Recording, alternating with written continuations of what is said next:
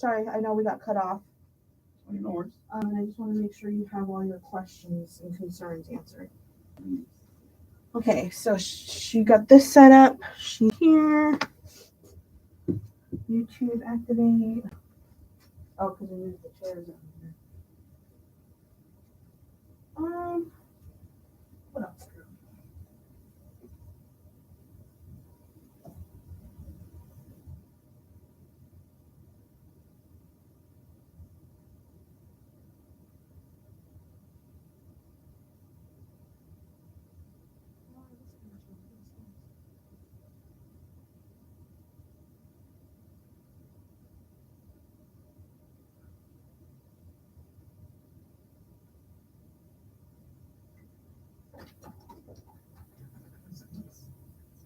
Rachel! Where's the chairs? Oh, they're for interviews for A&T this morning.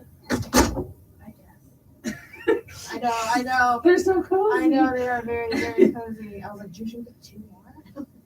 It's very rare that my thighs are not pressed up against either side of the chair when I sit there. That one, She's a little baby in this chair. Cradle of a chair.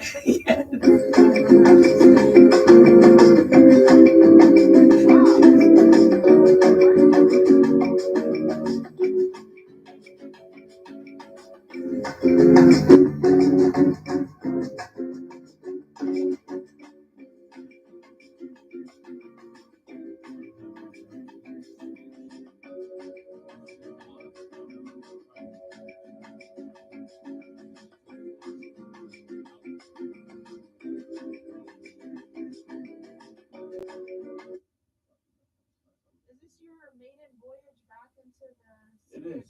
It is. It's not great timing. Cooper woke me up on the half hour, every half hour from 12:30 to 4. I don't know. We even got his. Like, was he like, I need to go to the bathroom? No, he was. I want mom and dad's room. I want my room. I want mom and dad's room. I want my room. You're like, you are in your room. Yeah. Well, we got him his Dino bean bag. He always falls asleep in. Yeah. He got really sick and projectile vomited everywhere all over it. It was not salvageable. We had to order another one. Good thing is they made it, but it was just like, it'll take a while to target, but we got it. Yeah. So, because he was having trouble going to bed, that was always a fight. Because he usually just sits there, we put on the show, he falls asleep within 5 minutes, he's out. And usually sleeps in the show the rest of the night. Yeah. So got it. Was asleep within 10 minutes on Saturday, same thing on Sunday, but last night, I don't know what the deal was. Just kind of woke up and I don't know. I don't even know. Yeah. So. Oh, what color? Oh, we were using the medium.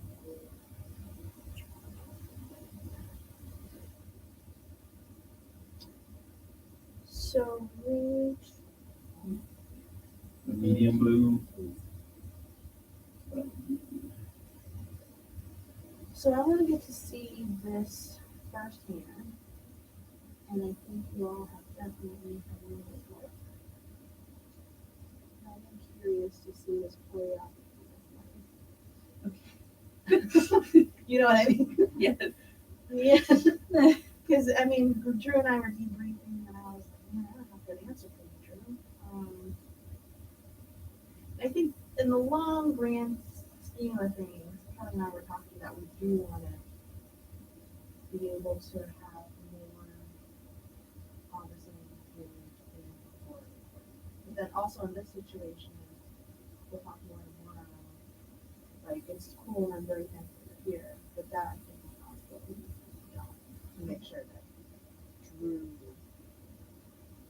all the parties involved are clear. I mean, not that you're not clear, but like that you're in the know of like what Drew's planning on doing and stuff like that. Because otherwise, for as long as I think it would be too much work.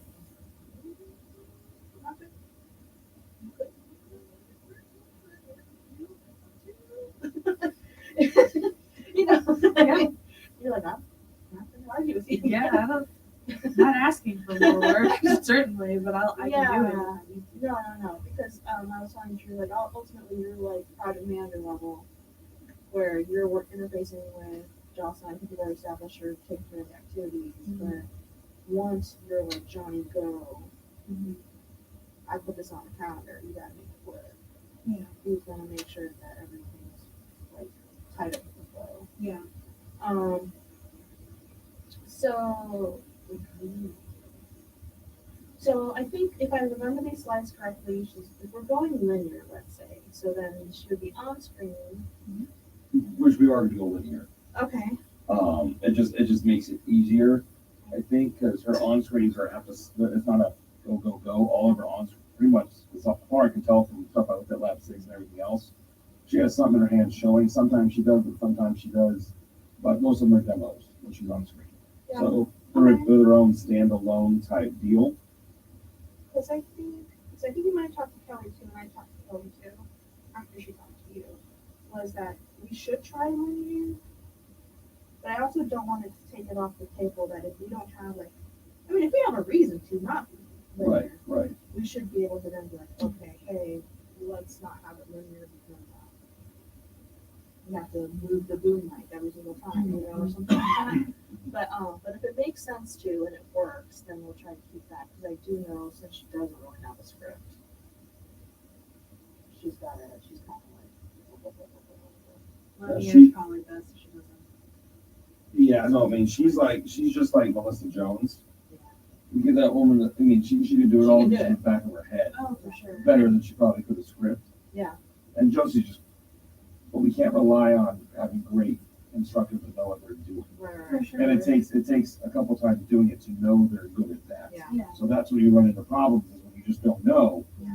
You don't But know. she's proven, yeah.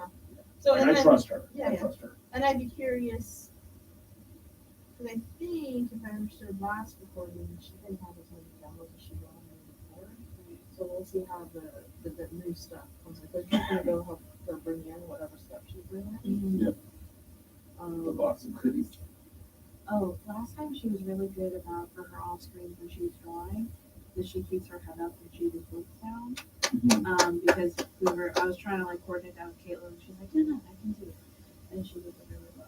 Like, I think one That time, was such a good impression of Jocelyn. I could hold on and see her just like. yeah, I think like one time she forgot and she went down. She's like, oh gosh, I'm so sorry. No, she's so Redo good. it, but- She's so good. No, totally. Because before we like, hey, just when you're talking about write it, then pop up, say it, or vice versa. Whatever. She could say and write, but she was like doing this Yeah. while she was talking. Because She's incredible. Like no one else can do that. Well, because She just do it. the other thing too, a lot of those off screens, I don't mind putting the mic here. Yeah. Like, so when she's talking, she can be looking down at it. I know you all had to do that for the Because AMS. this chunks out where the first one's on screen, second one's off.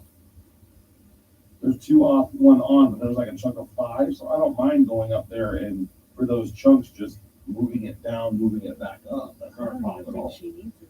Well, I guess yeah. I mean, we hear can it. figure I out. mean, if she can do it without us doing a lot of different stuff, let's do it. You know what I mean? Yeah, if she can do it without us having to waste Yeah. that time. No, but you're right, Drew, about other people. Exactly.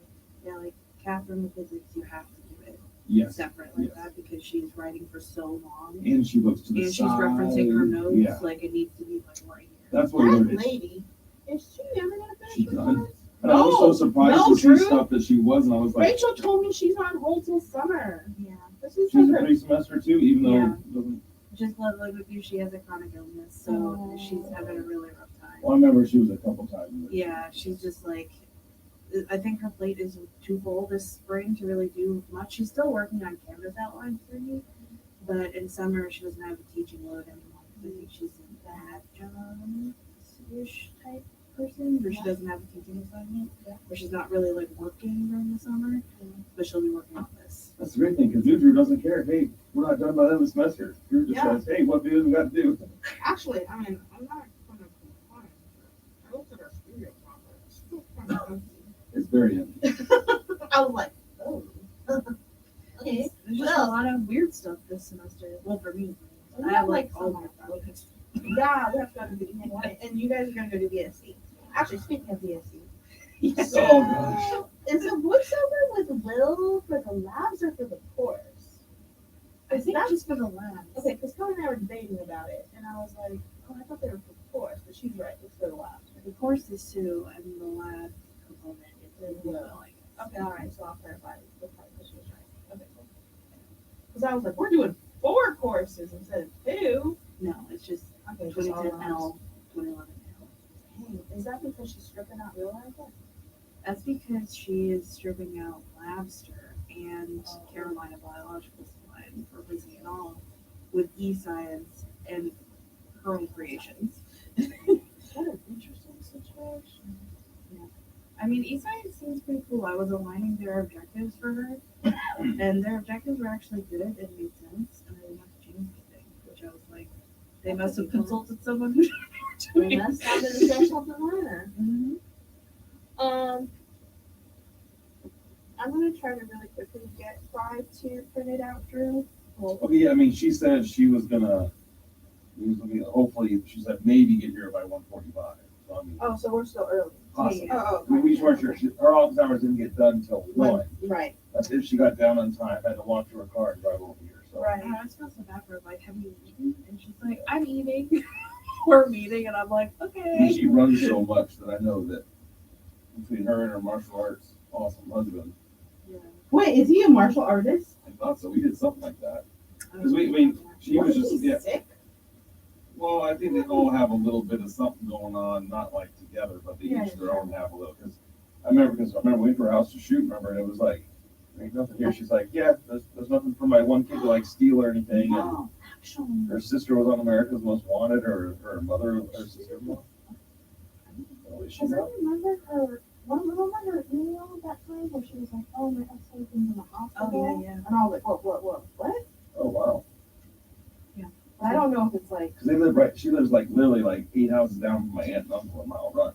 you see, I don't know, I mean, this is just like, I don't know if that's a prior. exactly, I don't know if it's like now or. Well, it's gonna be 1 and 4. Well, that's like back before we were quite, we Some had people are really nice Christina. with their ex-husbands. Me and Christina with that HUN course, we went and shot a bunch of stuff for, and that was what we put in for that telly and stuff. Yeah. Not telly, but Emmy? yeah, and all We're gonna that. go back to the Emmys one day. Well, I hope so, because it was, hey, you're hired. Hey, we're gonna put this video, we're gonna put it up for an Emmy. You didn't shoot any of it, nor did you really have any equipment need, but make it happen. Almost quit. Like, here's your computer. Yeah, wasn't that It like might as your well have been a first TI. tweet? A TI 86 had more RAM than the freaking computer. Stop. That Wasn't that like your first like Yeah. week working or something? Yeah, Chris didn't talk to me for 2 weeks and he thought I was a ghost. That's short. He's like, we've been told we're getting a videographer for like 8 years, so you don't exist until you actually exist. And you're like, oh. All right, but I will be back. I'm Okay. gonna get that. Okay. Oh, haha, I said I would do the script and I didn't. I'll be right back. I gotta go potty, so I'm going to. I'm thinking I said weird. Also, I may end up sitting on the floor because my legs fell asleep. What do you want? You want to bring an orange chair? Oh, mine.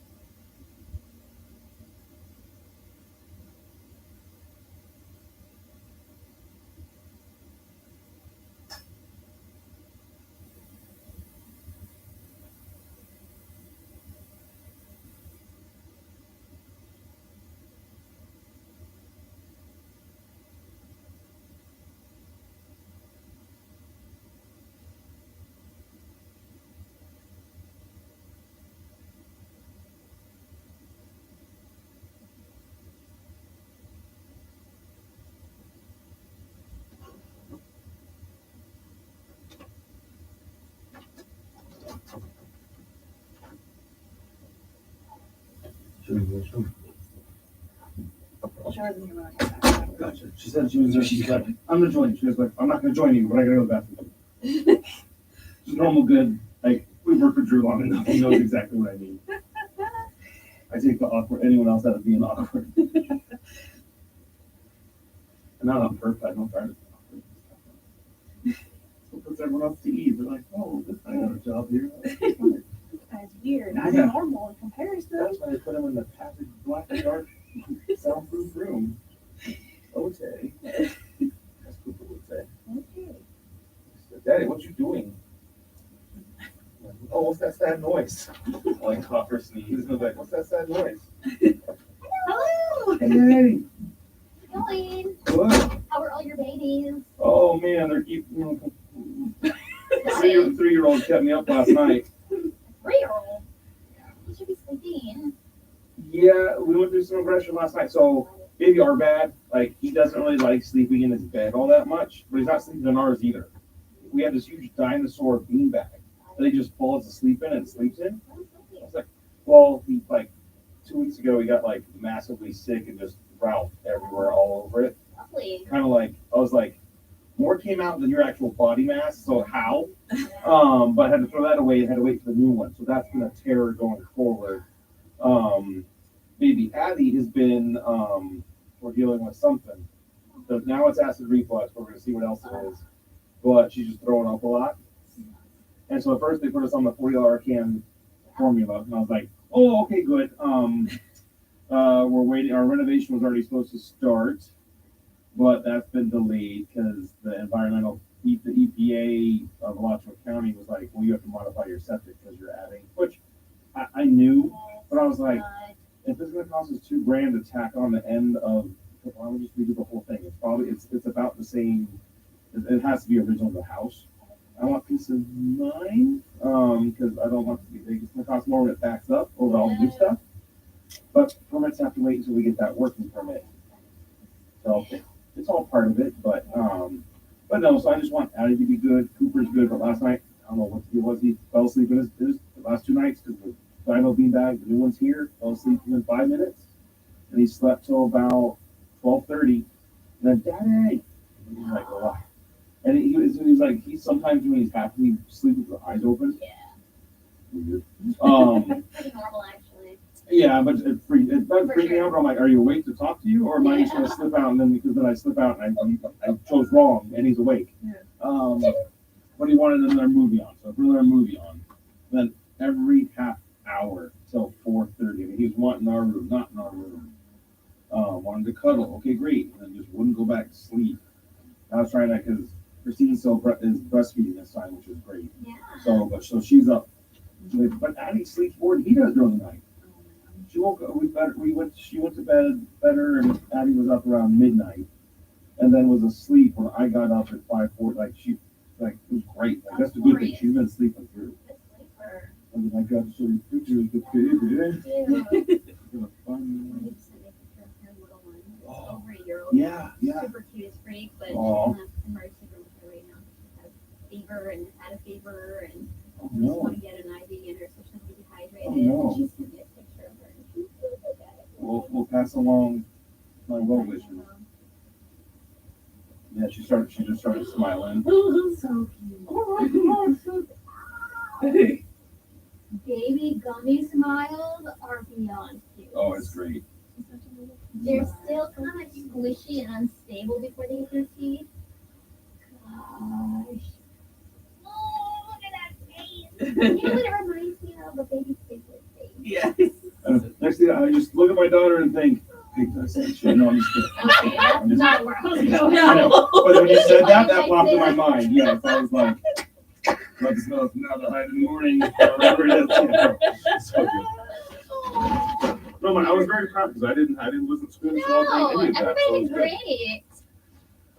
good. Okay, so a couple questions, and we'll kind of do this like we've done in the past. And I wasn't here for when obviously Caitlin was here doing it, but same kind of deal like we've always done. We've added a light behind you, which is why the white just Gotcha. differentiate you from the background a little bit. So I'm not just head and arms. As much fun as that probably was. It was better when I had my jacket on. It was just head. Yeah. But and then so we'll go chronological as long as you're cool, or linear, whatever you want to call it. And then yeah, you just have your notes kind of there. Okay. And we'll kind of do it on your own pace, like the ones if we have multiple on screens, Mhm. we can talk about it, and we can that way I can know, hey, what are you going to show? What are you going to do? Yeah. Are you pulling out a spine, or are you just pulling out the C1 and the C2? Yeah. That way I know if we need to move the computer or anything, and we just go from there. I mean, you're gonna rock it. It's like just like old times, like every time. So we'll figure it out later. Okay. Fuzzies all over. Is that my phone making noise? Yeah. Oh, I left it on in case you called me. Okay. So, Just my joints, phone light. It's not on two screens right here. capsule, ligaments. Yes, Mama went back to work last week. Aww. This is my second week back. Welcome So back. it was a great time off. That's Trying to awesome. remember how to do my job, but no. Just been it's weird because I've never. Last time I left, it was the very beginning of the semester, and this time it still kind of was, but I wasn't gone as long. Yeah. So now it's back in like the thralls of it, so it's trying to get back to stuff.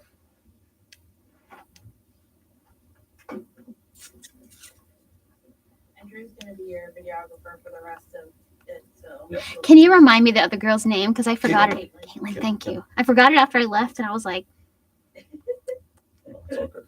It is all good. so, This is the right one, right? Synovial? Okay. Right. We I don't don't see any need other tile to- slides, do we? Draw on the. No, you mean like the first line. Yeah. Mm-mm. All right, I do not need to draw. I was going to draw, but I'm not going to draw. So this one did say you were going to draw, so now we're just going to be you full screen, just saying, Yeah. hey guys, today we're talking about this. Yeah. Cool. Yeah. Because if I were going to draw, I'd need to draw like here, but And- I don't need to draw. It's Okay. fine. And if you were to draw, I probably wouldn't have you on screen, Yeah. full screen either. Yeah. Okay, cool. So we That's can move fine. past that Yeah. one. I will just briefly go through all of these. I will not talk about the shapes on all of these because that will be like the one that I said was too boring and long. I heard you here. Hey. Hey, Brenda. I have this if you need it for Lab6 Synovial. Do you need the In printouts case, for the PowerPoints or in case anything? you wanted to. Oh no, she them? got these. This is just the bottoms of these, so this is totally fine. But Perfect. thank you. Yeah, sure. Just in case. Yeah. You can You borrow want me to this. go grab you a chair? No. I'm over here. Yeah. You can move my phone too. It's Yeah. I'm just gonna be here for the beginning part, and then I'll be on the YouTube channel. I'll be on the YouTube. I'll be on the YouTube. Mhm. Have you been in Studio 2 before? last time I recorded in here, Oh, but okay, prior okay. to that, no, I hadn't. Yeah. Yes, it's, this was my life for like a year and a half. I feel like it's really weird, but I feel like it's more like a room experience. It's just like nice and cozy. Yeah, I can see See, that. I've gotten so much better because the old Drew would have just said what popped in my head right there, and I did not. Yeah. Everyone would have laughed, but it would have been. First, we're going to do the planar What are you doing today? joints. We're going to do synovial joints and nervous system, which I feel pretty confident we can get through all of that. Okay.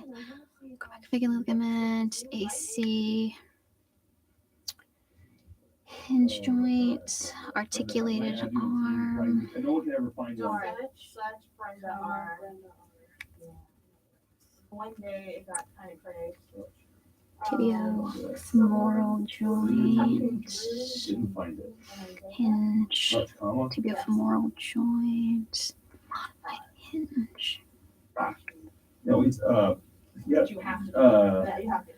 admin or not admin, but admissions. Someone Brenda. added me from like the old Duke email, and then someone also added Brenda Lee from the Rosenthal office.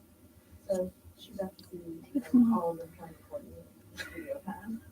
And then like none of them was Arm, it's fine. Tibiofemoral joint continued. So Drew, are we gonna have Dr. Lee in the middle of the line? Is that Continued. Yes. Am I off centered? I can. Yeah, I'll just let her look through her thing and then we'll get going.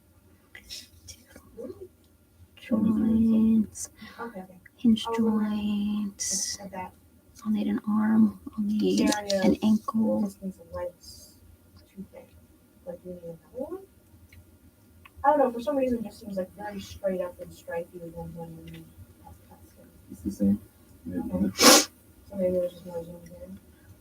Maybe. There's also JB filling that. Medial view, delta ligament, medial malleolus, acetaculum TMI, pivot joints, radial ulnar, and metacarpophalangeal joints,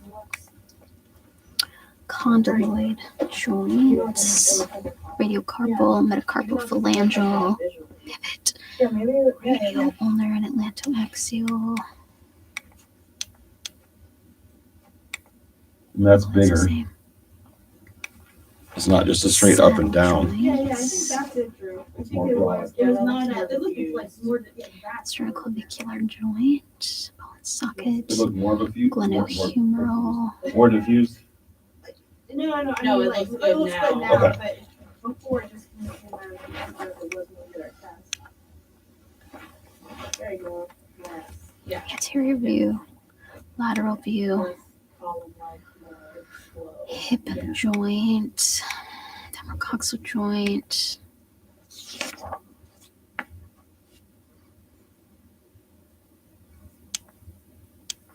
I do not think I need an on-screen at the very end.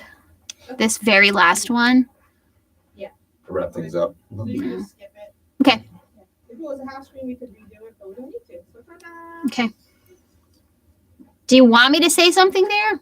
No, if Okay. you had something to say, you can do it, but there's no need to be like, thanks for watching, anything like that, so. Yeah, these are so like snippety too, like in Yeah. the storyline. So,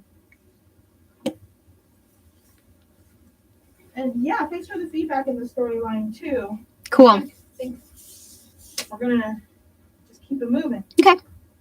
Those are fun to do. I know I'm like, Fun on my end. okay. I needed someone to tell me the correct answers because I was like, I don't know what this looks like when it's correct. Because I got it incorrect every single time. I was testing my old knowledge to see. Amazing. I think instructional designers should like keep track of all the courses that they've worked on and receive like honorary associate's degrees or something. In the course of your career, you have accumulated 57 associate's degrees. Probably more than that, actually. I know, we should get certificates. I agree. There should be like, You are a doctor.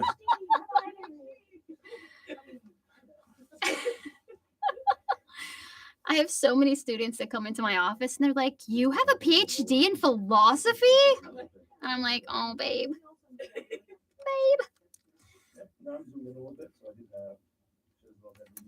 Can I step off and grab some bones or should I stay?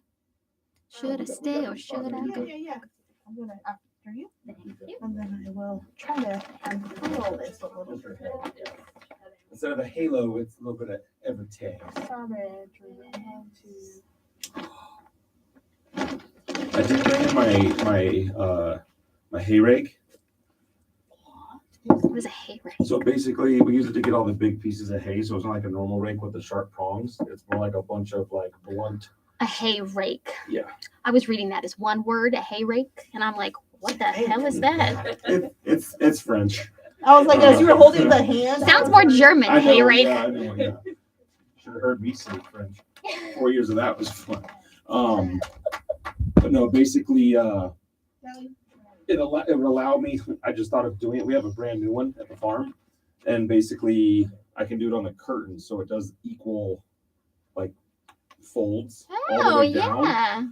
I tried it, and it sounds good in practice, or it sounds good on thinking about Theory, it. yeah. I was looking at the teams to see if anybody said anything. But nobody said anything.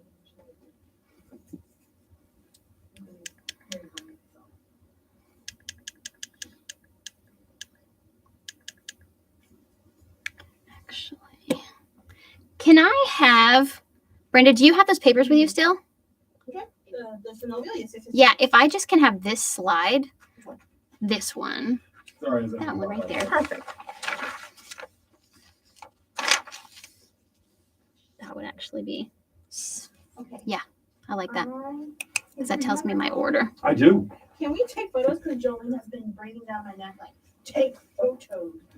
It was like behind the scenes stuff. She's like, oh, I hope someone took photos of this. I was like, There'll be more. That's like Kelly when I'm like showing someone how to do something. She's like, "Did you record that?" And I'm like, She's like, "Well, you're gonna have to say it again." yeah, that'll never be as good as your own real photos going. Yeah, that's true. So we'll just, you do you. I'm just asking you to take them. Do you want me to pretend? No, this is gonna be like, yeah, pretend. I missed it. It was so close. I just missed it. Mic drop. Yeah, this is for the social media. So, because obviously this first part, you're not gonna. Are you okay pulling from the side, or I guess? You tell me where you want me to get it from, and I will put it there in advance. This first one, I just don't talking use on that. one, yeah. Oh, but this is a whole one. This goes all the way through. Correct. You're Yeah, covered so here. I'm just gonna keep picking stuff up. Oh, okay. So are you actually gonna show stuff on this? Yes. So like Oh. on these slides, Yes. I will on where it says me on screen. Oh, That will yes, be yeah, me for on sure. screen, and I will be like, this is the humeral ulnar joint. Like because we don't teach the specific structures I of got this you now. joint, Yeah, I got you now. but So I you're need to like. so what I want to make show it so it's in here. It's not what's easier for me because I can do whatever. I want to Okay. make sure what's comfortable for you. So if it comes to we do everything up until we get to that point, then I can move this. Like, do we want the table? If she's pulling stuff from a table, do we want to see the table? How was it framed in the last one? Yeah, the last time we did it, I like just had to look this way when I was doing a bone demonstration, Okay. which is fine because I won't ever at any point be having a bone demonstration and stuff on the screen I need to look at. Because my thought is I would get two cameras lined up so you would know, hey, this is the tight box Yep. of what you're going to show with the bones or whatnot. Okay. And that way we have a wide where, especially if we have three in a row where you're pulling different things, if we had to stop and retake one of them, Okay. we had a wide shot to go to that we had a cutaway. So it wasn't like it was just cut. Okay. But also, I know you're a rock star, so you could literally just pull all these things up, set it down, pull it up, set it down. And that works great too. Okay. There are several of these that I have like where they're in a row. Multiples. Mhm. Like this one is followed by this Yeah, one, so and we there's go followed on. by this Yep. one. But I'm just gonna read what it is and And pick what it we can up. do, and before we get to those on screens, we can have them laid out how you want them, and that way you can review your notes as well because you're going to be Okay. on screen for those. Okay. I guess just in terms of I how would say set it up however you had it, or what it was set up last time. So that way we're not like totally doing things. I think how Caitlin edited they it. cut out the table Where anyway. she was half screen for introducing, and then she picked up the bone, switched to full screen where she's facing the other camera. Okay, so we never see that movement of her picking up something. No, you do see it. I think so. Switches to the Okay. full screen. But it was a pretty like I thought it was pretty natural. Like when I was reviewing it, Mhm. it wasn't weird to me, or I would have been like, oh. As your says, if you hear a train, you see a train. Yeah. It makes sense. She's not just like creating the bones from thin air, you know. There's She's like, somewhere- ha yeah, pulling it out of the hat. Although that would also be very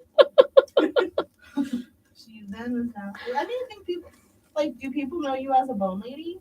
No, Oh. there's too many other things. The dissection lady, probably for your running and stuff. No, I don't run You don't anymore, run anymore? but I do fitness. So Okay. yeah. That's cool. She's like in my spare time. I just went to the most amazing conference over spring break. I go to it a lot, but it was so good this year. It's a health and fitness summit and it's science to practice. So like it's a bunch of scientists presenting to fitness professionals and educators. Oh, that's like best of both worlds. It's for you. so fun for me because most people there are like one or the other and I like fit right in the middle. Hello, Allie. Like Did you I've do that? presented at this, so like I hit the science piece, I hit the teacher piece, and I hit the professional piece. So it's like the best. And like this year, like the topics they presented were so good. Like every single, I literally went from talks from 7 a.m. till 6 p.m. And like it has like they have workouts they put on by master trainers, so like you can go to these amazing workouts.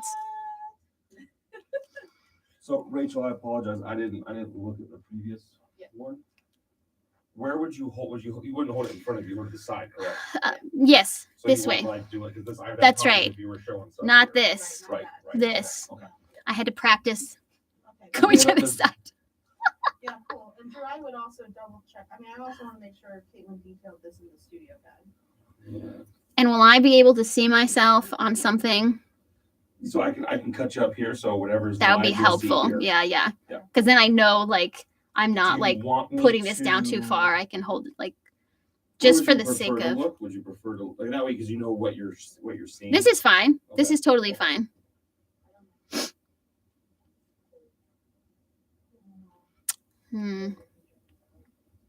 The only problem with that is I'll need to know like what's coming up next. You know what I mean? Like when I'm doing we those can- we 3 in can a row. review, so we know we're gonna have that We can 3 in stop. a row before we get there. Okay. You can look at everything you need. We can place it. Get it Yeah, ready. I can even write it down if I want. Like, oh, you know what this? Oh, it's on here. It's on these titles, so that's perfect. Cool. Okay. That way I know which ones I'm doing. Drew, are we saying that she's gonna, when she demos, she's gonna be on camera 2? She doesn't Yes. have to be. The camera 2 is going to be a tighter.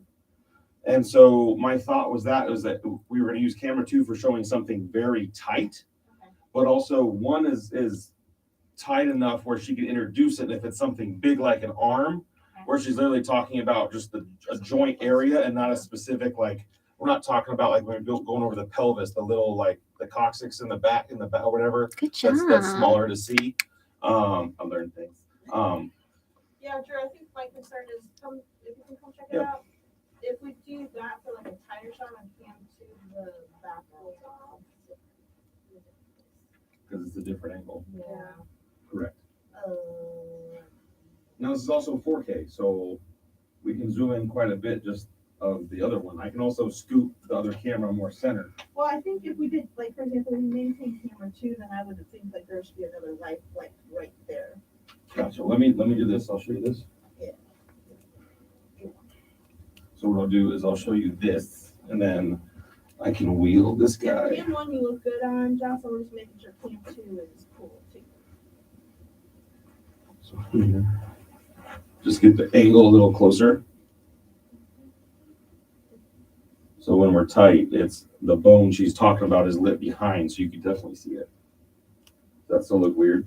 It makes it. I don't know what look I'm looking at, 1 or brighter, 2. Which is like, does that make sense? Because it's so white, Right. Well, I gotta tone this one down just a tad because it is brighter. it kind of washes out the bone a little. Oh, I see what you did there.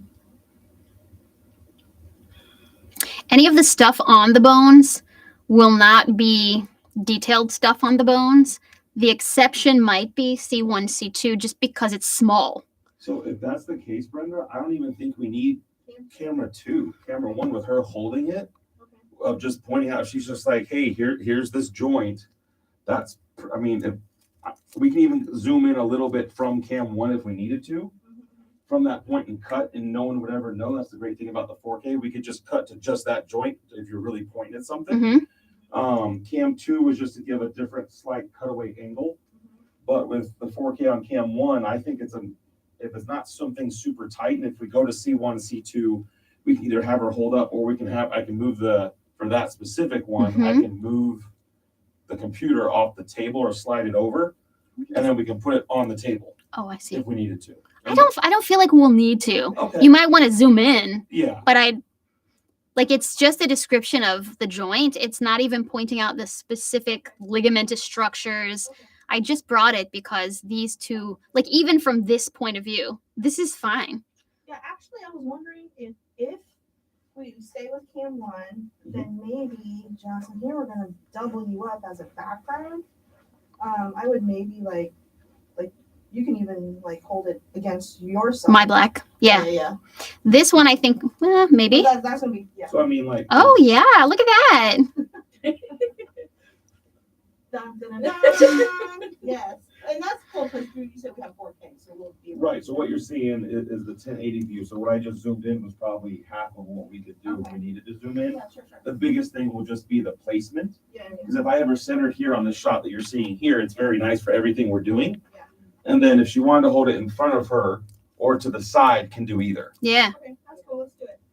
And then, Which is better? But if we Here? I would say Jocelyn would have to. I'm gonna make you jump and like pat your head and your stomach at the same time. I have coordination.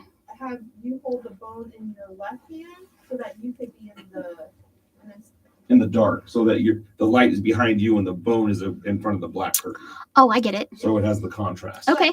But that is not today. That could be in the future. That's for the tight stuff. We can do that for the tight stuff if you want. Okay. So I can do whatever I want. Okay. I'm not going to plan it then. I'm just going to do whatever comes out. You're good at gauging what the students need to know. Yeah. And so I'll just still run cam 2. I'll run it slightly tighter. Just because we have it, why not? If we don't need it, we don't use it. And if I'm pointing this stuff out, is it okay that I'm like looking there, or should I still keep trying to look up?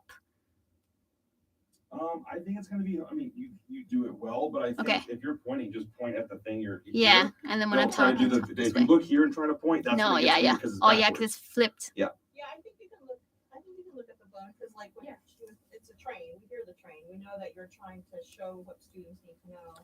I mean, it would also be like pretty awesome if you I think this is partially. looking at them. I think this is partially why we wanted the light higher and tighter for the bones. So it's just. Part of my reason for looking at this is just to make sure, like, I can be looking at it this way, but that's this view. Not seeing it. But the students need that view. So I just want it, like, that's a great view. But this is not how we would ever teach this, like, in a classroom. No, because if you I want to glance, have it. Because you've always been great at that. You can glance and see, am I showing where I need to show, and then pop and look back up. It's just like if someone's having to make sure the PowerPoint's correct. I just want to make sure to. I mean, you pointing out things. I mean, I know sometimes we ask. We might be over this. So forgive us. Do you want like a pointer? Okay, fingers fine. Yeah, it should be fine. Oh, the chopstick. The students at this point, have already had the bones. Okay. So when I say dens of C2, they should know what that is. And if not, be like. And if not, yeah, exactly. Another lab. Yeah, exactly. Might want to review. I have so many students in my residential class that they take my second lecture exam, and the entire time I'm teaching them this lab or this lecture on joints, I'm like, and muscle, I'm like, if you all haven't started looking over at your skeleton yet, you're going to want to, because I'm going to say things like the origin of this muscle is the anterior superior iliac crest. And if you don't know what that is, you're going to be left in the lurches while I'm talking. So you need to know the bony structures to understand what I'm saying in lecture. So many of the students will go in, fail the lab exam, which is the week after my lecture exam, and be like, oh my gosh, I really wish I'd studied that before lecture. And I'm like, I told them. where's TV Dad when you need him? You should just be like, okay, you're out. Well, now we have an online lab exam practice where it's like 800 questions that are all image-based questions, and it pulls 20 new ones every time you take it. And I can directly show you what your grade looks like based on how many practices you did on that thing. Last semester, there was an 8% difference in grade based on people who did that one time or no times, and anyone who did it more than 2 times. Wow. 8%. Yeah, That's incredible. That is a paper. I was like, dang, people. Kudos to those that practice that. Exactly. I did it with my entire undergrad teaching team. I had 10 undergrads or 8 undergrads in the fall, and that's what we did the entire semester. We put together a practice lab exam for the first half of the class and the second half of the class, and we just took feedback and we modified it. And then over the break, I just went back in and just like did all the modifications. Like if this was off or that looked funny, I put a new picture. And now it's like, is a huge difference. And I told students that, and some students went in and immediately started practicing, and then some students didn't even touch it. And I'm just like, you're an idiot. That is a free resource. And they're constantly asking for practice exams. I'm like, here you go. Here's a great one.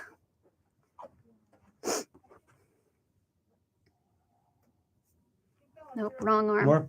I know, I'm looking at the backwards too, trying to figure it out. I can't see. Maybe just a tad bit to her right. Back the other way? Yep, just a tad. Okay. I think that looks good. Yep. Yes.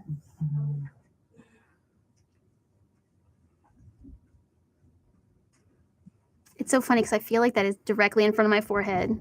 And on screen, I cannot see it. I'm like, I swear it's right here. Y'all just ignore this big black thing. I haven't hit anybody with it yet. Hey guys, today you always see those like bloopers There's that great commercial. I'm Sound telling bite you, gets stuck in the I think fan. it'd be hilarious to have a Coip like studio bloopers reel. Yes. My gosh. Some of them would just be like, beep. But I think that would be hilarious. So we've actually, for Dr. Hart, we actually added that into his class. Yes. He's like, what the heck am I talking about? Yes. Pepper. Stop calling it pepper. I think that's so funny.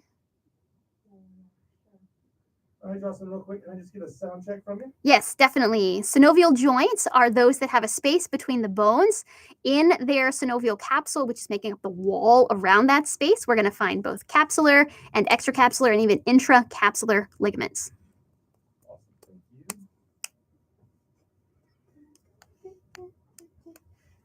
Awesome, thank you.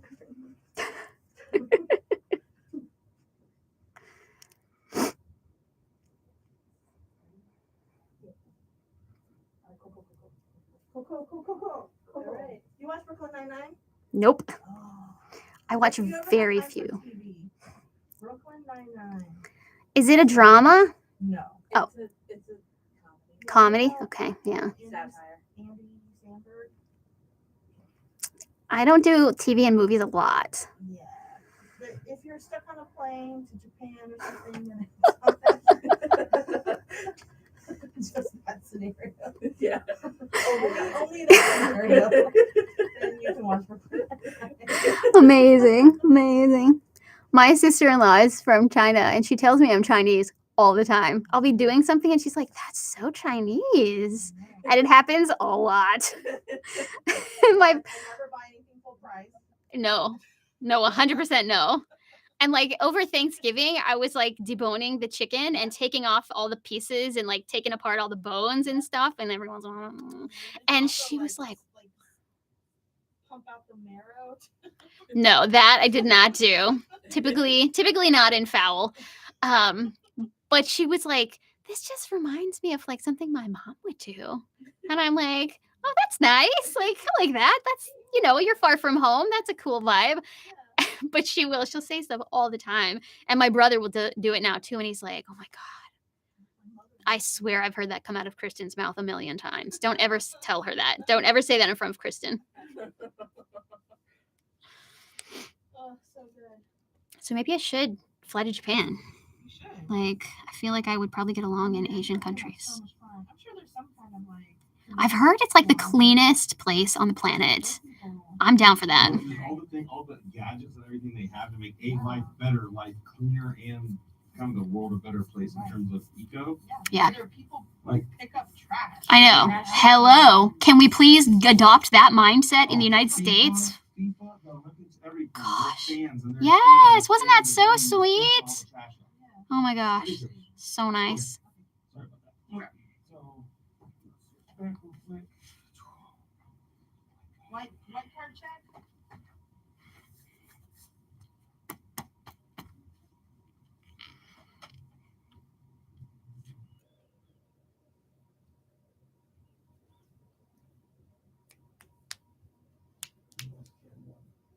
So I'm ignoring camera 2, correct? Yes. Okay, cool. I will teach to the mountain lion.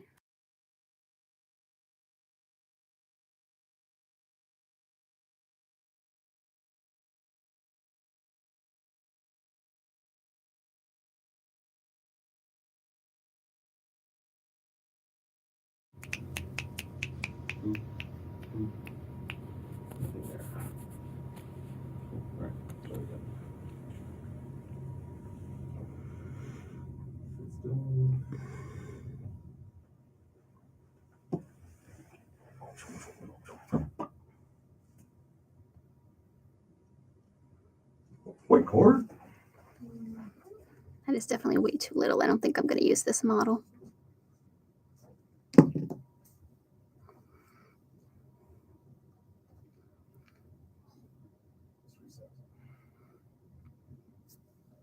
No, this way.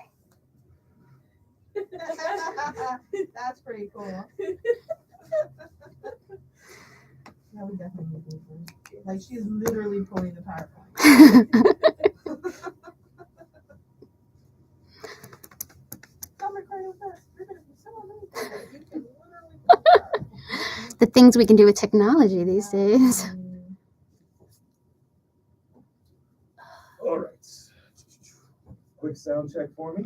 Hello, hello. Synovial joints, dens, atlantoaxial joint, median atlantoaxial joint, planar, hinge, saddle, pivot, condyloid, ball and socket. All that. Yes. Good stuff. None of that I know. You'd be surprised. You'd be surprised. Sometimes my students are like, I don't remember any of this. And then I ask them a question and they get it easily right off the bat. And I'm like, You would be so proud. I think you probably potentially have I've been I just started training, personal training, and this girl was the APK student, I think, and she said some scientific part, and I was like, can ya, I want any layman's term English, for that? please. English, Oh, please. tricep. I was like, cool. Yeah. Oh, yay. Where are you training at? Gainesville Health. Okay. So it might be an APK student. We have a lot of APK students out there. Nice. Super chill. If they ever say anything stupid, let me know. Yeah, so far so good. Good. We've actually added courses. My course, and I generated an upper division course based on feedback we got from site supervisors. I was like, oh my God, I cannot believe that came out of a student's mouth. I can't believe that came out of multiple students' mouths. That is so humiliating. We're changing this program. Yeah. But they get all their anatomy really, really early. And then they don't touch anatomy again until med school or whatever, or never. And so they've got 2 whole years until they graduate usually. And if they took it as a freshman, 3 whole years. And the whole program is physiology based. So you get physiology over and over and over again in all the other classes and minimal anatomy. So then when they go for their internships, which right now is a capstone internship, it's the very end. Yikes. Oh, Jocelyn, real quick, can you practice the pen? Just to make sure. Oh yeah, drawing good well? call. Just the draw. Should be Yes. attached on the right side there. So it's advancing here.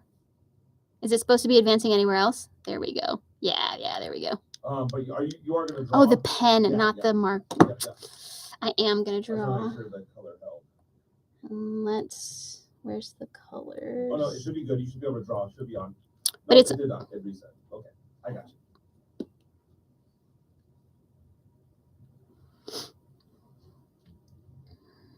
You said it was the middle. The middle blue. I think, is that, yeah, that's the right one. That one. Yeah. Erase these. We'll go back one. You erase these, that one. Yeah. Color that shall not be named. All right, I think we are good to go. All right, go. Okay. And right after this one, we're going into 2 off screens.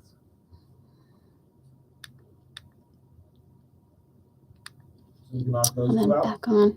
And do you want me to stop before I get to this one? Yeah, that way you can prep Okay. yourself and see what you want to do. That way, because we have a break. Okay. Cool. Yeah. Do you want me to just start right here? Yeah, we'll start Okay. right here, and then you'll click your way in. And then normal 5, 4, 3, silent 2, 1. Your world after that. Here we go. 5, 4, 3. Synovial joints make up the majority of joints in the body. So this part of lab is going to be a little longer than the fibrous joints and the cartilaginous joints. Remember that when we look at a synovial joint, they are diarthrotic joints, freely moving. And that's because there is a physical space between the bones that are coming into articulation. Surrounding that space is the articular capsule or the joint capsule. And then associated with that joint capsule is sometimes a capsular ligament, which is just a thickening of that capsule. But again, we could have extracapsular ligaments or intracapsular ligaments, all relative in position to that joint capsule. These are the 6 classes of synovial joints. So we're going to look at examples from each of these classes. Planar give us gliding types of motions.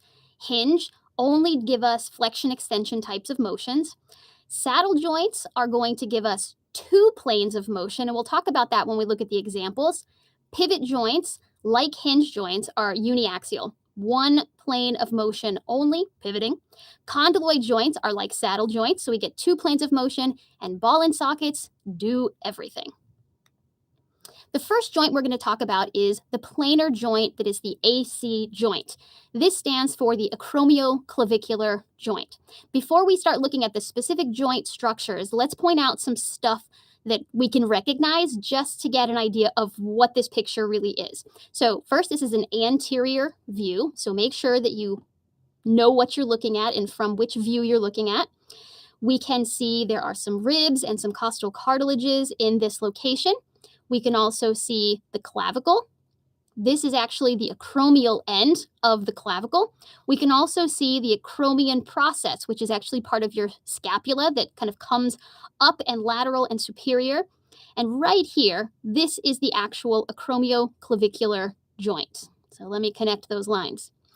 Holding the acromioclavicular joint together, there are two capsular ligaments.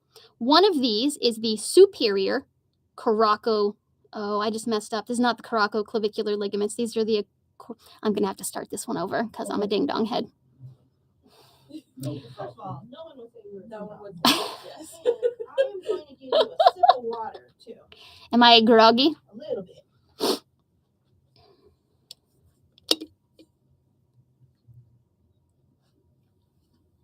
I just had like this very bad like vibe that I was going to spill. Oh, thank you. Like, No, no. perfect. I was like, oh, shnikes. Yeah, I really love your stick. Do you mind just flipping upside down, just erasing that stuff? real Yeah, quick? yeah. The fast way of clearing that screen is literally like exiting out and getting back in, but then that's when it's like default red. So it's not. No, I can erase, and it's kind of fun actually. Got it? I will be on the YouTube. All right. Thanks, Brenda. Have fun. Have fun. Thank you all. Get the cough out of the way. Deep breathe. And go. Slide. Oh, there's one more piece on the rib. Oh, thank you. Didn't even see it. So we'll check in. All right. I think we're good there. All right. Restart in 4, 5, 4, 3. The first class of joints we're going to look at are planar joints. And the example we have in this picture is the AC joint, or the acromioclavicular joint. It's important when we start looking at images such as this one that we orient the image. This is an anterior view. So we're looking from the front. In this view, we can see the clavicle, and specific to this joint is the acromial end of the clavicle. We can also see parts of the scapula. We can see, specific to this joint, the acromion process of the scapula. We're also going to look at this kind of anteriorly projecting finger-like structure, which is the coracoid process of the scapula. We can also see bits of the humerus here. So now that we know what we're looking at, let's talk more specifically about the joint itself. This acromioclavicular joint is located right here between the acromial end of the clavicle and the acromion process of the scapula. There are two coracoacromial ligaments that hold this joint together. We're only going to list these as the coracoacromial ligament, and that is because they fuse together. So what we'll see is that there are some capsular ligaments on the top of this joint and capsular ligaments on the bottom of this joint, and those collectively are the coracoacromial ligament. Also in support of this structure, we will find two coracoclavicular ligaments, which extend between the clavicle and the coracoid process of the scapula. Those are located in these two locations. Coracoclavicular ligaments. Collectively, this is the AC joint. The AC joint is a planar joint. So what we see happening between these two bones is just slight gliding.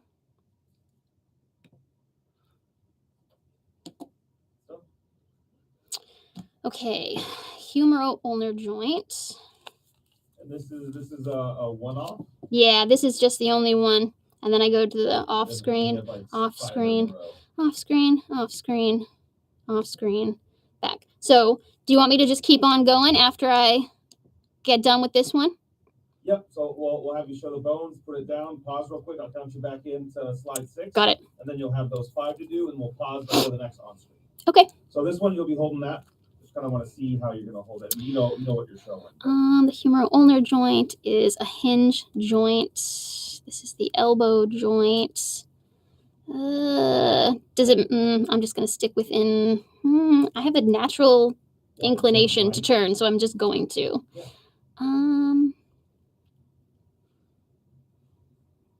Boy, that screen is funky. Just gonna use the bone. Trochlea, olecranon process, olecranon fossa, coronoid process, coronoid fossa. Just making sure I remember the parts. Like the fossa, the posterior fossa, tabula rasa. I should call it the olecranal fossa.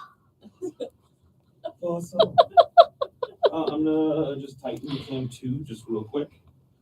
Just so we have, also knowing that you're gonna turn to the right a little bit. So knowing you're gonna turn this way, I'm gonna keep it that way and then just kind of. Is that okay? Yeah. Okay. I think so. I can make myself turn the other way if you want me to, but I don't know why I just keep doing that. Yeah. I even looking at it, I was like, should we turn that way? I think it's because I hold it with my right hand Right, usually. you have your white cross body. Yeah. I don't hold it like this normally. So if she's turning here, we have 2 options. So camera 2 isn't all that much tighter than cam 1, but we can zoom in. Okay, but we're being very I generic. think we could just zoom in on camera 1. That's what I'm saying. Yeah.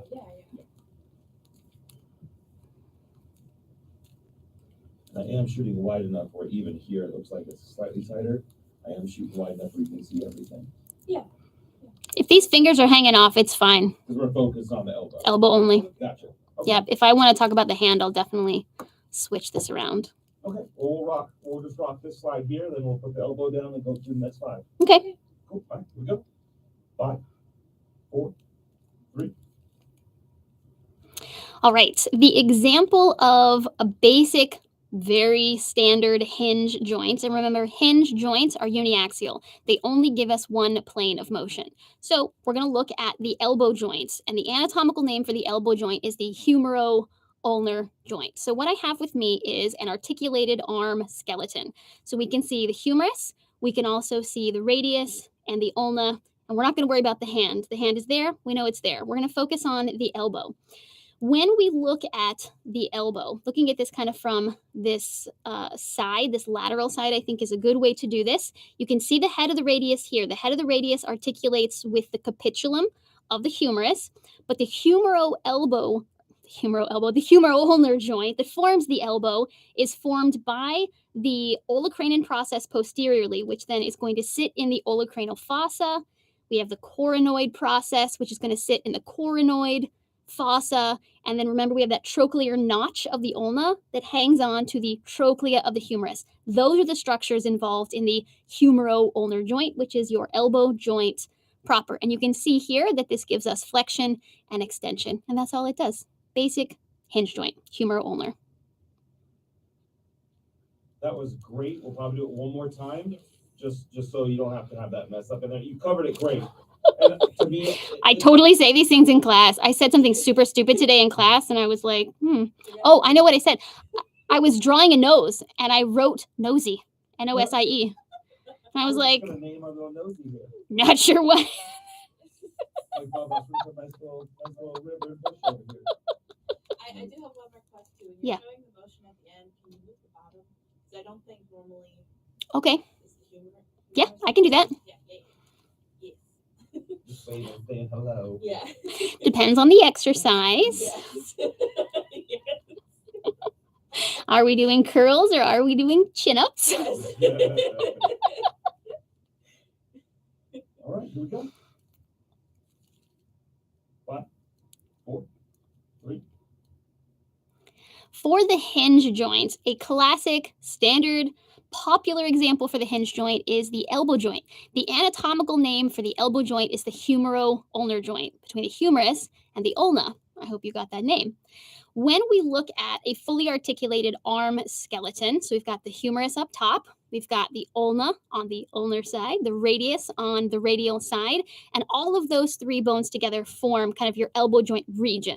Specifically, when we talk about the humero-ulnar joints, we can see posteriorly the olecranon process, the point of your elbow, sitting in the olecranal fossa of your humerus. From an anterior point of view, we can see the coronoid process that's going to, in flexion, come up here and sit in the coronoid fossa. And then the trochlear notch of the ulna is going to grab onto the trochlea of the humerus. So when we look at the humero-ulnar motion, flexion, extension, right? This is the same as doing this with your arm. That's what happens in a hinge joint. Flexion, extension. That's all.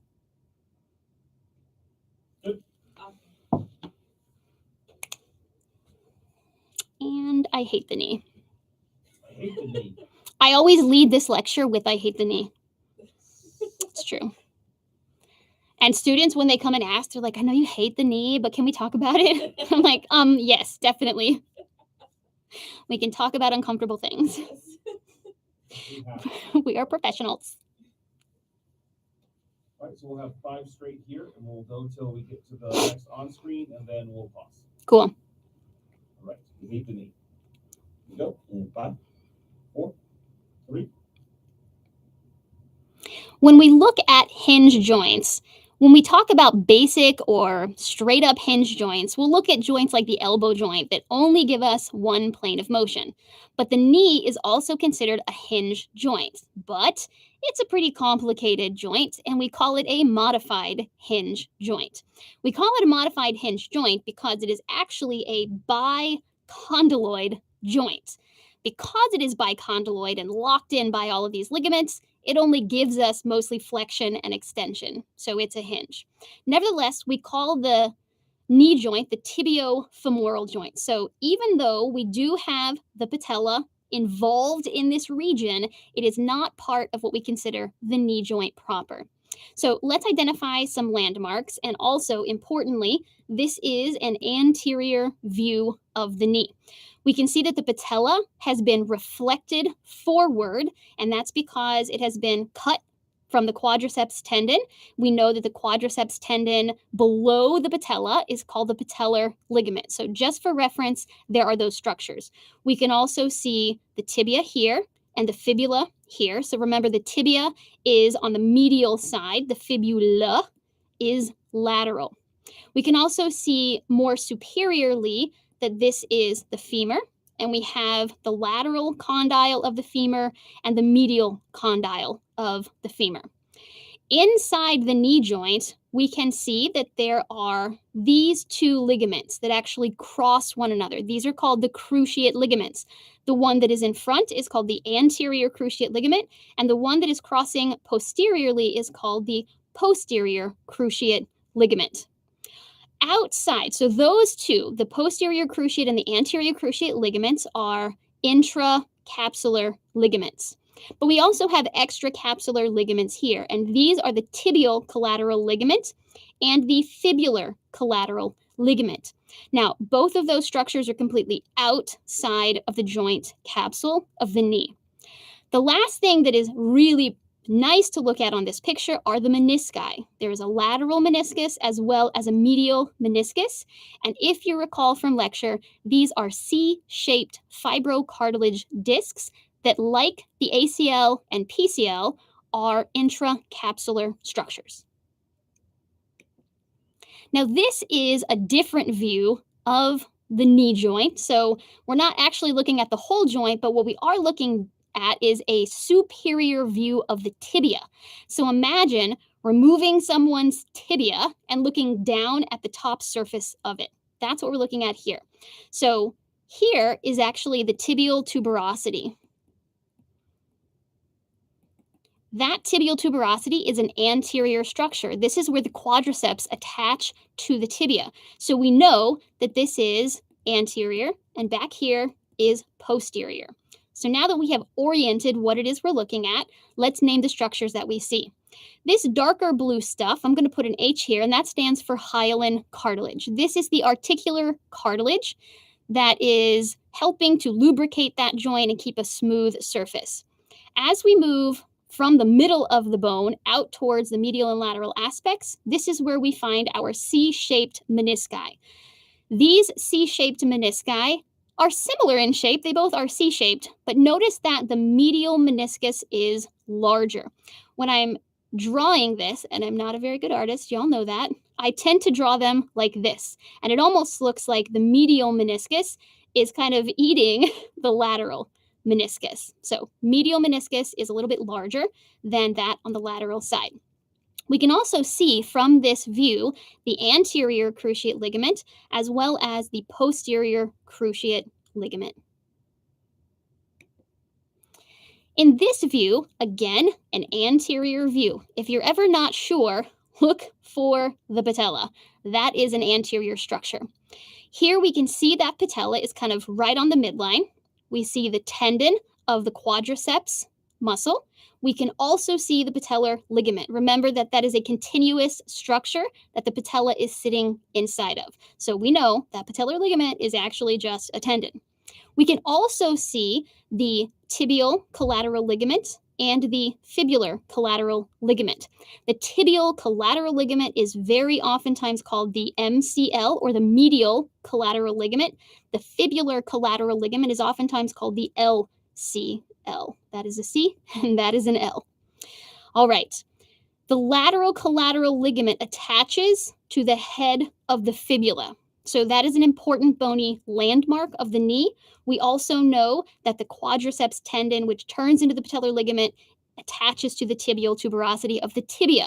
So that is also an important bony landmark for this joint. When we look at funny hinge joints, we're going to throw the ankle joints in here. So the knee joint is a modified hinge. We actually don't have that kind of lovely anatomical name for the ankle joint, but what we do know about the ankle joint is that it is formed from two joints. One of these joints is formed here between the tibia. So this is the fibula, this is the tibia. So between the tibia and this bone that is right underneath that, which is the talus, let's go ahead and write that, talus and tibia, this joint is called the tibio-talus joint. And at that joint, we are permitted dorsiflexion, which is when the top of the foot comes up, and plantar flexion, which is when the bottom surface of the foot goes down. So imagine you've got your foot out in front of you and you're pointing your toes and then pulling your toes up towards your face. Plantar flexion and dorsiflexion. The other joint that is present at the ankle is down here between the talus and the calcaneus, and that's a completely different joint. Now, when we look at the lateral view, so we know that the fibula is right up front, so this is a lateral view. What we can see is there are structures here in the front and structures here in the back that are connecting the tibia to the fibula. Now, these are called the anterior and posterior tibiofibular ligaments. Anterior in the front, posterior in the back. But what we can see down here supporting this tibio-talar, as well as the talocalcaneal joint that is below, are the lateral ligaments. There are three ligaments here. They are the anterior talofibular. That one is here. There is a posterior talofibular. So both of those are extending between the talus and the fibula, which you can see nicely in this picture. And the last one is the calcaneofibular ligament, from the calcaneus to the fibula. When I was in college, I'm going to erase a couple of these marks so I can tell you this story. When I was in college, I was in a dance practice for my college dance team, and I went up for a jump, and I landed on the side of my ankle, the lateral side of my ankle, and I tore through all three of those structures. So I had a lower lateral ankle sprain. If you have a high ankle sprain, typically the ligament that you are messing with is your anterior tibiofibular ligament. If we look on the medial aspect of the ankle joint, what we see is the medial malleolus. So remember, that's that big inner knob of your ankle. We can also see the calcaneus bone down here. And specifically, there is a medial projection of the calcaneus called the sustentaculum tali.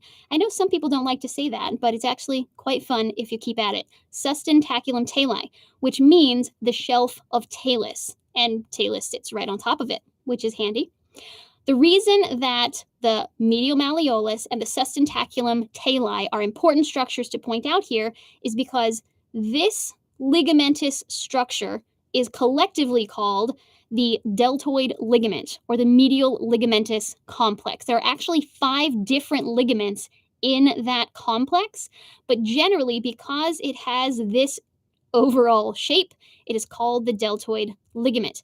If you roll your ankle such that your foot everts, then you would damage these ligaments.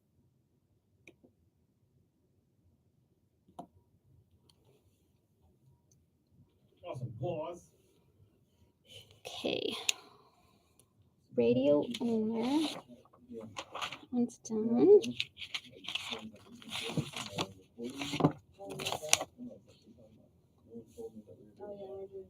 Radial ulnar axial.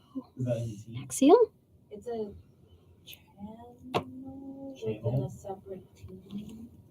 You know what I'm saying? Yeah, no, I hear you. Okay. Yeah, I don't know why. Pivot condyloid saddle.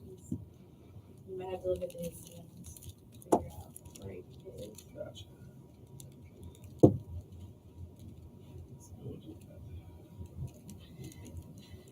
Every time she switches a slide, I'm like, I have questions.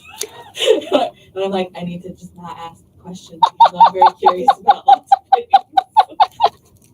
That is me in every moment of every presentation I've ever gone to. You're just like, no. I tell students in my nervous system lectures that so much of what our brain does is inhibit necessarily.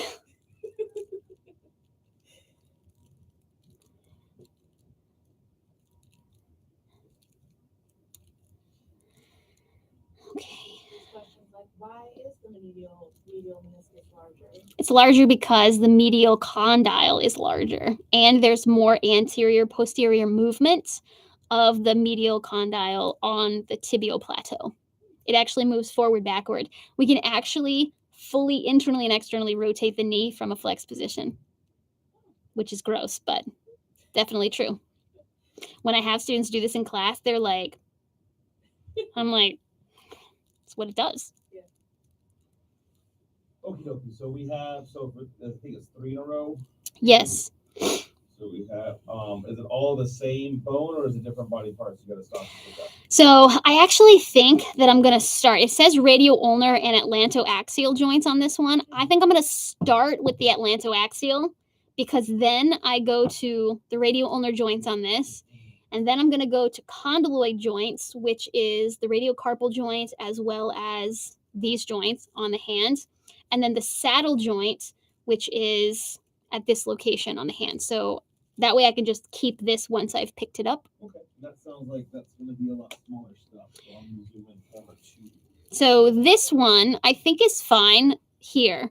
The thumb joint, I'm going to just have to remember to keep looking at this. This thumb joint is probably the smallest of those.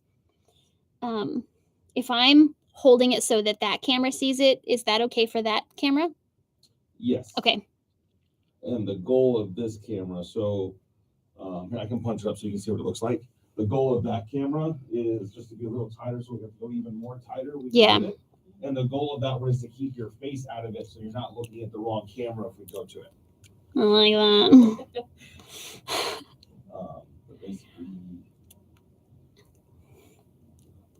Yeah, that's beautiful.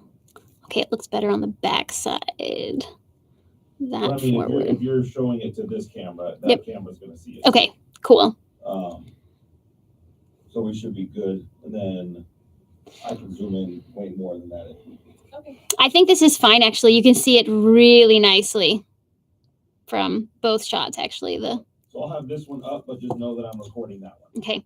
When I talk, the last joint I'm going to talk about is the sternoclavicular joint. And for that joint, I'm going to come back to center because I'm going to talk about like the actual sternoclavicular joint on your body because I didn't want to bring in an entire skeleton. Oh no, I missed that. I remember with Linda. Was it Linda or you? We had to like tape into the white rib. Linda. That was fun. Linda. I was glad not to. What is this?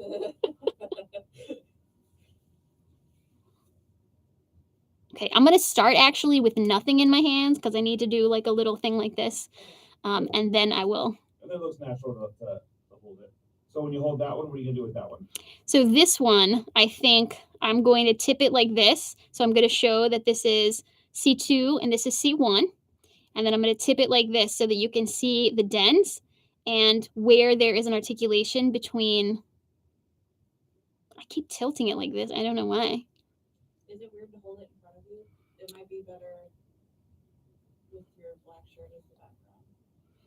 Yeah, maybe actually. I would just maybe hold it. I don't know why I keep like. I feel like I'm on a boat. We only did right arm day yesterday. I'm naturally crooked though. You can see my crookedness. So this first one here? Yeah. You're only gonna do that one, then you're gonna put it down. Yes, and then I'm gonna pick up the arm, and that will take me all the way through. And the last one I'm gonna do, I'm gonna put the arm down and just demonstrate on my own body where to find this. So I'm trying to like, this is tighter than the other one, but I want to make sure that if we zoomed in, I could get both. And I think I could do that here. So here's this one. Oh yeah, if you hold it that close, then I can. Okay. I can go here. I will try to because it's small enough. I wanna. Okay, I'll kind of keep it nearby. I'll show you where my camera too is, just so you know.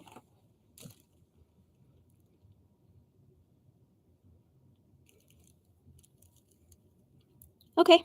I'm only setting that up so that when you do show on your body, and then also the C1, C2 in front of you, we'll have that as well. Okay. Scaphoid, lunate, tricatrol, pisiform. Does this work for you? Yeah. The thumb side, And then, this is what it looks trapezium, like here. trapezoid capitate hamates. Because you can Thumb see here, the side. other one's only going to be more better, and we can always zoom in a little more.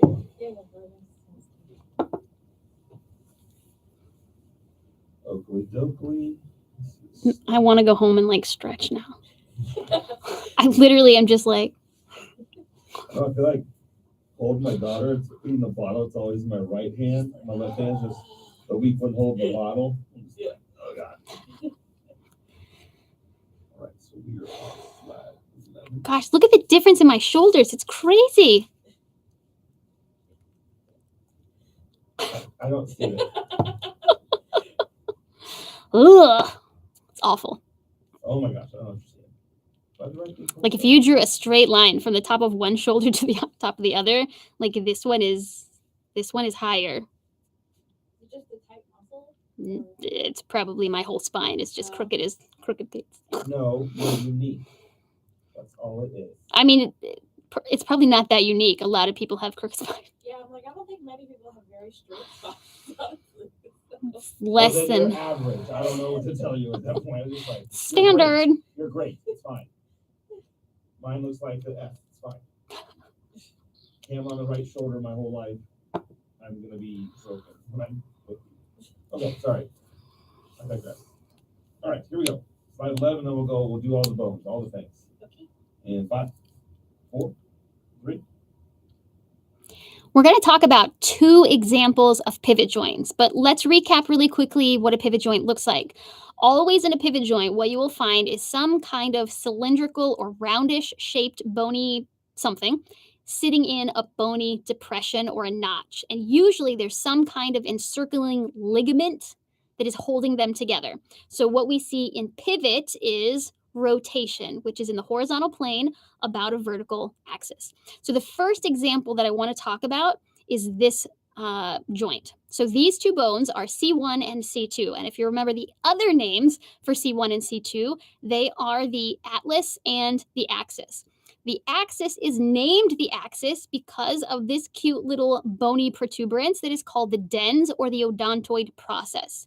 Where that dens articulates with C1, this is called the median atlantoaxial joint, or just the atlantoaxial joint.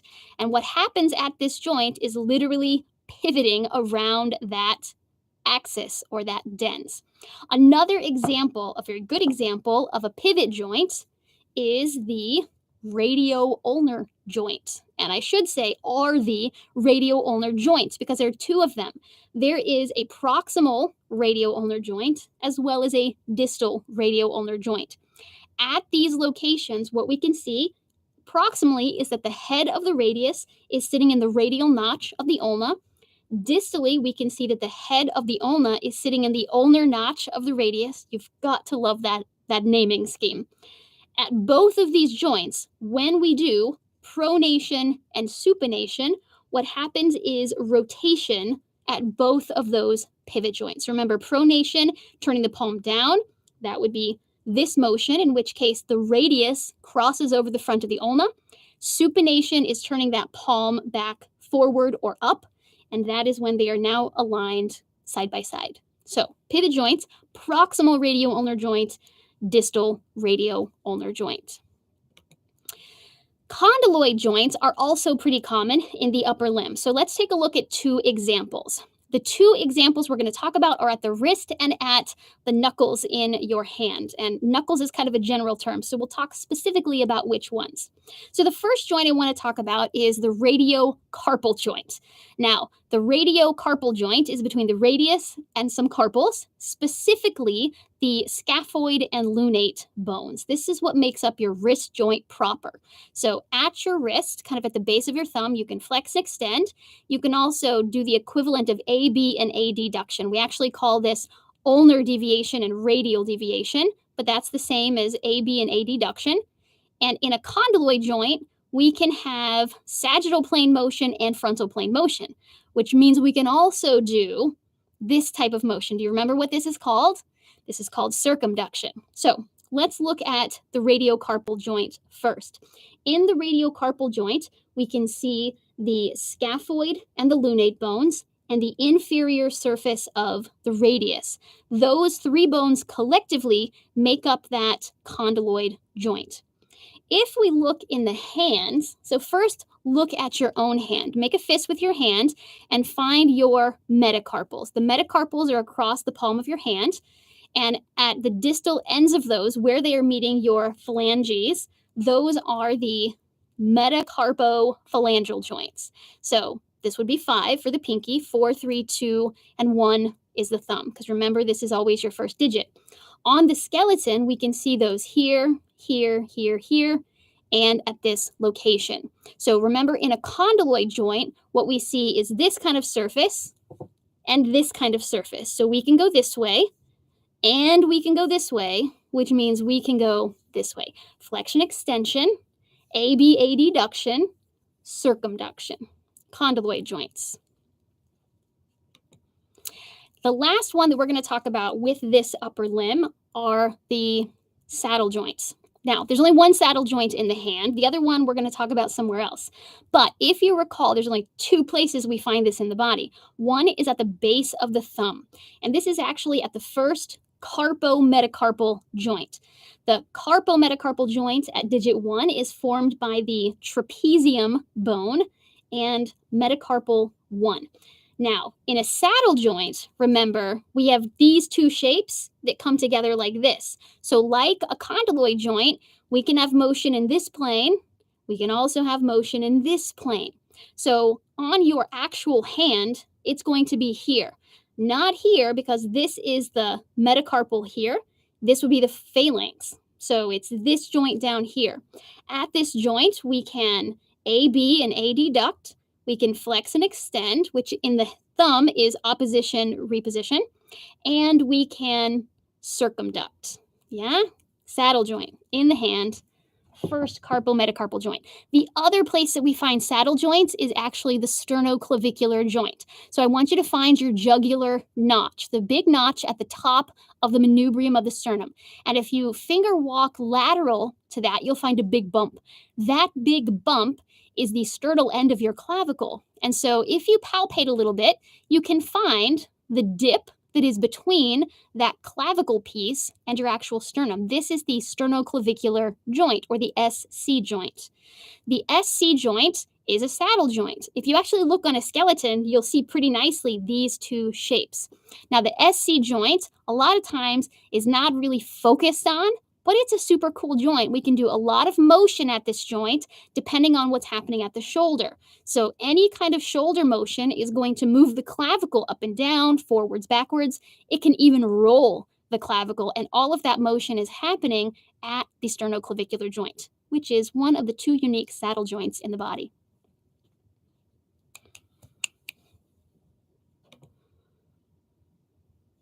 Fantastical. Was that all fine? I thought it was Like great. positionally? Okay. I just have no neck, so trying to palpate that was like up in my neck. I was always worried as a child that I would have no neck because my mother does not have a neck. She legitimately looks like her head is resting on her shoulders. Like you have a giraffe neck compared to my mother. Not even kidding you. It is remarkable how short her neck is. I had my football coach in high school. He got struck by lightning. Oh my And, gosh. like, fused some of his neck bones together. So his neck shortened, but also he couldn't turn it. So if he Aw. was everything, Oh my which god. isn't great when you're trying to talk to two people No. that's the size of a huddle. Like, I go, Oh. vegan, which one of y'all go? Oh, that's rough. Did he have any other damage besides neck stuff? Yeah, I don't know. He was kind of mean. That may not have been the. Well, I don't know. Some coaches fall into that category just because. Yeah. Okay. He's ornery. He's got all the teeth. Glenohumeral, femorocoxal, and this is the last one, and I don't have one of those. Yep. Okay, let me just check out my points of reference. Corpus process, acromion, scapula, greater tubercle, ligaments. Okay, lateral view, glenoid fossa, coracoid process, and acromion. Glenoid fossa. You know who you are. Articular capsule, glenohumeral ligaments. Okay. These ligaments at the hip are so cool. Like, they could not be any cooler.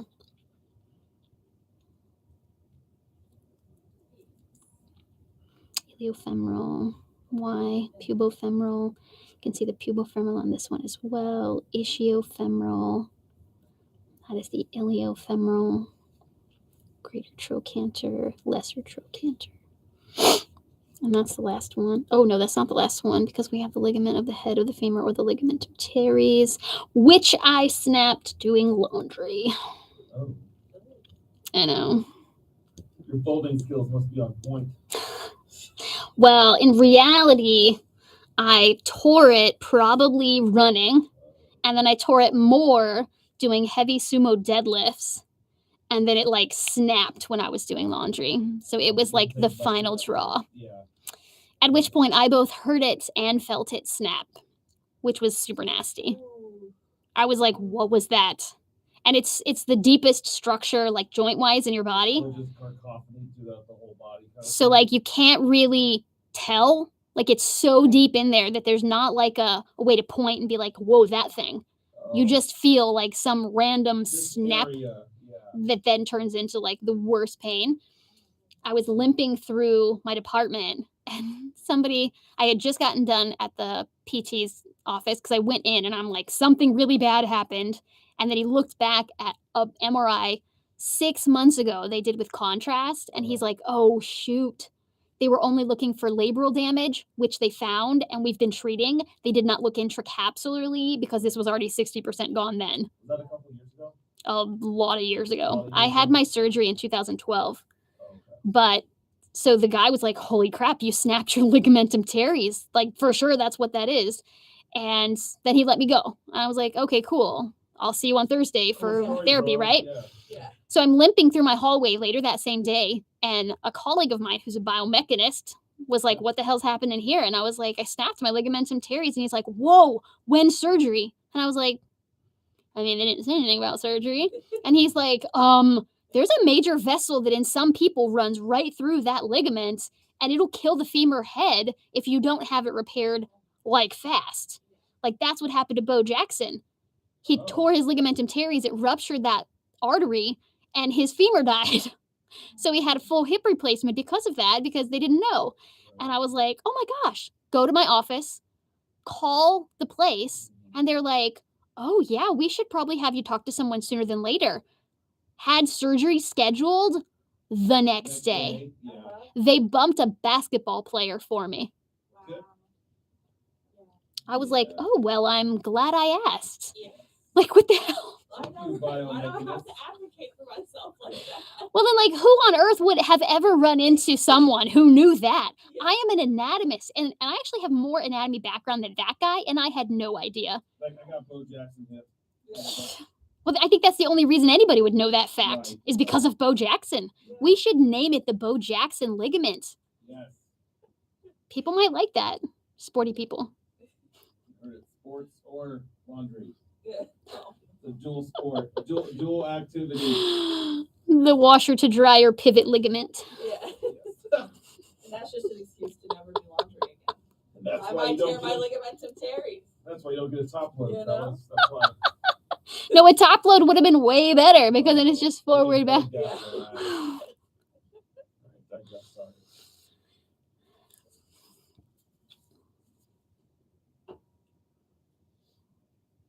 Sorry, you were on this one. Yes. Are you good to go? Yeah. Okay, cool. Oh, wait, was that the back one?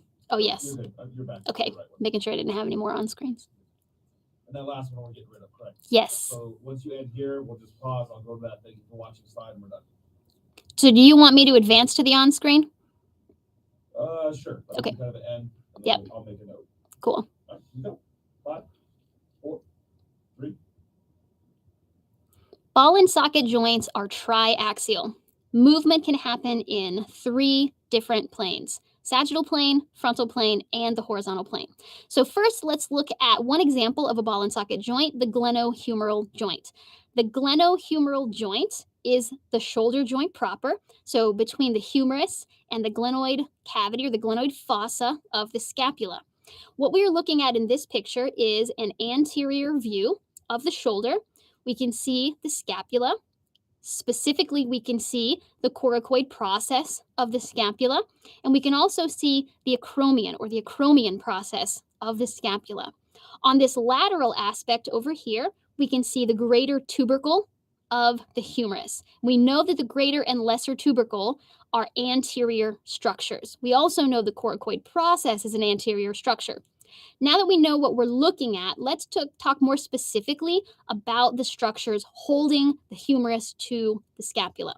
So the first thing I want to point out is these kind of diagonal fibers on the anterior part of this joint. These fibers actually wrap all the way around this joint and are indeed the articular capsule, which are reinforced by 3 glenohumeral ligaments. We're going to see a different picture of this joint where we can more specifically identify those 3 glenohumeral ligaments. But these are capsular ligaments, so they are just thickenings of that articular capsule. We can also see the coracoacromial ligament. The coracoacromial ligament is extending between the coracoid process and the acromion. And finally, we can see these diagonal fibers, which are extending between the humerus and the coracoid process. So again, the coracohumeral ligament. In this view of the shoulder joint, the glenohumeral joint, what we are looking at is this joint from a lateral perspective, and the humerus has been removed. So what we are looking at the very center, where that bluish gray color is the glenoid fossa, which is covered in hyaline or articular cartilage. All the way around, kind of forming this swirl, is going to be the actual articular capsule of that joint. Now, in this view, we can see there are anterior as well as posterior structures. So here is the actual, let's see, there's the acromion, and this is the coracoid process. When we are looking here, this would then be the lateral border of the scapula. Now, it's kind of important to get an idea of the orientation here because it's such a funky view. When we look anteriorly, so look on this side, what we can see are 3 kind of look like almost folds of the articular capsule. Those are the glenohumeral ligaments. Another ball and socket joint in the body is the femorocoxal joint. This is the hip joint. When we are looking at this picture, let's orient what it is we're looking at first. This is an anterior view that is showing half of the pelvis as well as the femur. This is a posterior view. Again, we can see the femur and half of the pelvis. Now, when we look at the femur, we know that the head of the femur is what sits in the acetabulum. Those are the two bony structures making up the femorocoxal joint. Posteriorly and anteriorly, we can't see those because they are covered by the articular capsule as well as these ligaments. So in this femur, proximally, we can see the greater as well as the lesser trochanter. From the posterior view, we can see the same thing. There's the greater trochanter. There is the lesser trochanter. And if we identify the three ligaments that are holding these bones together, let's start with the anterior view. So the iliofemoral ligament is extending from the ilium to the femur. And it's actually this Y-shaped structure. It has kind of two parts. Sometimes it's even called the Y ligament. So extending from the ilium to the anterior aspect of the proximal femur. The pubofemoral ligament is extending from the pubis, and it is here. From the posterior view, this little piece right here that is looking like it's coming up from behind, this is also the pubofemoral ligament. Posteriorly, we can see that the iliofemoral ligament is kind of coming from behind and reaching forward. And then the last one, which has a very fan shape in this one, is the ischiofemoral ligament. So extending from the ischium to the femur. What is so important about these three joints is their twisted orientation in an extended position. So in both of these pictures, we have an extended joint, which in anatomical position just means the person is standing. So this is an extended joint. In a flexed joint, all of these ligaments actually become less tense and more lax, which gives us more mobility in the hip. So when we are standing, we want these to be nice and tight to stabilize the joint. But when we go into a hip flexed position, that's when we can actually do a lot more motion at the hip. The last joint, or the last ligament that can I just start that slide over? Because that one's just a bonehead. I'm not sure if you misspoke or not, but you said these three joints. On this one, I said joints too. Yeah, you said it was towards the end. You said these three joints, but then later you said ligaments again. Do you want me to redo this one? It was so good. I'm fine to redo it. It was so good, but If I misspoke, I'm gonna have to redo it anyways. because I can't remember if she did or didn't. Let me just redo it. I would rather. You definitely said three joints. I'm a ding dong. I think that's just one. Okay. Yeah, this is definitely one joint. I probably was just trying to say ligaments. Yeah, I'm glad you caught that. Jeez. Did I have drawings on this yet? No.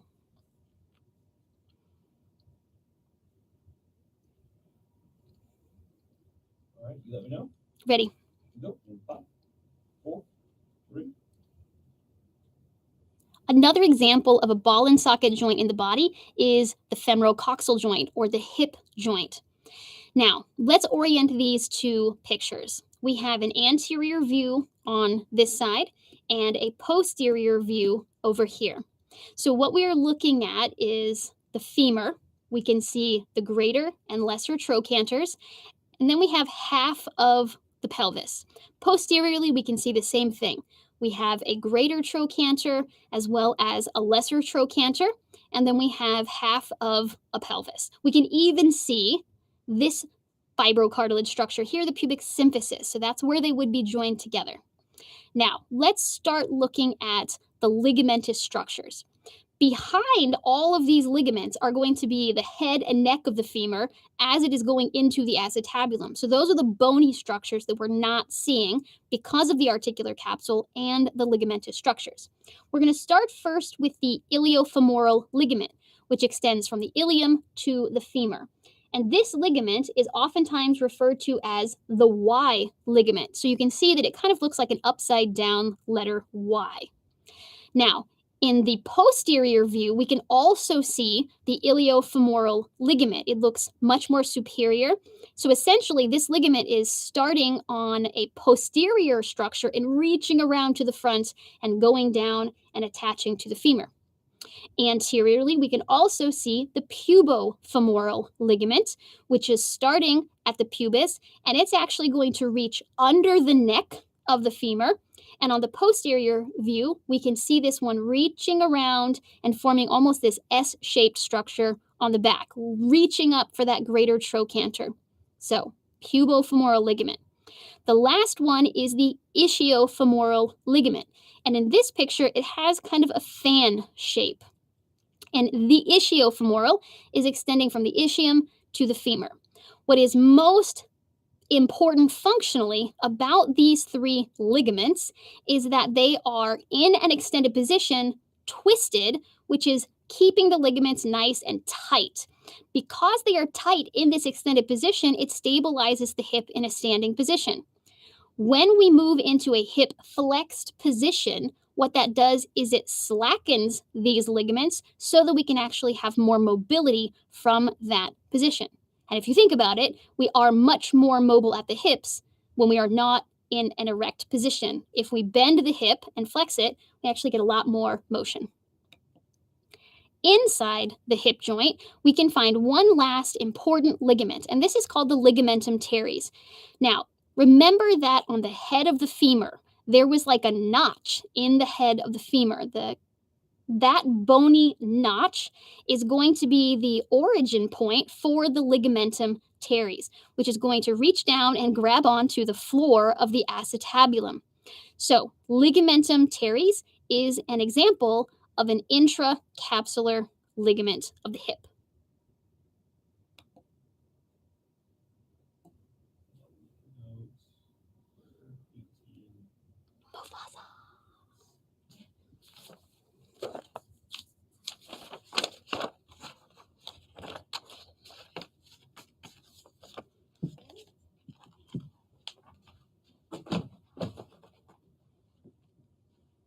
There was one time I was teaching a live physiology section and I was sick and I had to post the recordings that we had done for the UFO class for the day that I was gone. And I had a student email me and they were like, I don't know if you know this or not, but like at minute 8, you're like coughing for like 3 minutes. And I was like, really? I was like on screen? Like, can you see me? And like, or is it just like the sound? And they were like, no, it's like you coughing up a lung on screen. And then like we hear them count again and you start talking again. And I was like, okay, these lectures have been utilized for probably 3 or 4 years now. And not a single person has told me this. Oh, no. That was like the first round? Yep. And I was like, oh my gosh, that I was like, how did we miss this? Oh, did you find it? Like, what have you told us? Yes, it has been replaced since. But I was just like, Thank you, students. This isn't on the quiz. So, shoot. That's a little embarrassing. I feel like students are so nice about the tour. They're just like, whatever, mistakes happen. They just were fast so forward nice. and that's it. Yeah. But I was like, why would somebody not say something? Like, it's clearly not supposed to be there. Right. Like, they even said, like, you hear somebody counting the Counting, back yes. in from having, and I was like, and then I was like, how did I miss this? I have to rewatch all of those stupid days. Well, I can guarantee I shot it, though. Not saying, I mean, they're doing so much stuff slips through, but still, There's it's so like, many. well, it's like 3 minutes long. Mhm. Like, I've seen where we've had Was it 3 short? minutes of black pad at the end of a video because we just forgot to put the end point. Yeah. But and that's not so bad. There's no content. There's no embarrassing content. Oh, it for was the me. instructor. My God. I'm sorry. At least she wasn't like cursing like during that part. Yeah. Well, that's my worst nightmare. I Or probably you're like, I Literally just have someone like having picking a their nose or professor something. just having a professor, I definitely hate this course. They're forcing me to Those teach are it. the That's my worst. worst, like having that air on a course Yeah. is my worst nightmare. Because Do then, people say that? Like in video? Like when they're in here? oh, there's lots of stuff that gets said, but you just gotta be Yeah. careful of what you cut. I Or mean, ju- there's a couple just people, as soon as like- they mess up, they're just, Yeah. and I'm just like, I can't get around that. Or that the other That's just so like, I'm so effing glad I'm done. I don't like that. Like, I would be the like I need to come sit in on those people and be like, no, we should not have to hear that coming out of your We've had others that have been like, I'm so nervous, I'm gonna suck. And they start going, and I'm like, please come back and do every course we have. You Right. are, I mean, they're the jewel in the rough, you know, the diamond in the rough, but still they're just Yes. amazing. Or the best part I love for me is that you get someone super timid, not really sure that I don't want to do this. Yeah. At the end, they're like, coming back to do another course. And I was like, Aw, that's the yay. best. That is nice. It is pretty intimidating if you've never done it before. Yes. Well, because we've had new teachers that are just like, I just got hired. Here's a video. Yes. I am teaching a physiology course right now for bio department, and they want me to not teach the class. I think because their teachers get worse reviews than me. I don't think that's the only reason, but they hired somebody to teach the class, and he's never taught anything in his whole life, like ever. great. And so they reached out to me. This person reached out to me, and he was like, "Hey, I heard that you teach this class." And I tried to reach out to the other bio teacher who teaches this class or taught this class, but she, quit, and I don't think she's very happy. So she's not responding to my Probably not gonna emails. like that. And I was like, yeah, she's probably out. But I'm happy to help. And so I sat down with him, and so green. So Really, green. really. Is that, Yes. not to be nosy, is that the person who's replacing Connie? Yes. Yeah. I love Connie. I love She's my Connie too. favorite. When she emailed me and said she was leaving, I was like, no. She's one I wanted to teach every class too. She was phenomenal. We had dinner regularly because she was so fun and like genuinely gave a crap about what she was doing in life as a teacher. And like we share that. And there's not a ton of people that are like that passionate Yeah. about teaching and course development and like student learning. Ugh, so nerdy. But yeah, she like really tried, and it was students loved her. She got a teaching award. Okay, that doesn't happen often in these types of classes. And so when she told me she quit, I was like, oh, biology sucks. They did her so wrong. They did her so wrong, and I was so mad at them. Still mad at them. But students, when I told them that she wouldn't be teaching it again, they were like, no, I was waiting for her. And I was like, I love to use her videos. We work so hard on those videos and they're great. so she has videos for the class. Yeah. That's ideal. With like knowledge questions built in too, where she's like so dynamic and awesome and like explaining like That's amazing. Is there an online section? Is there an online whole course developed already? I built with her. Connie, Connie Rich. what? Well, hopefully they do use that. Like I was talking with It'd be a waste if they didn't. We just Hello. Yes. I was just talking with the folks who are in charge of the curriculum committee over in biology, and they're getting feedback from their students that BSc 3096 is really similar to APK 2105 because they're both human physiology courses. Shocker. Yeah. I had this conversation with them 6 years ago when we started teaching and developing this class, which we co-own with biology. And they were like, well, can't you just like dumb your class down? And I was like, no. Like, what? Are you serious right now? And they were like, well, it's just hard for us to elevate from what you guys are already doing. And I'm like, well, then maybe just have your students take our class, throwing that out there. And they were like, no, we have to have an upper division physiology in our program. And I'm like, why? And they're like, we want it. And I was like, sounds like a personal problem to me. Yeah. And so then they were like, but we have to have students take that class because a lot of their prereqs have to have a lab, and your class has a lab and our class doesn't. And I'm like, again, this would save everybody a whole lot of time and effort if you would have your students take our class as their physiology. If you want them to have an upper division physiology, have them take animal physiology, which is a 5-credit class and more advanced than what I teach. Like, this makes sense. No, it needs to be a 3-credit upper division physiology. That doesn't make any sense. No, not at all. It's super silly. And I'm like, our physiology class is what we teach to our students because they're going into more advanced physiology classes. They're branching off of that, like exercise physiology and muscle physiology and neuromuscular aspects of exercise. So we have to have a high level class. It's 2000, but like it's done well. They just, so yeah, I don't know why they would want less rigor. well, they wanted less rigor in our class so that they could basically teach what we're teaching in their class. They wanted us to dumb down our 2000 so that if a student took our 2000, they could still do their 3000 and like go up. And I'm like, if you as a physiologist can't figure out how to elevate what I'm teaching, there's a problem. Like I teach both classes and we go higher. And it doesn't have to necessarily even be content difference. Like you can teach this, like you can go more cellular, you can add pathophysiology. Like there's like a million ways to do this. You just got to do it. And they weren't hearing me, but so now I think they don't want me to teach that class. But when I talked with them, I was like, y'all need to develop an online section. Like if you have a new person and the old person was awesome and she left, develop an online section. Like, yeah. And he was like, you know what? I'm writing that down. I think we should do that. So I'm glad to know that she has one because maybe he can use that and like teach the class over the summer with that and then learn how to teach. I think Kelly or Stephanie Gazda sent it to him. Like this is the Good. He's such a sweet guy. I really like him. He's extremely enthusiastic and he's a physiologist, which is nice. So I think he'll do a good job. He's in my current course shell right now. And I was like, just copy it if you need it. Take anything you want. Come sit in lecture if you need to. So we're going to get him there, but I was. All right, I'm gonna start recording. I didn't want to record during any of that. So Okay.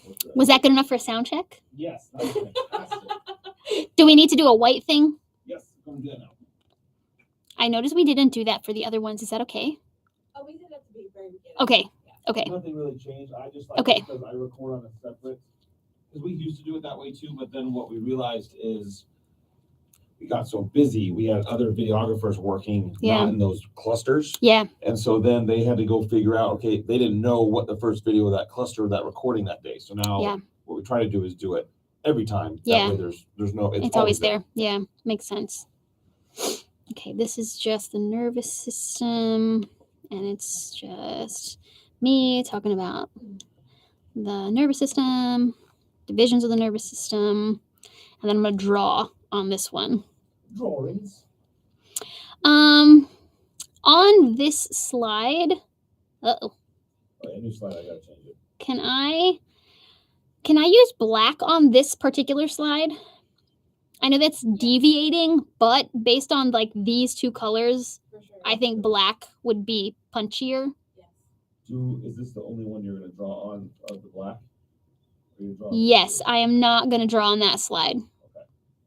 I will want to, but I don't need to, and there's no reason to. Yeah, we can stop. No, it's fine. Okay. No joke. I don't need to. No problem. On your on screen, are you gonna show the brain? Yes. Yes. Are you gonna show super in-depth stuff, or is it very just? Nope. Just the brain. Oh, Julia, you did well. Okay, cool. So once again, I have this shot going too. It's just a tad bit tighter of the brain if we need to see it, but it sounds like we don't need to. Let's see. Nervous system. Oh, I need to make sure this. Let's see. This is. Yep, good job.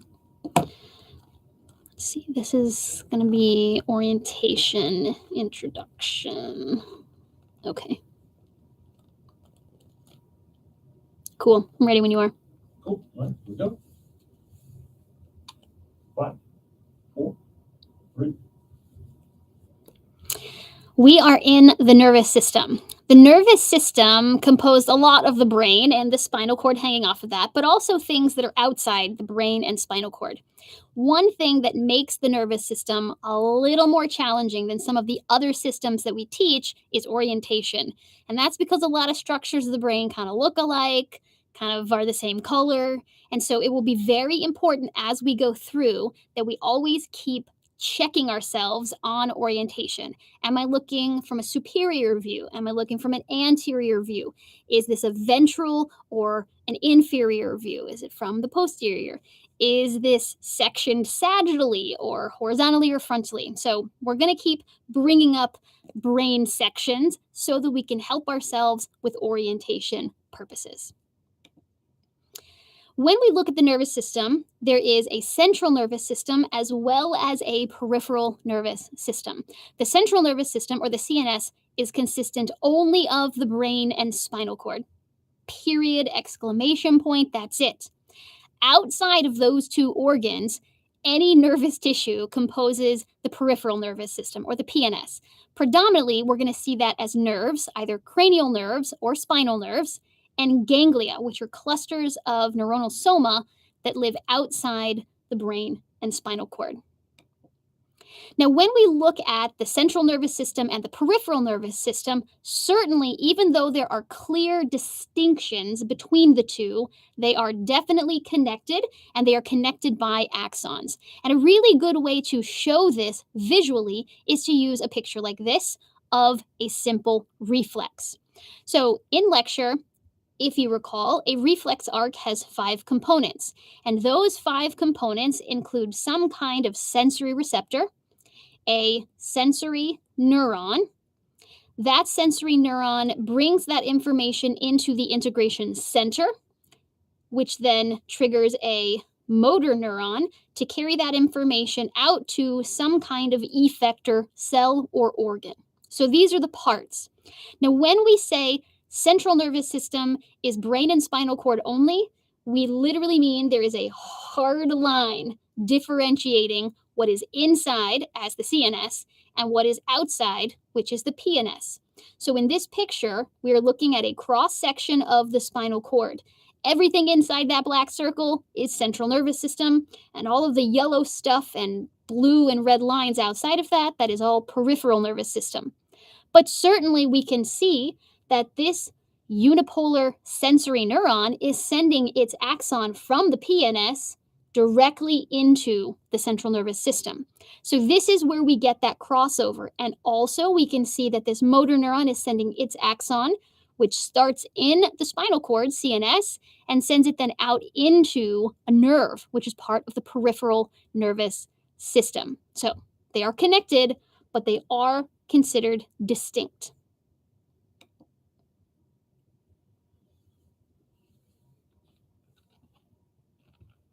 Good stuff. All right.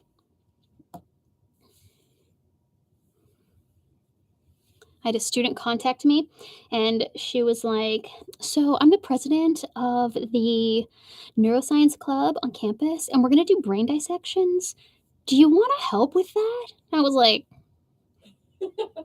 yes. When? What kind of brains? Fucking sheep brain.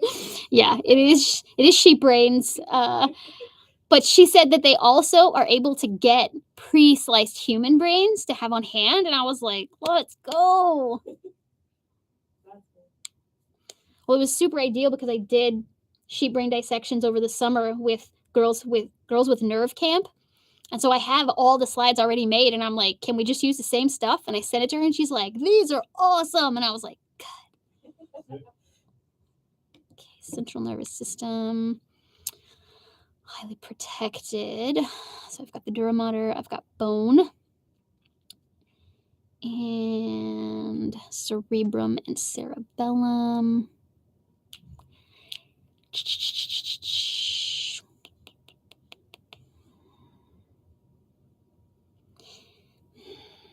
Yeah, it's fine. I'll leave it. The first one, are you just gonna talk? No props. Yes. This is a central nervous system, brain, and spinal cord. And this is the last one, around the brain and the spinal cord. Are you gonna draw this one? Bone. Yes. Yes. Blue back? Yeah, blue is fine. Perfect. Let me just, yep.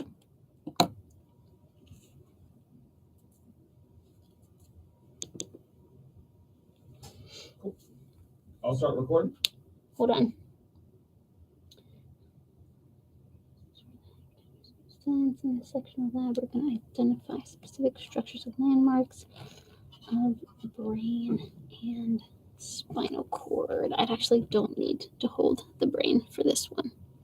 Okay. You're doing great. Even when you were off camera last time, you're still holding the brain and drawing and talking and everything. That was It impressive. is awesome. I was like, I really need to put this brain down. Am I going to make a noise? Are you cool if I start recording? Yes. Recording, sound slide.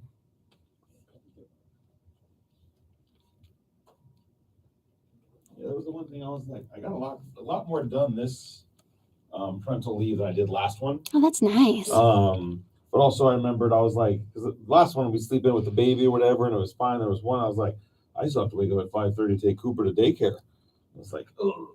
Yeah. I did the one baby thing, and I was like, yeah, I'm good. Yeah, I need more of that. And now my 16-year-old just got her driver's license, Oh, wow. and she's amazing. That's awesome. That's the better part. Yes. I trust her when she drives. Okay, good stuff. Good to go? Yes. Okay, here we go. 5, 4, 3. In the central nervous system, we're going to be looking at structures of both the brain and the spinal cord. Oh, wait. Good. Can you cut that part out where I Yeah, said, yeah, oh, wait? and then I'll Okay. just do start here. I'll just start slide 3 here. Okay. Right. Here we go. And 5, 4, 3. The central nervous system, the brain, and the spinal cord are highly, highly protected. I hope that makes very good sense to you. So this is kind of a weird picture and a little bit gory, but hang with me because it's super awesome. What we are looking at is a posteriorly dissected brain and spinal cord.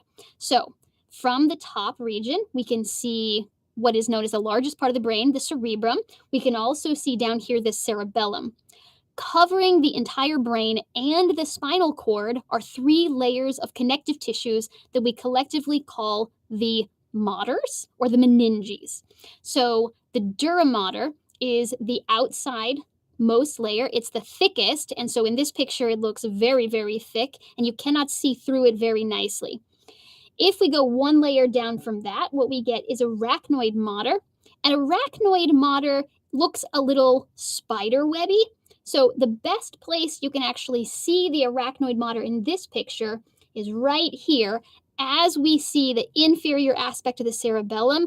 Poking through that would be the medulla oblongata, a structure we'll talk a lot more about later.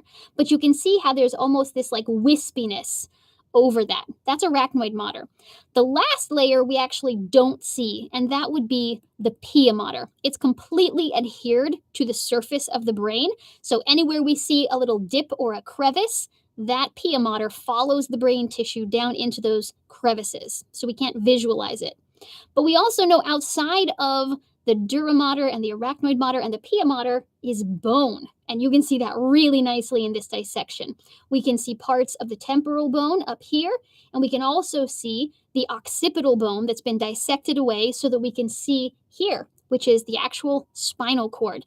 The oblongata, the medulla oblongata, is going to actually poke through the hole in the occipital bone, the foramen magnum, and that's when we have spinal cord. Do I need to redo that? We can take that stumble out. We can cut it. No, you're good. Also, The oblongata. Medulla oblongata. especially if you correct yourself like in real time. Normal. It's not like in a lecture you'd be like, I forget want everything. to like pop her up in the corner on screen. Just Yeah. Please do that because I think it's funny. I think students would laugh.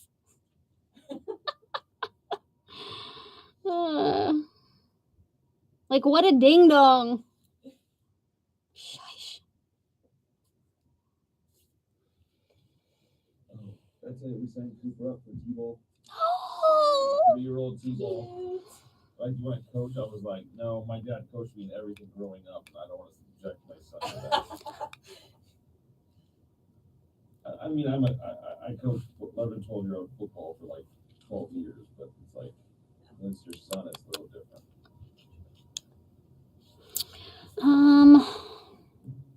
I think that black might be better on these slides too, because there's like a lot of this like randomy bluish color, and I think black might be the better option for these.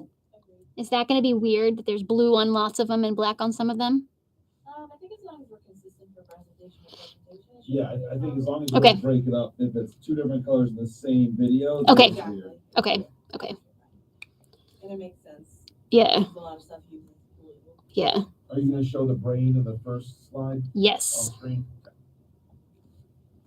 I keep seeing your cursor on the screen, and I keep thinking I need to erase it, Sorry. and then it moves, and I'm like, nope, we're good. Yeah, I gotta put that away. Sorry. Okay, definitely drawn on that slide. I have like 8 nieces back here, so it's like Nieces. There's not many people I would say this about, but like you're my first recording back, so like I'm super excited that it's you and not someone I know that gets me, because like I ease back into being Mr. Drew. Yeah. Okay. It's just like, I'm No. This might be my last PowerPoint though. My back is killing me. Oh yeah. And I'm trying to sit up straight, but this chair is like. Yeah, sorry. It was part laziness, but part also we had to reset up in the other studio. I the other no, one. I completely understand. Those I feel like are like the Men in Black chairs, like the egg chairs. When you Yeah. first start to do the test, you can hide like 4 small children in them. Like they're just They're those other chairs are huge just so deep. I was actually felt like awkward in the chair because I'm never like too small for a chair. YouTube, same exact thing. And I'm just like, why is there extra space? Yeah, I was like, I feel it's like the Bose like sound chair where they Yeah. get blown away.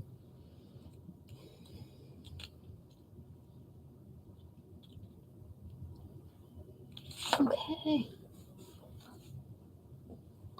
All right, good to go. Yep. I'll start recording, get some title slide action, and then. Yeah, you weren't joking. I feel like we're getting all like 11 of these done at the same time as the last one.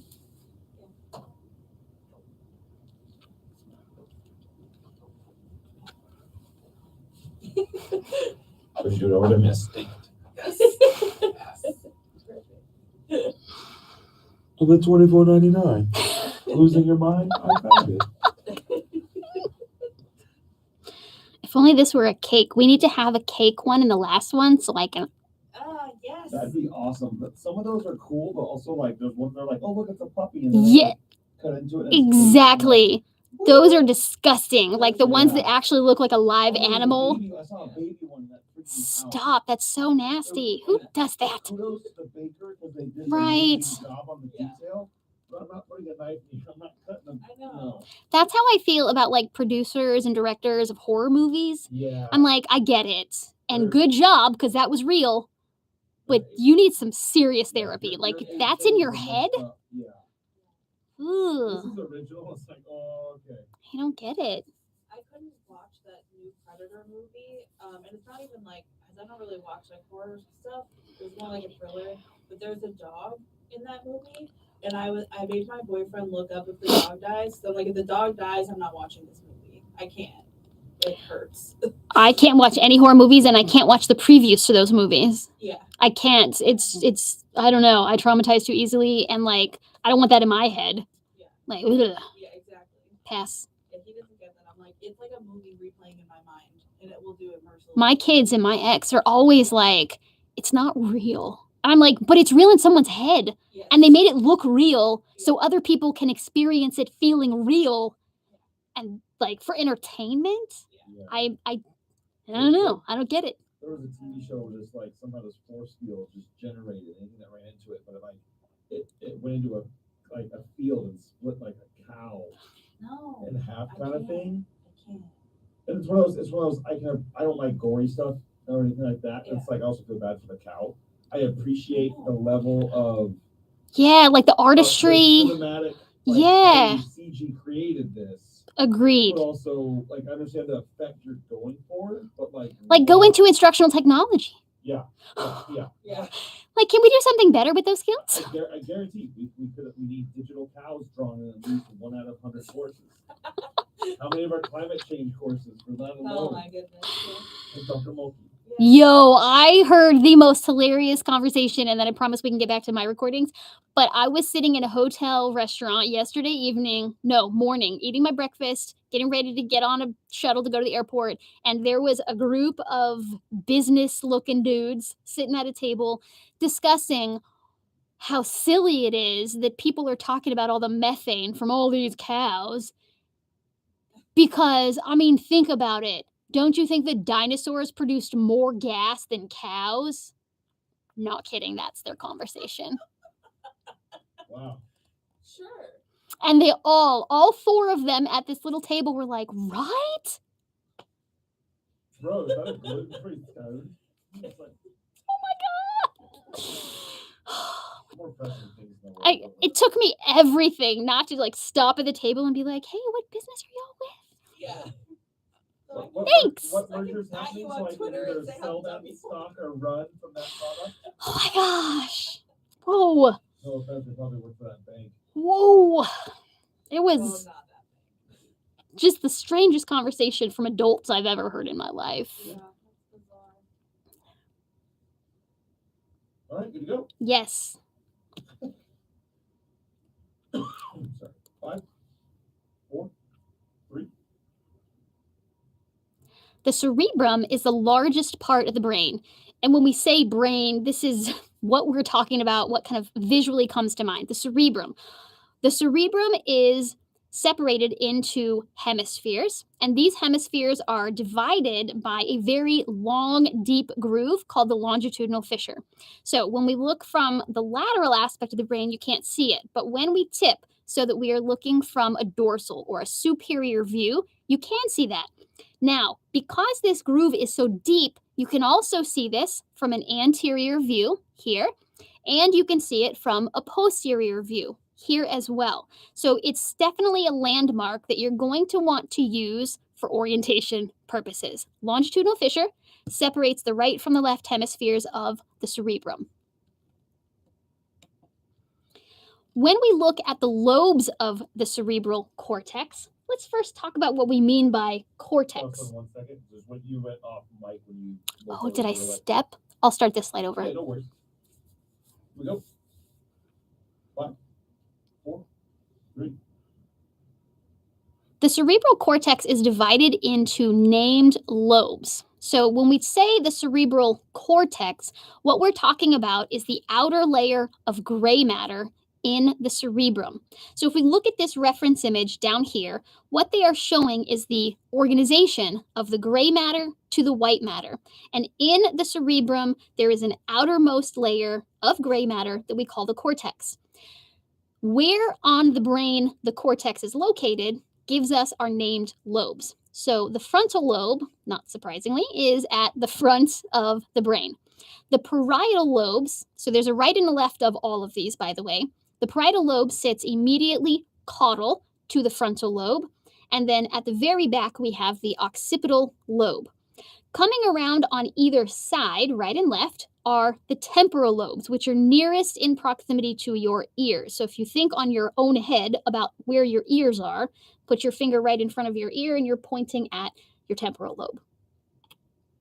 Now, the bumps and the grooves that we see, that we can visualize on the cerebral cortex have names, or at least a lot of them have names. So when we say the word gyrus, this is an individual bump. So this bump right here is a gyrus. Multiple bumps would be considered gyri, that's the plural, and a sulcus is the actual groove that is formed between 2 of those bumps. So an individual sulcus, 1 groove, or multiple sulci, lots of grooves. Now, if we go back up to our big brain picture, we've got the frontal lobe, we've got the parietal lobe, the occipital lobe, as well as the temporal lobe, all of which we've seen before. So I want to point out a very special and very important sulcus, the central sulcus. The central sulcus divides or separates the frontal lobe from the parietal lobe, and it's located here. And one of the reasons this is such an important structural sulcus is because it is the only sulcus we see on the cerebral cortex that goes all the way from the longitudinal fissure to the temporal lobe. Now, immediately in front of the central sulcus is a precentral gyrus. And of course, behind that or caudal to that, we have a post-central gyrus. These are functionally important regions of the brain. The precentral gyrus is our primary motor cortex, and the post-central gyrus is our primary somatosensory cortex. So when we want something to move in the body, neurons in the precentral gyrus send that signal.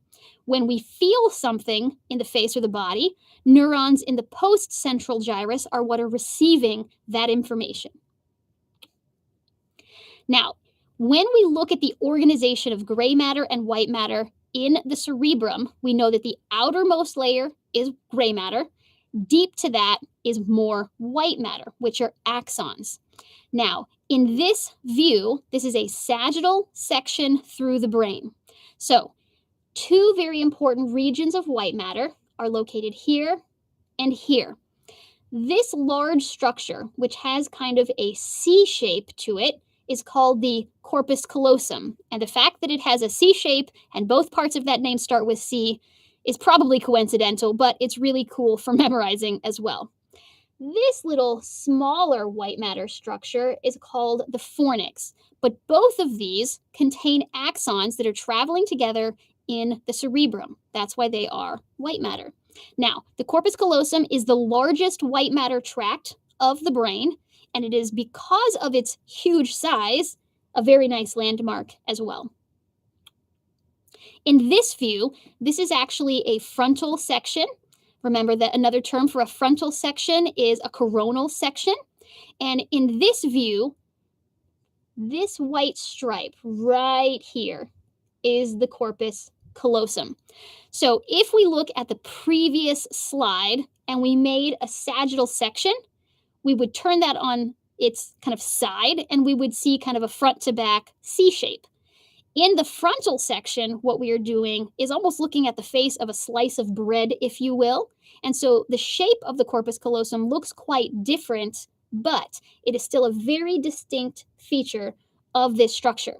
One thing that is also very nice about the location of the corpus callosum is its relative position to the ventricles. In this picture, these darker brown, triangular-ish shaped structures are ventricles. So you can see where the corpus callosum is relative to those lateral ventricles.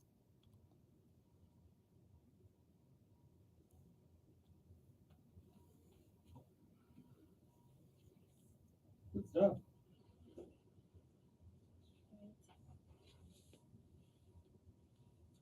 A little more comfortable area. Yeah, I'm gonna big brother in Aye. my office. Holler if I say something stupid. I will. And are you okay to meet after still to go Yeah. over? Okay, great.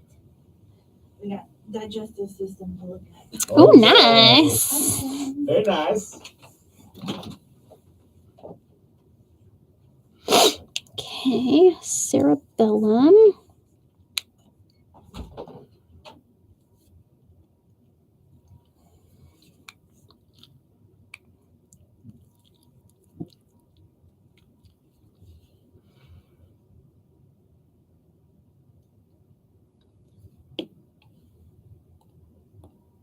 Ah, go back. I know you're one double tap away, but you still. Okay, cerebellum.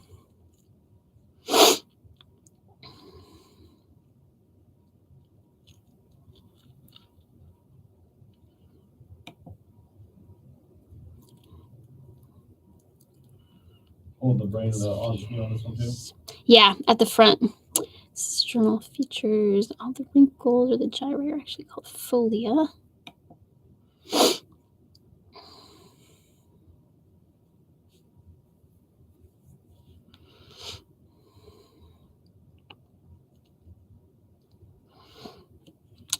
Actually,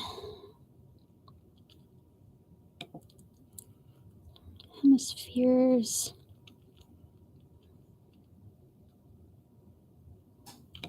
Okay.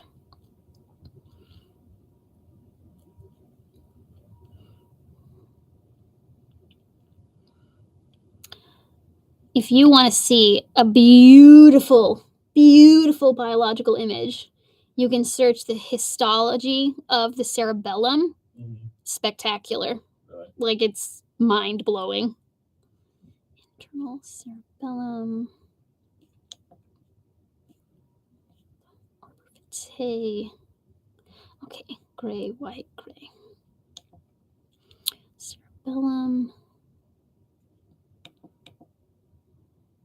Arbor vitae, cerebellar peduncles.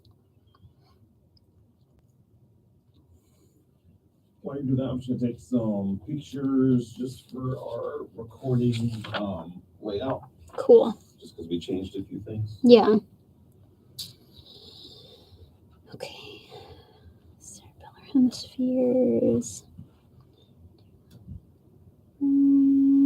Ventricles. Arbor vitae.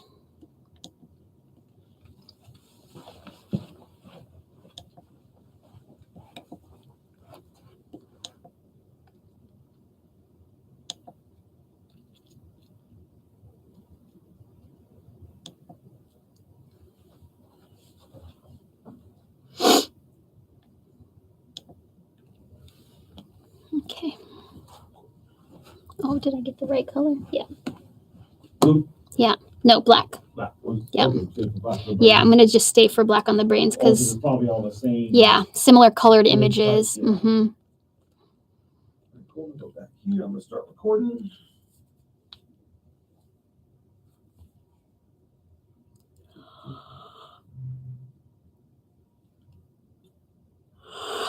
Okay. Totally waited until you start me on the long screen. God bless. I feel like my afternoon is when I'm a morning person, Same.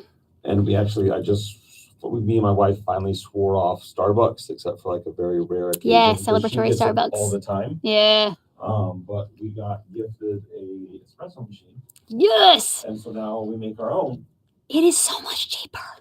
Just we got a Breville and espresso Virtual with the aluminum pots. Yeah. So for a sleeve of 10 of their double shot espresso, it's $12, which means that's for $12, me and my wife for a week can get the coffee. We have our own ice, we have our own Yes. milk, and we Yes. she got her cinnamon dolce syrup that she loves. It's $46 for the big honker. Well, it's like limited edition. Yeah. Hard to get. Yeah. My chocolate syrup is not. But now, like, I'm dialing because. But it's still thousands cheaper every year. Oh my gosh! So instead of spending like, I don't know, like 140 a month. Yeah. We're gonna be spending like 50. Yes. If that. Yes. It's magical. I did this for my. myself in grad school because I couldn't afford it in grad school, and all my friends would like go down and get Starbucks, and I was like, I really want to go, but like, I don't have that kind of money because I have a kid now. Like, ouch. Oh, totally. Like during the pandemic, not during parental leave, they raised my son's tuition. Because he turned 3, he went from $222 a week to $208, but then went up to $230. Addie's gonna be $1,300 a month. So it's just like between that and the renovation, I was like, oh Yeah. I get it. But it's all good. The things we do for our kids. We need a bedroom, we need a bathroom. So yeah. New exterior is always good. We need the windows. So yeah. Apparently we need a new poop box. I don't know. Need to do something. Bring it all. Yes. Okay.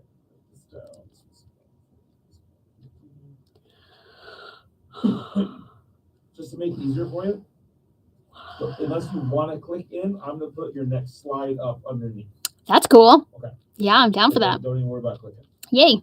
All right, good to go? Yep. Good to go. And 5, 4, 3.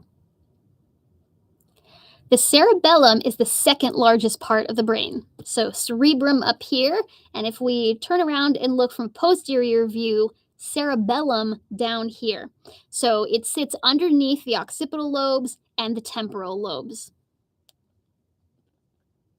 When we look at a lateral view of the brain, we can also see that same thing. And you can see in this picture that it's kind of neatly tucked up underneath this part of the temporal lobe and kind of the posterior aspect of the occipital lobe. Justin, I apologize. Yes. Can you, that one you just happen to lean forward more than you have the whole time, so it just got a little echoey? Yeah, I can redo this one. Okay, no problem. Sorry about that. Nope, you're good. I need to remember to keep my head and chest up while I'm talking because the microphone's up here. All right, good to go? Yes. Sorry about that. No worries. 5, 4, 3. In this lateral view of the brain, you can also see how the cerebellum is neatly tucked up underneath the temporal lobe here and this back region of the occipital lobe, almost like it's underneath the backside of the cerebrum. When we look at a ventral view of a human brain, we can see this structure here as well as this structure here. Those are the cerebellar hemispheres. So very much like the cerebrum having a right hemisphere and a left hemisphere, we see the same organization for the cerebellum. Another thing that is very distinct about this picture is that you can see these nice, almost neat looking folds, and these are the outer gray matter. So this is the cerebellar equivalent to the cortex or the cerebellar cortex. But in the cerebellum, we call these folia, kind of like foliage or leaves on a tree. Now that seems a little bit strange until we look at the white matter of the internal structures of the cerebellum. In this structure, or on this slide, what we can see, if we look first over here on the right, these are internal structures of the cerebellum. So in this frontal section, we can see all of this white matter. And because this white matter looks like tree branches that are getting smaller and smaller and smaller, like a tree branch would, we call this white matter of the cerebellum the arbor vitae, which translates to tree of life. It's actually quite beautiful to look at. So in a picture like this, the white matter is white in the picture, and the outer folds that look like leaves all around that white matter would be the folia. Now, in this cut picture, you can also see something here and something there. Those are actually one structure, and together they are called the vermis, which is the midline structure of the cerebellum. So both of those are actually just one structure. If we look at a whole cerebellum, we can see parts of the vermis up top and also on bottom. Very often when we think of the cerebellum, we can think of a 3-part winged butterfly. Let me draw this for you. So that's the, body of the butterfly. And usually when we draw butterflies, we just stop at 2 little parts to each wing. But in a cerebellar butterfly, in each hemisphere, which would be the wing, we're going to actually have 3 lobes. There's an anterior, a posterior, and what's called a flocculonodular lobe. We're not going to identify those in these pictures, but it's a helpful point of reference.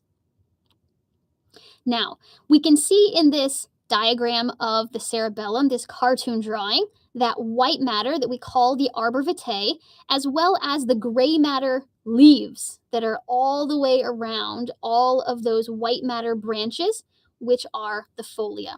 So again, the arbor vitae is the deep white matter. The folia are equivalent to the cerebral cortex or the outer gray matter. Another lovely thing to see on this picture are the cerebellar peduncles. Now, the pons is actually this front structure right here. And in the pons, we can see that there are these very horizontally arranged stripes. Those are actually axons. Now, the pons is a bridge between the brainstem and the cerebellum. So the chunk of axons that are traveling from this region into the cerebellum are encapsulated right here. That structure is one of the 3 cerebellar peduncles. These are the other 2.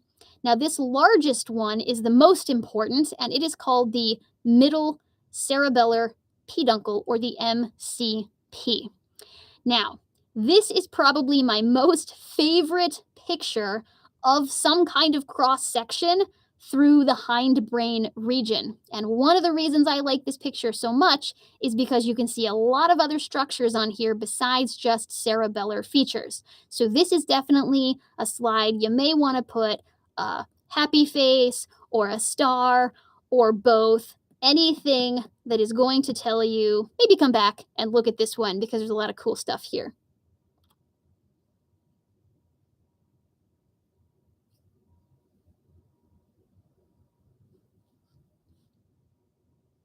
Awesome.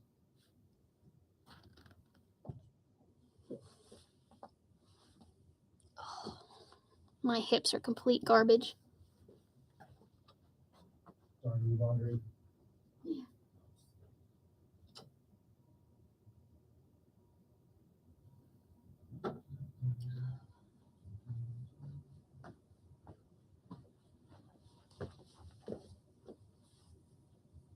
I realized how much I did not move around because I was so tired of doing whatever with the baby and everything. I was like, oh, good.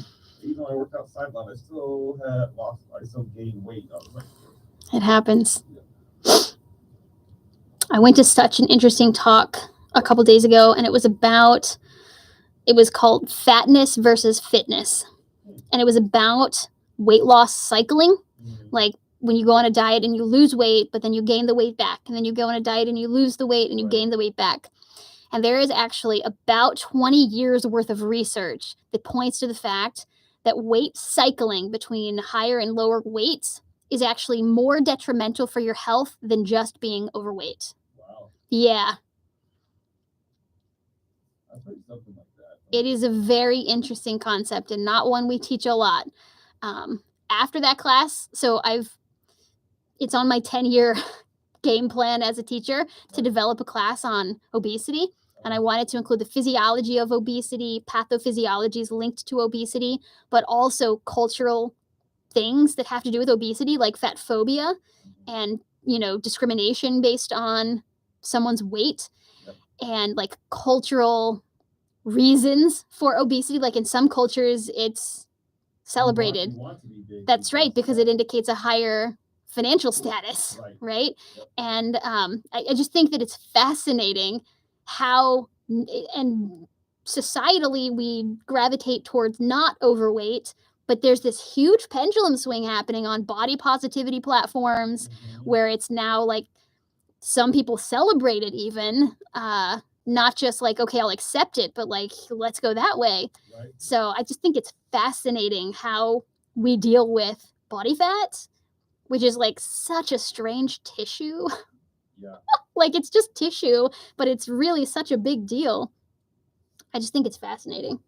But I talked to this guy and I was like, who gave the presentation, and I was like, this is the class I'm like programming. And he's like, I'm going to send you my syllabus because I teach a class on obesity and health, and I think you might like the layout of it. And I was like, send me your syllabus. Yeah. So neat. Okay, ventricles. Can I show this if I sagittally section? Can you put me on screen so I can see if we can see? Oh yeah, we can see that. Oh yeah. Yeah, you can see it in either one, so we're good either way. Beautiful. Okay. I just want to make sure that would be visible if I do my little brain section. Come on, stay together, brain. There we go. It's held together by little tiny magnets, but sometimes the magnets are a little lazy. Anterior view, lateral view. Sagittal section. Okay. And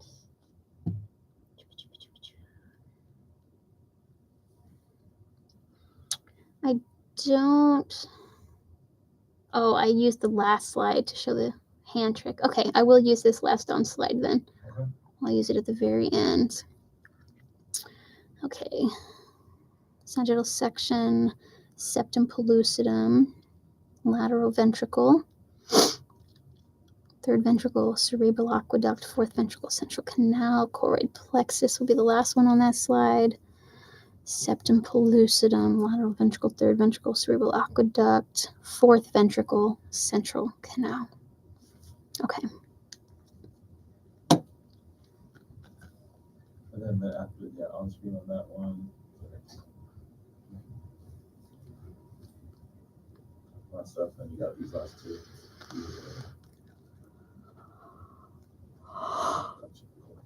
Oh, do I need to? Oh, I got you. Thanks. Black? Yeah, please.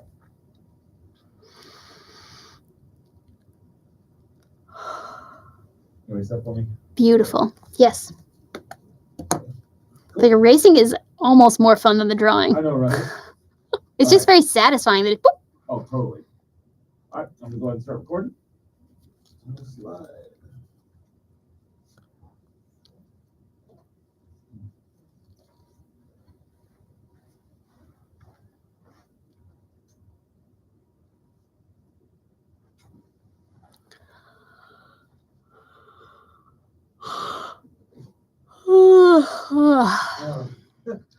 Get there. We're halfway done. Well, more than halfway, but you know what I mean. We'll get it done. We are parents, we plow through. Yes. We'll pass out somewhere else some other time. Correct. All right, good to go. Yes. And 5, 4, 3.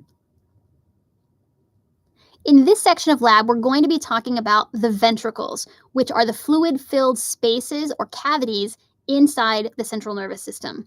Now, when we look inside the brain, which is what I have here, you can actually see in a sagittal section, this kind of grayish stuff right here. This is actually showing the membrane that is separating two of the largest ventricles within the brain. This is called the septum pellucidum.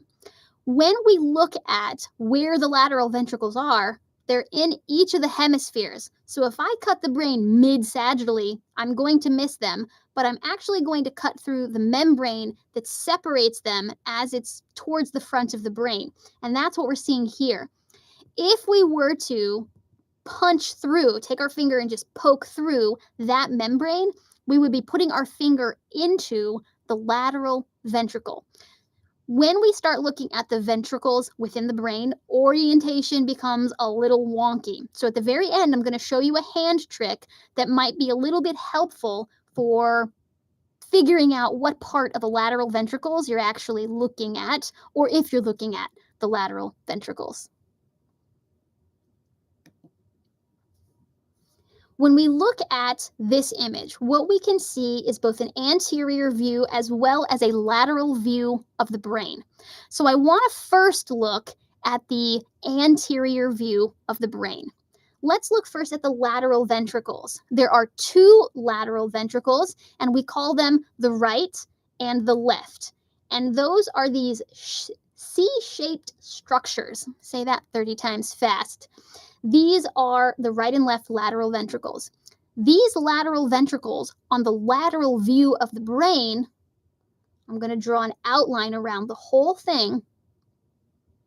And this view is showing the right side and the left side. So this little bump over here, that's on the right, and the one up front is on the left. So you can see there really is a C shape to the lateral ventricles.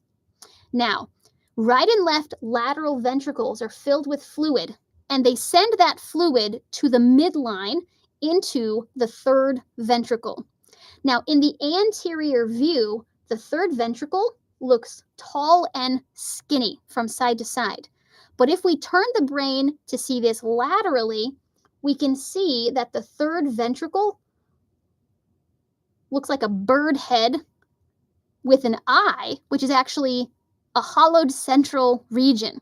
So I want you, when you think about the third ventricle, to think of an inner tube or a donut. And where the air would normally be in an inner tube, or where the dough would be in a donut, that's where the fluid is. And the fluid that is inside these ventricles is cerebrospinal fluid, or CSF. So this is where the CSF would be, here. And in this hollowed out region, this is actually just a piece of brain matter holding together something on the right and something on the left. So in this lateral view, that little eye of the bird, that's not part of the ventricular system. So what we know is the third ventricle wraps around that piece of brain. Now the third ventricle is going to stay midline and send its cerebrospinal fluid into a much skinnier, narrow portion of the ventricular system called the cerebral aqueduct. That is this structure right here. In the anterior view, as well as on the lateral view, you can tell that it is quite narrow. Now, that cerebral aqueduct is going to drain its cerebrospinal fluid into the fourth ventricle. Now, the fourth ventricle in the anterior view has this very diamond or square type of shape. But the fourth ventricle is actually pyramidal in shape. So I'm not going to try to draw a pyramid because I'm not that artistically talented. I'm going to stick with the donut. But imagine the pyramids that have a broad, square-shaped base, and they come to a point as they go superiorly. I want you to take the point of that pyramid and squish it way down low. So from the lateral view, the point of that pyramid, or the apex of that pyramid, is pointed posteriorly. So from a side view, it's like the shortest pyramid on the planet. But from the anterior view, you can actually see kind of the face of the base of that structure. Now, the fourth ventricle is then continuous with the central canal, which is running through the spinal cord.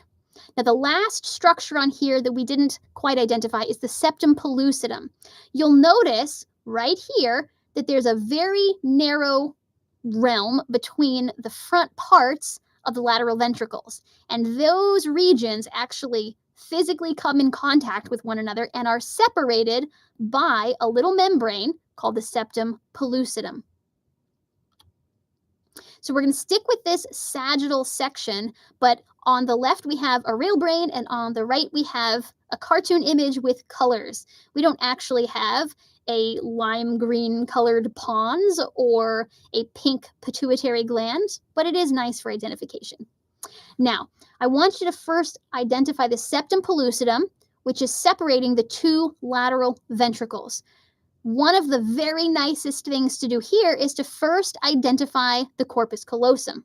So remember, the corpus callosum is that C-shaped white matter structure. So we're going to identify corpus callosum on both sides. We'll just put a CC for corpus callosum. Now, in the drawn picture, in yellow, kind of this color, they're showing that septum pellucidum. But again, if we poked through that, like into the picture, what we would see is something closer to what we have on this real brain, and that would be going into the lateral ventricle. Now, the third ventricle, we can see in this colored image, there's the eye of our bird head and all of this purple stuff. We've got a little beak. That is the third ventricle. Now, that third ventricle has that little piece of nervous tissue in the middle, and we can see that in the real brain right here. So the third ventricle on this image is going to be all of this space right here, and we're just going to fill in our eyes so we know that's not where the cerebrospinal fluid lives. Third ventricle. We know the third ventricle drains into a narrowed cerebral aqueduct, which in this picture is right here. And then in the real brain, you can see just how narrow that actually is. Very, very narrow. That then turns into the fourth ventricle, which on our drawn image, you can see very nicely has that kind of very short pyramid shape. And we can see actually in the human brain, it looks pretty darn close to what that is as well. And then of course, this turns into the very, very narrow central canal of the spinal cord. In this picture, the central canal gets cut off just a little bit because there's no spinal cord here, but it would continue going. Now, the last thing that I want to point out on this slide is this structure over here called the choroid plexus. The choroid plexus is going to both make and circulate CSF. The choroid plexus is a very specialized group of capillaries that are covered by ependymal cells. And in this picture, we can see the choroid plexus in two specific locations. This red stuff right here, and also the red stuff that is down here in the fourth ventricle. So we see it here in the third and the fourth ventricles. This is choroid plexus, which is where CSF gets made and is helped to be circulated throughout these ventricle systems. We also find the choroid plexus in both the right and left lateral ventricles. Oh, this is me on screen with my hands. Okay. All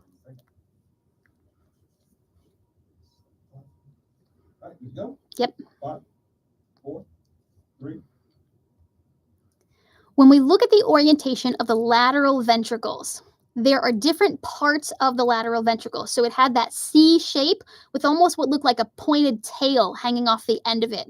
So I want you to, if you're typing or writing, put that stuff down because we're going to use our hands for this. This is a trick that I often share to help explain the orientation of where the parts of the lateral ventricles are. So I want you to give me 2 C's and kind of point them forward. We're going to take our pointer fingers, digit 2, and put them together. And then we're going to take our thumbs and swing them out wide. So from a lateral view, you can see that there's kind of this C shape and then a point, which is my wrist, posteriorly. And from a front view, you can see also that same C shape, which we saw in the image very early in this section. So when we look at the lateral ventricles, we know that the anterior portion is really close to one another. And we know that the lateral portions and the back parts are a little further away. Now, why is this helpful to know? It's helpful because when we look at sections through the brain, we can find the hollow spots, which are parts of the ventricles, and we can identify where in the brain the cut was made based on where the ventricles are located. So for example, if I cut the brain here, it's going to cut through the front portion of my lateral ventricles where they're not next to one another. So they'll be right beside each other, just underneath the corpus callosum. But I won't have cut through this inferior horn aspect. And so if I'm looking at a section coronally through the brain and I see just those two kind of triangle shapes, then I know where I am in the brain. If I cut further back, I'm going to cut through this part, but also this part. So I'm going to see some here, but also some out here in the temporal lobes. So just a fun trick for trying to help explain the 3D arrangement of those lateral ventricles. I hope that helps. And we're done. Mufasa. Oh no. So these last 2. Oh, I forgot that we had these slides. I didn't even keep going after that. That's hilarious. I was kind of confused earlier just because you're like, oh, when I end on screen, and I was like, oh. Yeah, no, I don't actually. So this is actually showing what I just talked about. Maybe I should redo that because I forgot about these slides entirely. I didn't even look at them. No, actually, I'll keep that and we'll just show it on this screen. Gotcha. So like what I just did hand puppet wise, now I'm going to show you. Exactly. Cool. All right, here we go. Here's 5, 4, 3. So in this picture, which is a coronal section or a frontal section, we can see just that. We can see in green fibers here, the corpus callosum, and just inferior to that, we can see right and left lateral ventricles sitting right next to one another. And in fact, in this picture, we can even see a little bit of that draining in towards the third ventricle. In the actual human brain over here, we can see something very similar. We can see the corpus callosum, white matter. We can see right and left lateral ventricles. And then guess what that membrane structure is right there in the middle? I hope you said it. Septum pellucidum. Here, this is a horizontal section or a transverse section. So this reference image is pretty helpful. This would be anterior. This would be posterior. So in this image, what we have done is we've cut through various parts of the lateral ventricles. So we can see those here. And we can see how that is draining down into this third ventricle. And we can even see parts of the lateral ventricles in those regions. So in the actual picture of the human brain, we see a very similar thing. Here are right and left lateral ventricles towards the front of the brain. This is our corpus callosum. And as we move back, there's a space right here. This is part of the third ventricle. And these way out here are parts also of the lateral ventricles, but these would be like where our thumbs were located in that hand gesture. And these up here would be where our anterior, like our pointer fingers and middle fingers, were touching one another.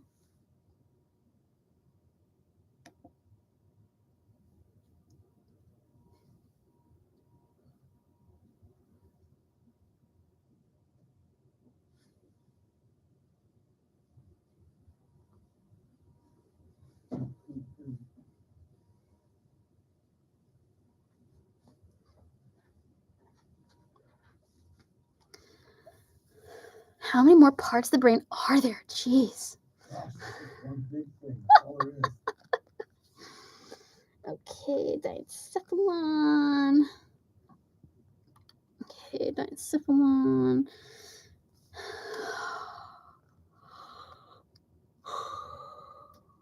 I'm going to do a hand gesture here. And then I'm going to pick up the brain and show where that is on this side. It shows up better. No, actually, yeah, I'll show this side because it doesn't have the numbers on it. So you can see a little chunk in the middle, the eye of our third ventricle. Okay. And then I go to the thalamic hemispheres, held together by the interthalamic adhesion. Okay, I'll just describe them as having a right and left side. The intermediate mass of the thalamus. We have the hypothalamus, which sits anterior and slightly inferior, so rostral. And then the pineal gland, which represents most of the epithalamus. Pituitary gland, which hangs from an infundibulum, which is the stem. We can see those structures here. Are we on black? Can you switch me to black? Sure can. Ventral. Okay, that's the last one.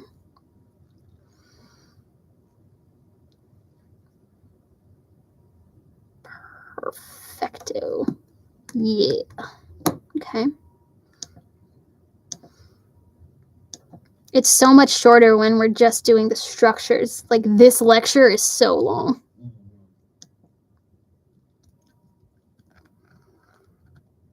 Actually, I think I'll do the brain and then I'll do the hand gesture. Oh my gosh.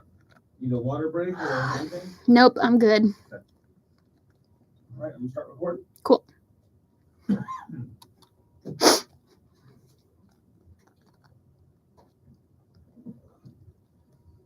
Homemade latte still, that's the thing, is like my coffee I have in the morning lasts all day.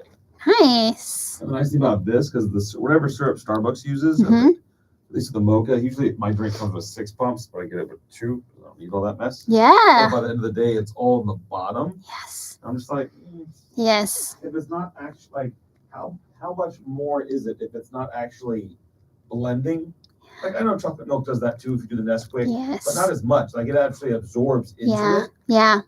It's like, man, definitely a different material that, yeah. what's the word I'm looking for? It Not au naturale.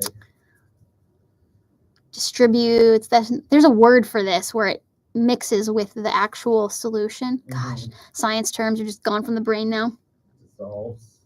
That's my scientific word. I know there's something way better than that. I want to say emulsifies, but that's also not the right word. Yeah. But I'm thinking about bile, because this is the job of bile, is to actually break up fats so that it does this in your digestive system. It's gone.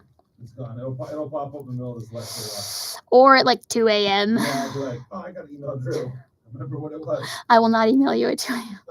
I wouldn't get it till the next morning anyway. Good for you. All right.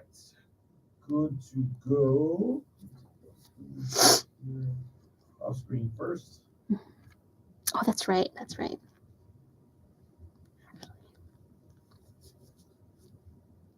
All right, good to go. Yes. 5, 4, 3. The diencephalon consists of 3 parts. The 3 parts of the diencephalon are the thalamus, the hypothalamus, and the epithalamus. So in this picture, what we are looking at is this purple structure that has this little thing hanging off, and then all of this back here. That is the thalamus, the hypothalamus, and the epithalamus is going to be in that region there. All 3 of these structures are going to be found basically surrounded by all of the cerebrum. As the brain is growing, the cerebrum grows very fast and it extends out to the cranium, and then it says, oh no, there's no space. We have to keep growing. And it starts folding in on itself, which is why we end up getting the gyri and sulci, and it folds over the sides on each of the hemispheres, and right in the middle of all of that is the diencephalon. When we look at the diencephalon, let me turn my brain the right way. This is an anterior view. This is a posterior view. The diencephalon we can only see if we open the brain. So what we're going to do is look at a sagittal section. So remember that we can find the corpus callosum, and then here in this region would be the lateral ventricle. And then here's that little eye of our third ventricle. So wrapping all the way around that little dot is going to be the third ventricle. That little dot is actually part of the thalamus. So when we see that, we know that we're in the region of the diencephalon. Now, there's another trick that is really helpful for learning about the thalamus, which is the largest part of the diencephalon. And I'm going to need your hands for this one as well. A lot of hand stuff with the brain, surprisingly. I want you to give me one fist with the thumb out. And I want you to take your other hand and just gobble up that thumb. So what we have is one fist, a little bit of tissue in the middle, and another fist. This is the arrangement of the 2 hemispheres of the thalamus. The thalamus has a right hemisphere, it has a left hemisphere, and there's a little bar of nervous tissue holding those together called the interthalamic adhesion, or the intermediate mass of the thalamus. So when you think of the diencephalon, start with the thalamus because it's kind of the central largest structure. When we look at the 2 thalamic hemispheres, in this picture, you can see those. They just kind of look like purple eggs in this picture. And in this bottom picture, what we're showing are the subnuclei that are present in each of those hemispheres. So again, we can see left hemisphere here and a little bit of that right hemisphere on the other side. When we look at that sagittal section, similar to the brain model that I showed you towards the beginning, what we can see is, again, let's orient ourselves, find that corpus callosum. It is a very helpful landmark. We know just underneath that corpus callosum is going to be a lateral ventricle, and we know here is that eye, that portion that is in the center of the third ventricle. That little eye is the intermediate mass of our thalamus. So deeper in this picture, it looks like there's a little bit of a bulge. That is actually going to be the thalamus itself, or at least one of the 2 hemispheres. Now, slightly inferior and anterior to the thalamus is going to be the hypothalamus.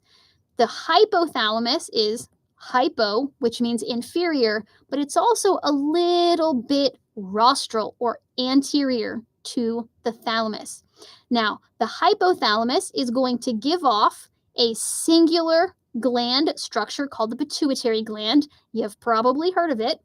And that pituitary gland is hanging on by a stem or a stalk that we call the infundibulum.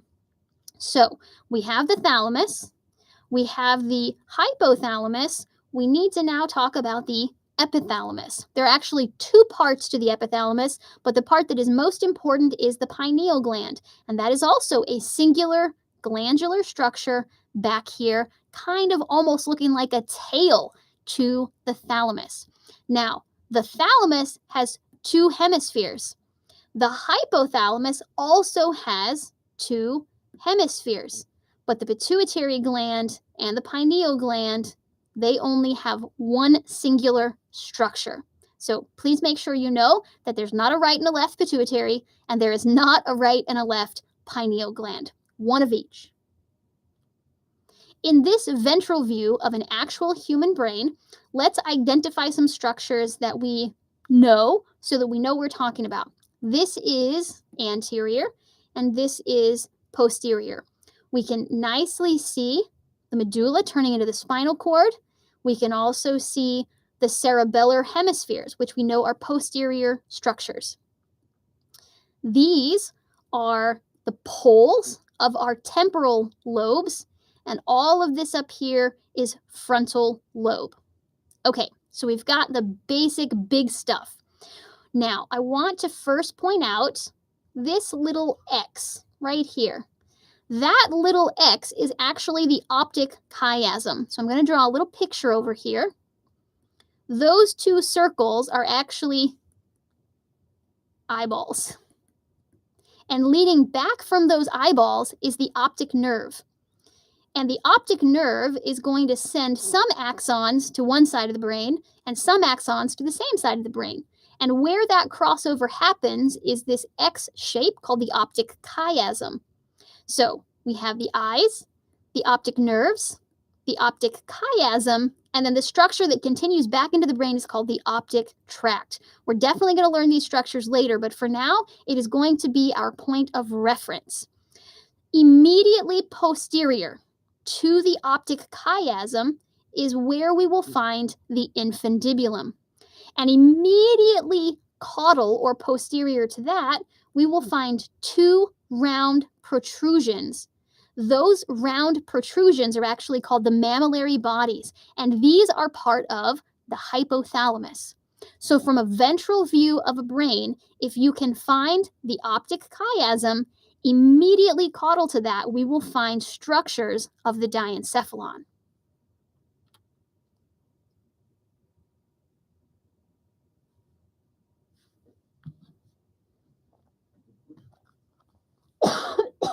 Cough me. Need your water? Yeah, I'm gonna get a sip here in a sec. I need to walk too.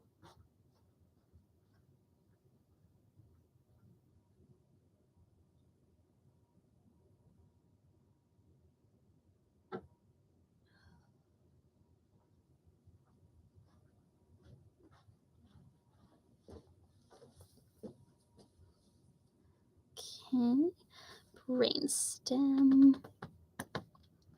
Lots of parts to the brainstem.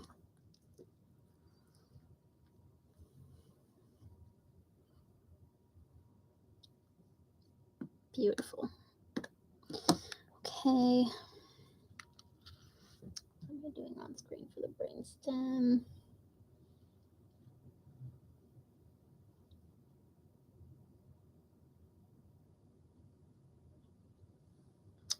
Okay. So I will show it from a ventral view. 3 parts to the brainstem. From this ventral view, we can see parts of the midbrain, parts of the pons, and parts of the medulla. In sagittal section, we can also see the cerebral aqueduct as well as the corpora quadrigemina. The 2 parts of the corpora quadrigemina are the superior and inferior colliculi. I'm going to do a hand thing for the pons on screen here. Enjoy.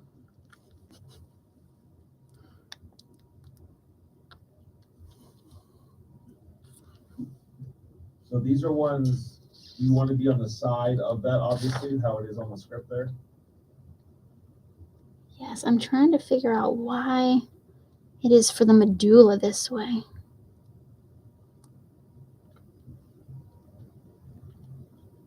I don't think there was anything I needed to be on screen for.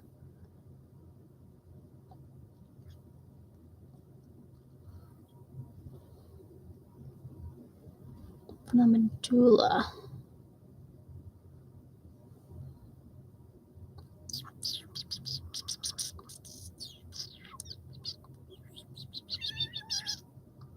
I'm trying to think if there's something I can do on screen for the medulla. I'm surprised I didn't catch this in my review, that I don't know that there's anything I need to be on screen for. Why did I say that? Because I feel like he wouldn't have done this unless I asked him to do this. Yeah. It's an I was going olive. through the stuff. Because this is like one of the only ones that like did this. And it was just very different than everything else. So Yeah, this one I definitely like. I can do them before or after. They put these on split screen, which is nice because I can be side by side. I'll just knowing. So if you want to keep the split screen, let me know because I just have to set it up real quick.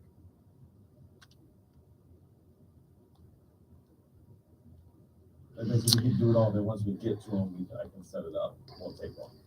Yeah, so for the pawns, I think it's helpful. I will draw the pawns and the middle cerebellar peduncles, and then I will do a hand thing. Is it easier? I like having the picture present while I'm doing the hand thing. Yeah. I think it's really helpful. But for this, wait, go back. Nope. Oh gosh, I don't know which way I'm going. Ah! Going back. For the pawns, yes. For the medulla, I'm trying to think why I would have asked for a split screen on this. There's not anything that I need to demonstrate, or like any of the stuff that I do for the medulla is not a hand gesture or body associated. So I do not need that on the medulla. Can they do that in post editing? If you're not going to draw on it. Oh, I am going to draw on this. Let me ask Rachel. We can do it. Let me ask Rachel, because basically what we can do is we would treat this as an off screen. Mm-hmm. You would draw basically on that left side. You know what? Let me just keep it as is. I'll draw on the left side, and then for the on screen, I will reference the brain model. Okay. That'll give me something to do over there. Okay. And we're coming towards the end. Yeah, that should be fine. So Rachel also said, depending if you want, she can make that one slide full screen. Mm-hmm. But if you want to have it split, we can still do that. But she says easy enough. She can make that half screen, or sorry, full screen. Okay. I think it's better full screen. I don't think I need to show it on the brain again. Okay. But let me just double check. So whatever is easier, I'm happy to do that. Medulla. Yeah, this one. All right, Rachel. So slide 8. I'm gonna back out of the. If you can make slide 8 full screen, if that's easy enough. Just the medulla, not the pawns. Yeah, the pawns is good on split screen.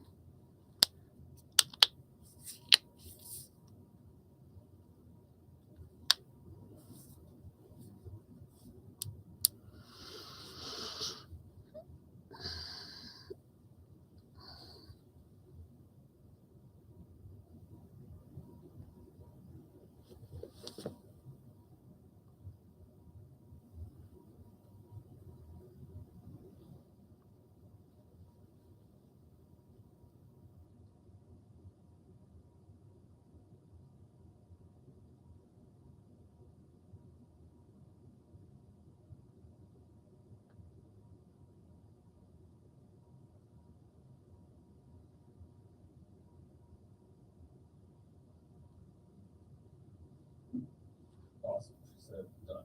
So. Yay.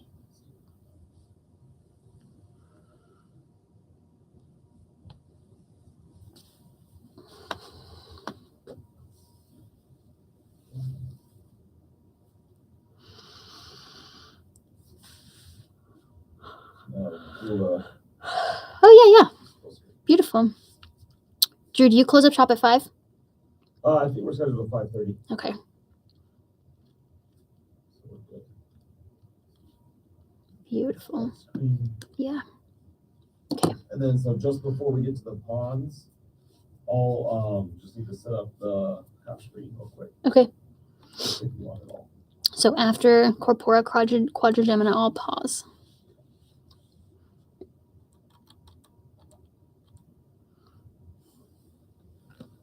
All right, good for me to start recording? Yes.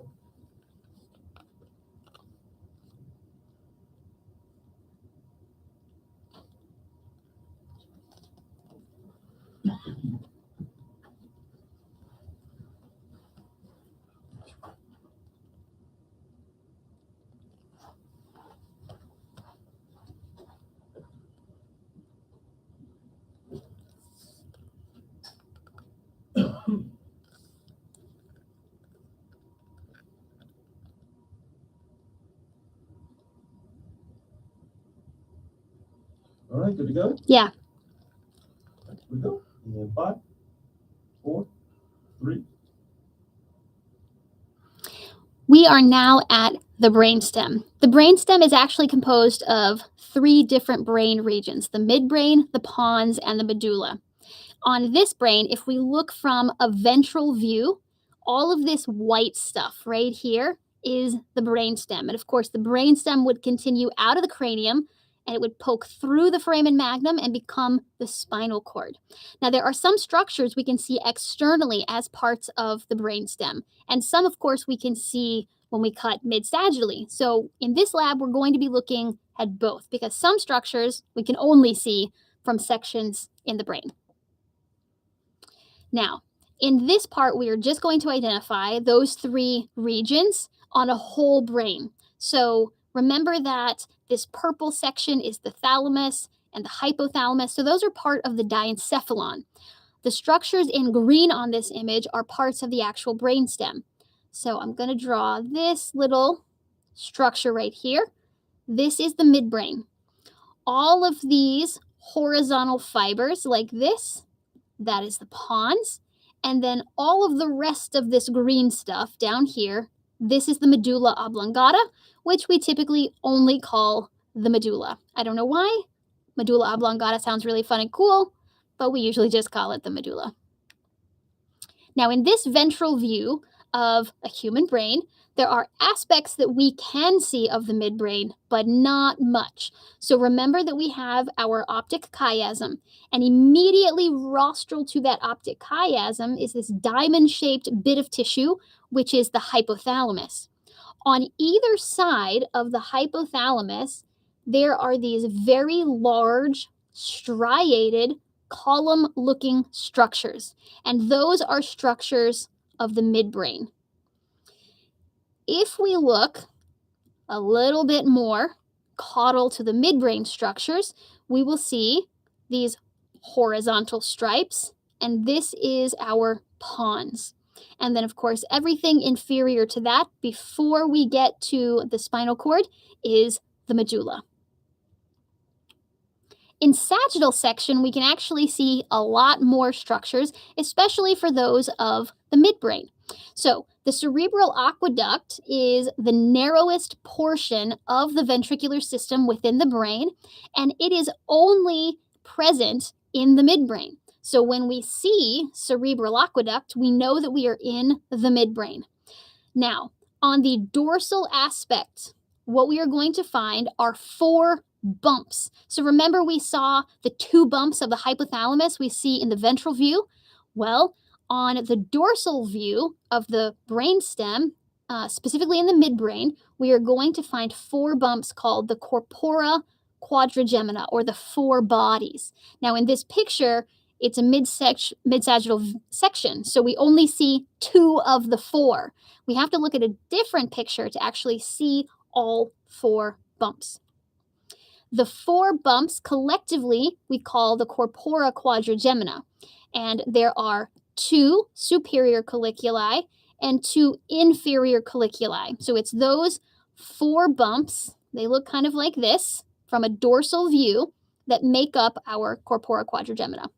Now, if you came from the cerebellum section of lab, you may remember that I said, oh, I love this picture. It's so cool because you can see so many other structures here. Some of the structures you can see are midbrain structures. So this and the little bump on the other side, as well as this and the little bump on that side, are the superior and inferior colliculi of the corpora quadrigemina. We can also see on this lateral aspect, this structure right here is the cerebral peduncle. So, structures of the midbrain. Peduncle, peduncle.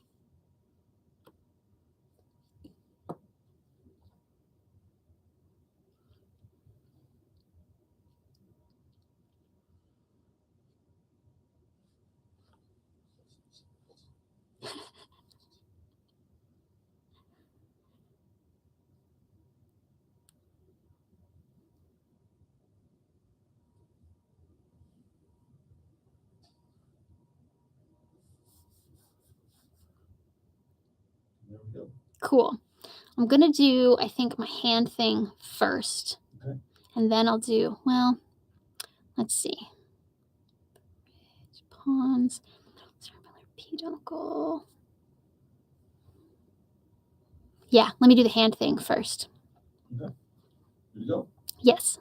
5, 4, 3. In the ventral view of the brain, now we're focused on the brain stem, and we are moving a little bit down from the midbrain now. We're in the pons. Now, the pons is a bridge between the brainstem and the cerebellum. So we're always going to look for the cerebellum near the pons. Now, there's a very cool hand thing that I need to show you. Again, yes, another hand thing, but come on, put your pencils down, stop typing, give me your hands. I want you to take your fingers and interlace them like this. Now, what we are demonstrating with putting our fingers between one another and kind of pointing them in opposite directions is the orientation of the axons of the pons. So if we think about the palm on one hand having these extensions, which are axons, so neuronal soma, axons. This would be the other side, neuronal soma, axons. The axons actually are sent across the midline on the surface of the brain, like outward and across, and they form this shape. So if I were to continue my fingers down and away, kind of outward, they would be going into the cerebellum. Okay? Now, when those axons condense down, we call that grouping the middle cerebellar peduncle. So I'll show you that in a moment on the picture, but that would be an extension of your fingers. The other thing I want to point out is notice that on the outside surface is where we see the axons, which gives us that horizontal striping look of the pons. And the last thing I want to point out is if you kind of look down at your hands, there's a ridge that is formed between your knuckles. That little ridge is also shown on the exterior of the pons as a midline structure. So let me draw on here so that I can identify these structures for you. So we know this is the pons. The pons has a superior pontine border as well as an inferior pontine border. So those are just defining the top and the bottom. But we can very nicely see this little groove, this little divot that runs along the length of the pons. And that is the same as a little groove that is formed when you cross over your fingers. That's kind of cool, right? All right. As these get kind of further and further closer to our cerebellum, this is then what we call that middle cerebellar peduncle, which I have written here.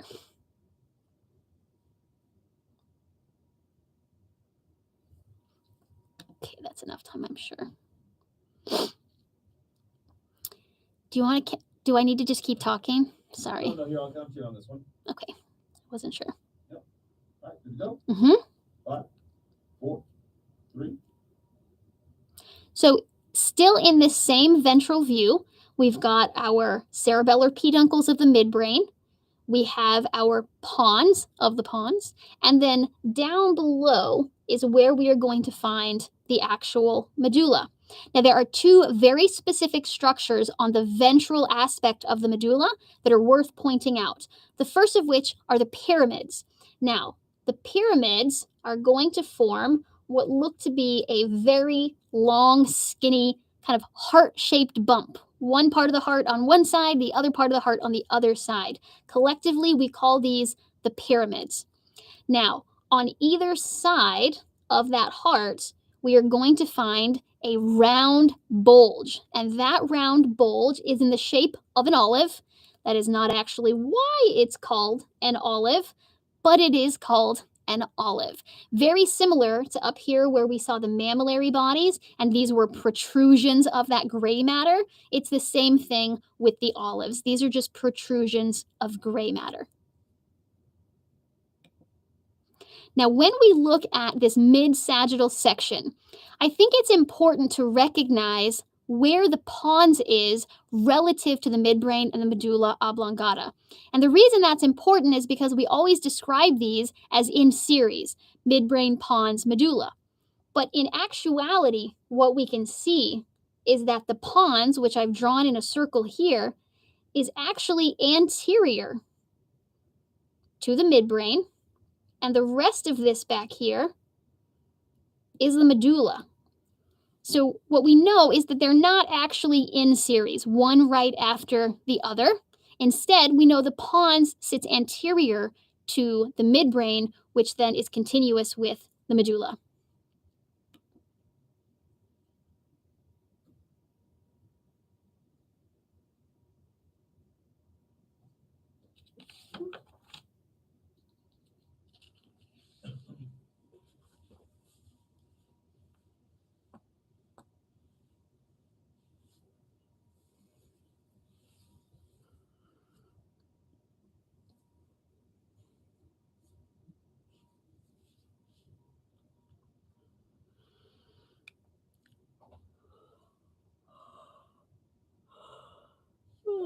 Mm.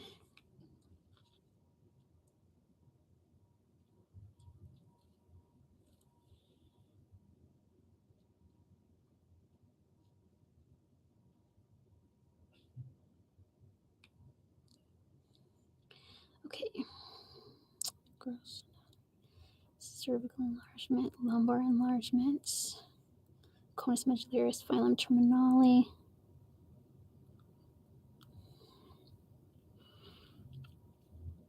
Segments of the spinal cord.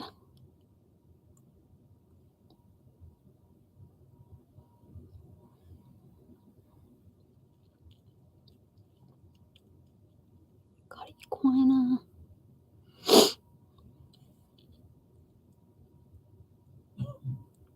Okay. Oh, that's so short. It's so funny because these lectures are so long. Oh, right, yeah, so it's like, oh, that's 3 slides done. Yeah, because we go into way more than the gross anatomy structures. So it's really weird that this is so short to me. But I am not complaining.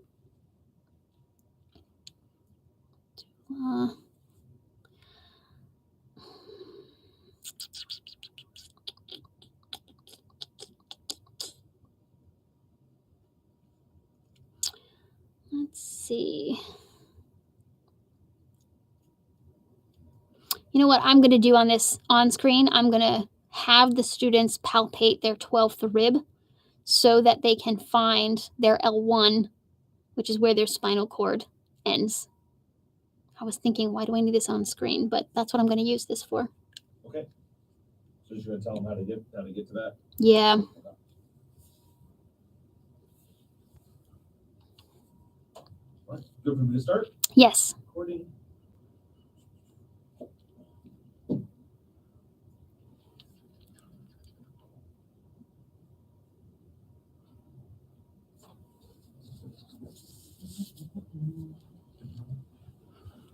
I know, Drew. I'm white. Jeez. You ready? Oh, so my. I think I got you beat. I think, well, my football tan is starting to go away. It's from doing the 8 games and just getting baked. Even if I go outside, I just turn slightly less clear. Like I don't My son develop is color. 8 shades of clear. Yeah, my son is too. He's actually whiter than me, poor guy, little freckly guy.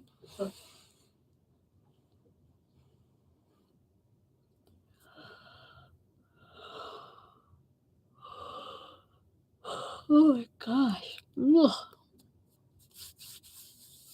All right, here we go. Yep. 5, 4, 3. The spinal cord is an extension of the central nervous system down into the vertebral column. So remember, as the medulla kind of ends and it pokes its way through the foramen magnum, the continuation of that is your spinal cord. What's really interesting to me about the spinal cord is that it is not as long as your entire vertebral column.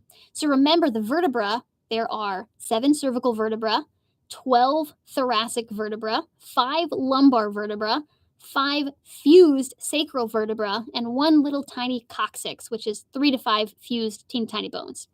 When we look at the spinal cord, it ends around L1, L2 vertebra. So a really good way to find your L1 vertebra is to actually find your floating ribs. So if you find the back of your waistline where the muscle tissue is, and you start finger walking up the back, press in a little bit, and at some point you're going to be like, oh, there's a bone there. That is your 12th rib. And if you follow that rib up and towards the midline, you will arrive at T12 vertebra. So the next bump down, so you're feeling the spinous processes if you're on the midline, that next bump down is L1. So find your own L1 and think about all of that space below L1 vertebra. All of that space is not filled with spinal cord. It's filled with different stuff, which we are going to now talk about. The spinal cord, as we said, is continuous with the medulla. So again, with this picture, what we are looking at is the hole at the base of the skull that is in the occipital bone called the foramen magnum. As the medulla protrudes out of the foramen magnum, what we will find is the spinal cord. Now, the spinal cord is covered with all the same stuff as the brain, so similar types of coverings. When we look at this picture on the left, what it is showing us is a posterior view of our spinal column. And what has happened is we've done a laminectomy. So essentially, we have removed the spinous processes from the vertebra. So we are looking down into the vertebral foramen all the way along the spinal column. Now, I said that our spinal cord ends around L1, L2 vertebra. The very tip end of the spinal cord is called the conus medullaris, and literally it comes to a really cute point. Extending from the conus medullaris, and that in this picture is a green line, and it is going all the way down to the coccyx bone, is a little bit of the pia mater. So remember the meninges that were surrounding the brain and spinal cord? The deepest one of those that is right on top of that nervous tissue is called the pia mater. And that pia mater, when it gets to the end of the spinal cord, is like, gosh, we wish we could keep going. Oh, but it does. It skinnies up and condenses down to form a string, literally a string of pia mater that anchors the tip of the spinal cord to the coccyx bone, and that string is called the filum terminale, the final string. Now, if we actually look at the spinal cord itself, so above the level of that conus medullaris, what we will see is that in the thoracic region, the diameter of the spinal cord is actually quite small. If we look in the lumbar and sacral regions, we have something called a lumbar enlargement. Sometimes this will be called a lumbosacral enlargement. And at this region, the diameter and the circumference of that part of the spinal cord is a little larger. And the largest part is actually the cervical enlargement, where we see a very large chunk of spinal cord. Now, what happens in that vertebral canal below the level of that conus medullaris when the spinal cord stops? Well, what is filling up that region is a bundle of spinal nerves that we call the cauda equina. Cauda equina translates to horse's tail, and that's because all of these spinal nerves hang down like a horse's tail. Now, I want you to look over here on the right-hand side of this picture. This now is a lateral view. So we can actually see the spinous processes on the left. So that is posterior. And we can see the bodies of the vertebra named C1, C2, C3, C4, C5, and so on. So this is the anterior part. now that we know what we're looking at, what this image is showing you is each of the spinal nerves, how they exit at what we call points of issue between two vertebrae. So I want you to find this one right here. This is actually the T4 vertebra. So thoracic number 4. And you'll notice that just below it, there is a little spinal nerve. That spinal nerve would be the T4 spinal nerve. And actually, this would be right side T4 and also left side T4. But because the spinal cord is actually shorter than the entire spinal column, where these spinal nerves have their point of issue, where they exit between bones, is not always right beside where they're attached to the spinal cord. So what we can see at the very bottom of the spinal cord is some of these nerves have to go a very long distance down before they have a point of issue. And because there are so many of these doing that, what we end up with is a collection of spinal nerves, so this is that, called the cauda equina.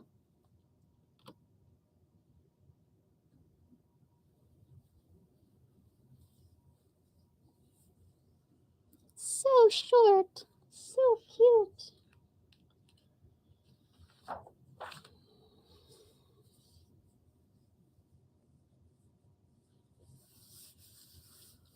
I'm actually really liking thinking about what I know students are going to ask me based on these, but like in a good way. Yeah. Like I'm like, oh, they're going to ask about this. This was literally just you on screen, just one. Okay, let's see. So in this last section, we'll identify major nerves of the body. Remember, if a nerve is attached to or closely associated with the brain, it's called a cranial nerve. If it's attached or associated with the spinal cord, it's a spinal nerve. Cranial nerves innervate the head and neck, while spinal nerves innervate the rest of the body. Hopefully you can't see my scratch marks. Okay. All right, good to go. Yes.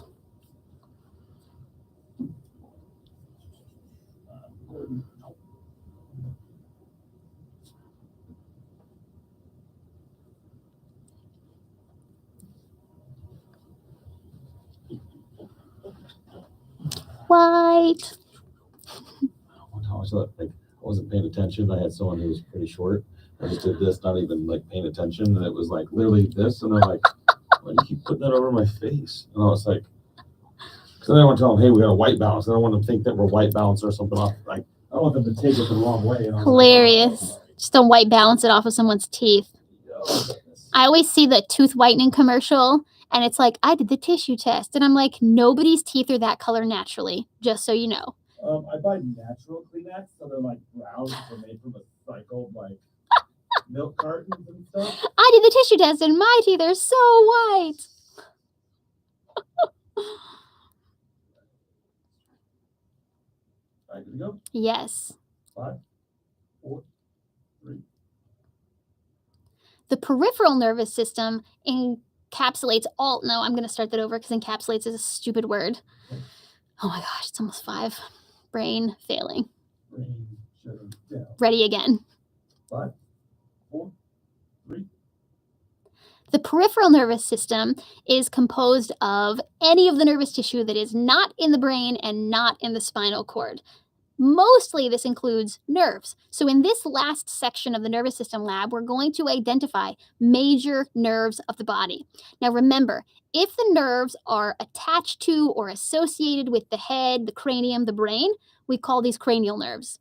If the nerves are attached to the spinal cord, they are going to be called spinal nerves. Now, for the most part, cranial nerves are related to head and neck things, and spinal nerves innervate structures that are inferior to the head and neck.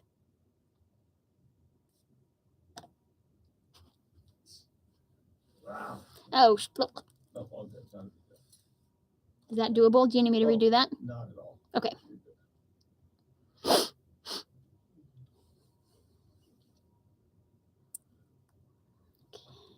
Spinal nerves. Okay, on screen.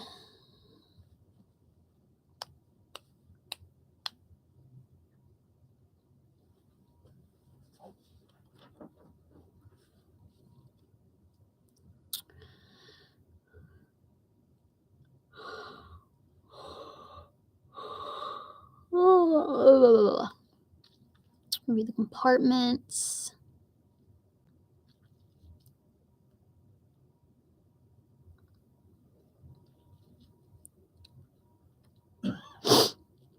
Nerves of the upper limb. So I'm going to name the compartments on this one. And then nerves of the lower limb, I'm going to name the compartments on this one as well. Okay, let me make sure. This is the femoral nerve. This is the obturator nerve. This big one is the sciatic nerve. We have the common fibular or the common peroneal. Tibial nerve is on this side. And then we are going to have the deep fibular and the superficial fibular. Okay. And those lines are already there, so that's nice. Okay, nerves of the upper limb.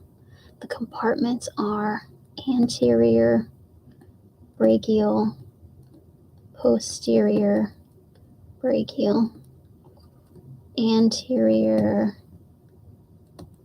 antebrachial, posterior, antebrachial. Okay, 4 compartments, musculocutaneous, radius, median, ulnar. 4.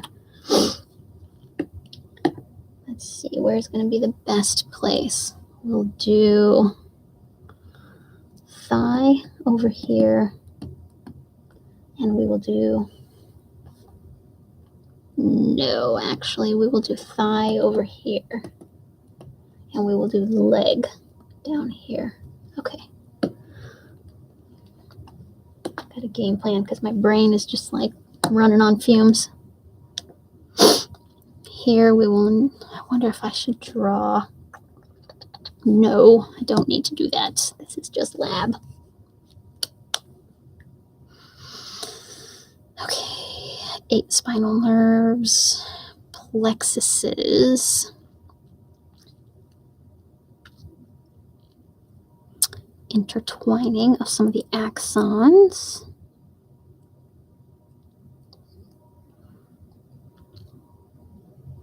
There's a cervical plexus, but we're going to discuss the brachial plexus, the lumbar plexus, and the sacral plexus, and a couple major nerves that come off of each of those.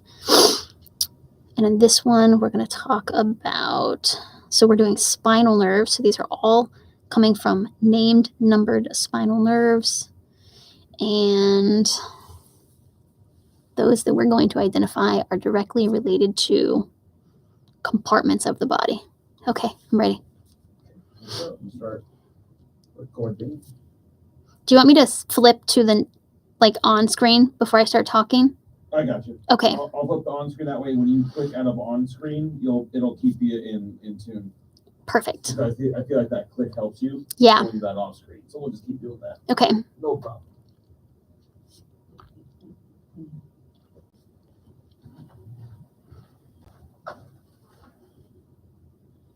Yeah, Rachel said achy breaky heart. Now it's stuck in my head. That's why I was like, Oh my gosh, that's going to be stuck in my head too. Damn you, Rachel. dang it, Rachel, say it at the same time.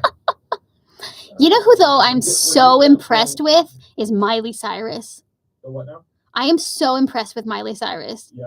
I cannot even tell you how impressive she is as an artist. Like, who sounds like that? Nobody. No question. She's definitely, like, I listened to, obviously, you know, that one, what is it called? Dolly Parton? There's one called something like that, but then there's Wrecking Ball, and then you just Oh, yeah. The Wrecking It's Ball. called Kind of Mother's Daughter. Oh, I've It's not more heard of of a rap kind of thing. Oh, interesting. It's very interesting. She's Very- so yeah. diverse in, like, She's her so music. flexible in Yeah. terms of what she can do. Yeah, she's so impressive to me. I don't like all of her music, but I'm Right, yeah. so impressed by her. Yeah. And she went so far from what her dad did. It's amazing. It helped having dad in there. Oh, yeah, it With usually those does. things. Yeah. Spinal nerves. I'm back. And I'm back. Spinal nerves. Welcome. Don't. Oh, that's in my head. All right. Here we go. Yes. 5, 4, 3, Spinal nerves are those nerves that are attached to your spinal cord. And these are named and numbered, very specific to the spinal cord region, which for the most part lines up with the spinal vertebrae. We will see one exception to that rule. But remember, spinal nerves are going to innervate things below the head and neck for the most part. So what's really helpful is that the named nerves that we will identify in this lab are going to be associated with the muscle compartments in the limbs, which we already know. So get ready to refresh yourself on those muscle compartments in the limbs. Here, what we are looking at is a posterior view of the spinal cord, and you can see all of these little yellow lines going laterally off of, and I say off of pretty loosely. It's better to say that spinal nerves are attached to the spinal cord rather than to say that they're coming off of, because remember, these spinal nerves are mixed nerves. They have axons taking information away, motor, and they have axons coming in carrying sensory information. Now, when we look at the regions of the spinal cord, each of those regions is going to have a certain number of spinal nerves. Now, the cervical vertebra, we know there are 7 bones, but this is our funny little exception. We actually have 8 cervical spinal nerves. And remember, too, these are paired. So we would have C1 spinal nerve coming off the C1 section of the spinal cord. That would be this one up here, and there'd be a right side and a left side. In the thoracic region, we have 12 bones, and yay, also 12 spinal segments and 12 paired spinal nerves. Lumbar, 5 bones, 5 paired nerves. Sacral, 5 fused bones, 5 individually paired nerves. And coccygeal is just 1 nerve, right and left. Now, as these spinal nerves get further lateral or away from the spinal cord, what tends to happen is some of the axons like to link up with one another and form plexuses. So the specific plexuses I would like for you to be able to identify are the brachial plexus, the lumbar plexus, and the sacral plexus. You can see how these structures kind of form like a net. They all kind of start interlinking with one another, and that is the plexus. When we look at the nerves of the upper limb, it's really helpful to first review the compartments of the upper limb. So let's do that now. Remember that there is an anterior brachial compartment. There is a posterior brachial compartment. There is also an anterior and a posterior antebrachial. Woo! There we go. So there are 4. On the top of the arm, there's a front and a back, and on the bottom of the arm, or the distal segment, there's also a front and a back. Now, we know that major named nerves tend to be associated with one of these each, sort of. So when we look at the posterior brachial, this is innervated by the radial nerve. We also know that the radial nerve innervates the posterior antebrachial as well. So we'll put a little N here for nerve. Now in the picture, the radial nerve is in green.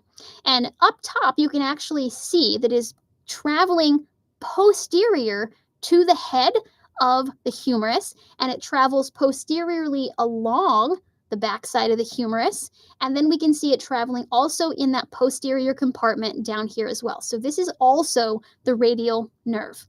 Now, in our anterior brachial region, we have the musculocutaneous nerve. I'm just going to put MC, musculocutaneous nerve. In this picture, we can see that the musculocutaneous nerve is kind of hanging off to the side a little bit, but clearly it is running right down the front or the anterior aspect of the humerus. So it's going to innervate structures in that region. Finally, we have our anterior antebrachial, and this actually has 2 nerves associated with it, the ulnar nerve and the median nerve. In this picture, you can see those very nicely identified. Remember that the ulnar nerve is on the ulnar side or the pinky side, and the median nerve is running a little bit closer to midline down the anterior antebrachium and more in line with the radius. When we look at nerves of the lower limb, we're going to see the same thing. We're going to see a major nerve associated with each of the muscle compartments. So let's review our muscle compartments. In the thigh, we are going to have an anterior, a posterior, and a medial thigh compartment. In the leg, we are going to have an anterior, a posterior, but we don't have a medial in the leg. Remember, we have a lateral compartment in the leg. So let's identify the nerves that are associated with each of these regions. So first, let's identify the femoral nerve. We can see the femoral nerve right here. It is a very large nerve and is traveling down the anterior region of the thigh. So the anterior compartment is predominantly served by the femoral nerve. The obturator nerve is actually poking through the obturator foramen. So that nerve is located here. And you'll notice that it is very medial. So the medial thigh compartment is predominantly served by the obturator nerve. Now, the posterior is served by the largest nerve, which is actually the sciatic nerve. And you can see it running just medial on the posterior side of the thigh. And this is here, sciatic. Now, I'm going to draw a little picture up here in the corner, and I'd like for you to draw it with me. I think it's a helpful picture. We're going to draw that big stump of a thing, and that is the sciatic nerve. Around the back of the knee, the sciatic nerve bifurcates. It turns into two different nerves. So let's label. This is sciatic. The two branches are going to be tibial nerve and common fibular. Now, another term for fibular is peroneal. So when you hear common peroneal, it's the same thing as common fibular. Now, when we have a common, that typically means there will be further branching, and that indeed is the case. This common peroneal or common fibular nerve is going to break into a superficial and a deep fibular nerve. Okay, now that we know kind of this generalized arrangement, the sciatic nerve innervates the posterior thigh, mostly your hamstrings. When it comes down to the back of the knee, this is where we see that bifurcation. So if we follow the one that is continuing all the way down the posterior side, that is going to be the tibial nerve. So the tibial nerve is associated with the posterior leg compartment. When we look at this bifurcation, this first one before it starts to bifurcate is the common fibular nerve. When we see it wrap around the just inferior to the head of the fibula, which is right there, this is where we see the deep versus the superficial. The deep is going to cut anteriorly, and the superficial is going to stay superficial. So this one is the superficial, and the deep is in between the tibia and the fibula. So deep is with the anterior, and the superficial is with the lateral compartment. Now, I'm going to erase my marks really quickly because I feel like that's a little bit messy, and I want to go through that one more time without all the markings. So we have the sciatic nerve. The sciatic nerve is going to bifurcate into the tibial nerve, which also continues down here, and the common fibular nerve. The common fibular nerve is going to give off a deep and a superficial fibular nerve. Common fibular nerve turns into the deep, which stays lateral, and the superficial, which goes anterior, and tibial nerve gets the posterior compartment.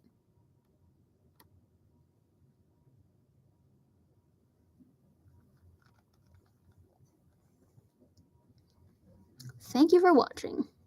And watching things. Geez, we're going to stop right on time, I think. I think so. 5:12 now.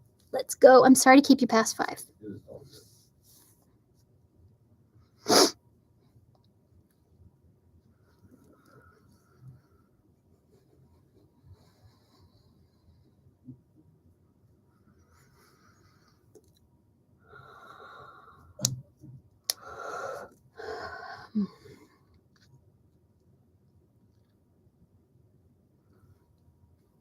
Okay. You look at these real quick. I'm gonna go grab. No problem.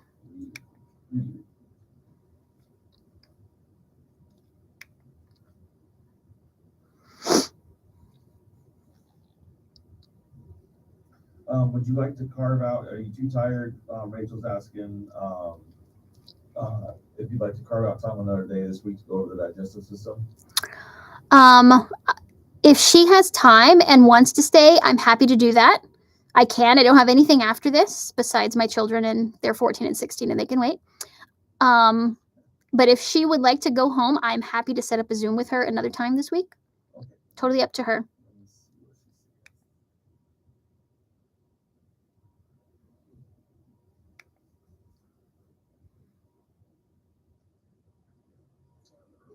Grab my drink.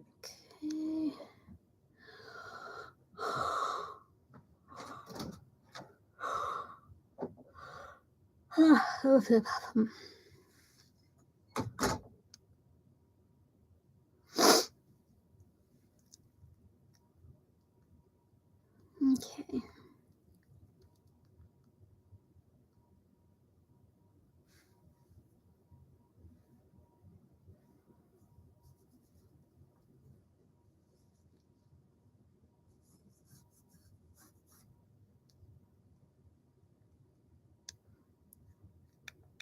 Okay.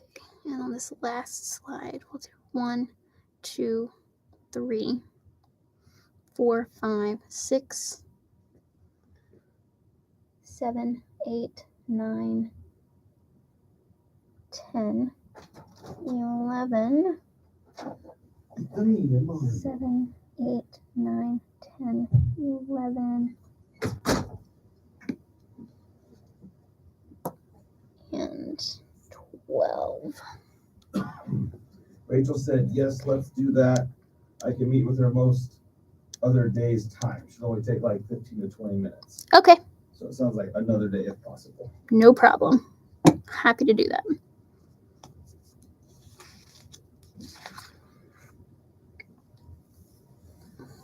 No rush. You let me know when you're ready for me to start recording. Okay.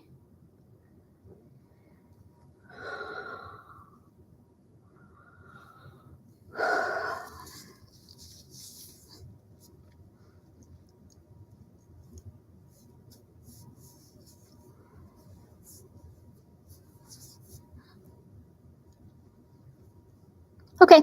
Cool. Now we'll start recording.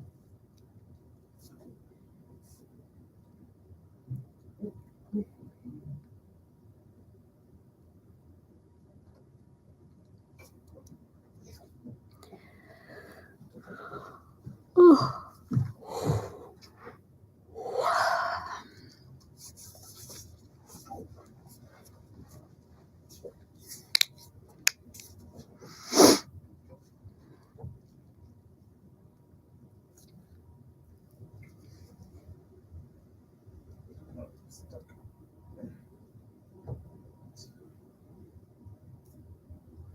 All right, good to go? Yes. 5, 4, 3. All spinal nerves are attached to the spinal cord. Now, most of the cranial nerves are directly attached to the brain. There is one example of a cranial nerve that is not directly attached to the brain, but it is associated with the head movement, so it is considered a cranial nerve. It also is coming from the spinal cord and going up into the cranium and then coming back down, a different cranial foramen. So it is a cranial nerve by way of where it is.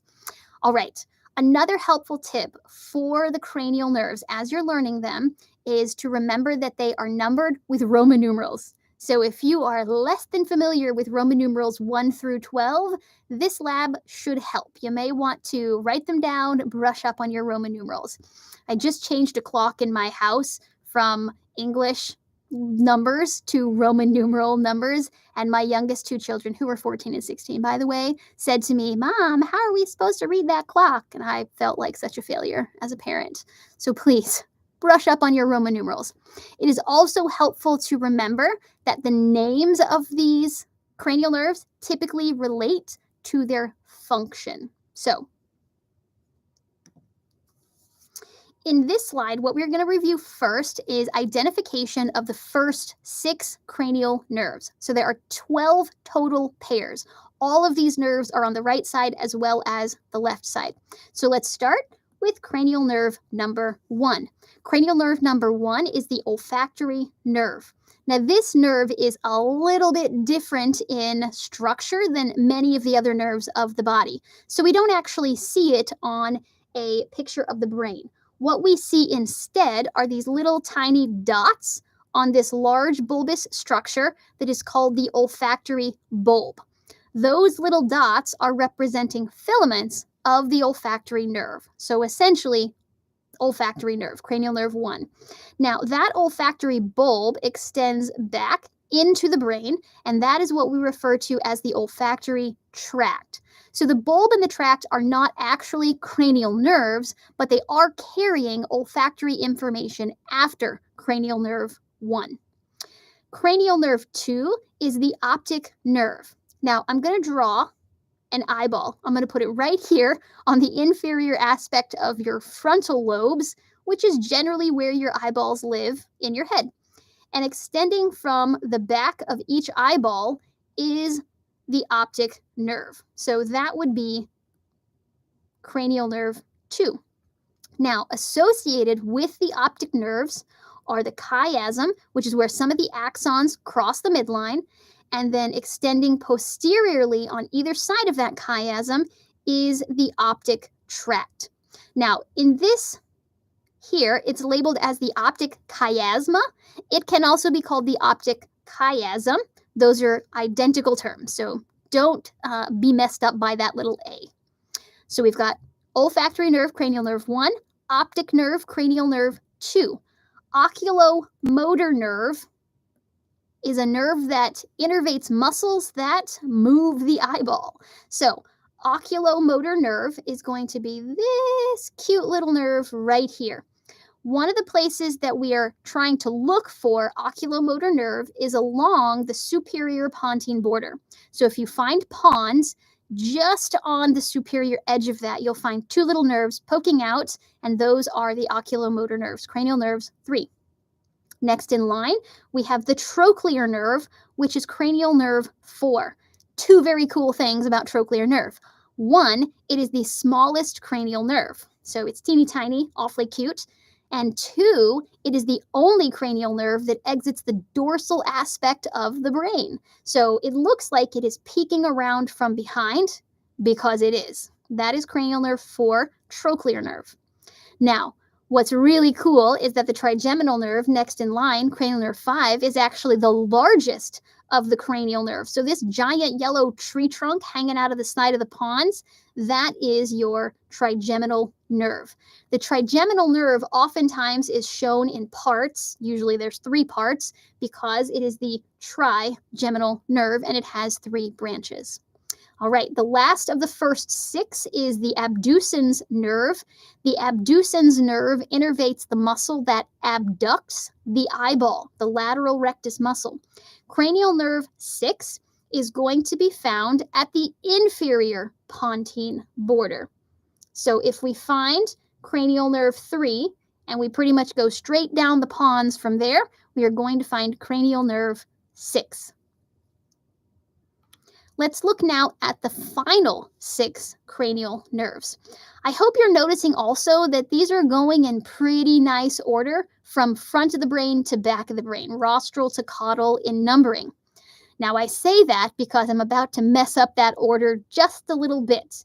So we've gone 1, 2, 3, 4, 5, and 6.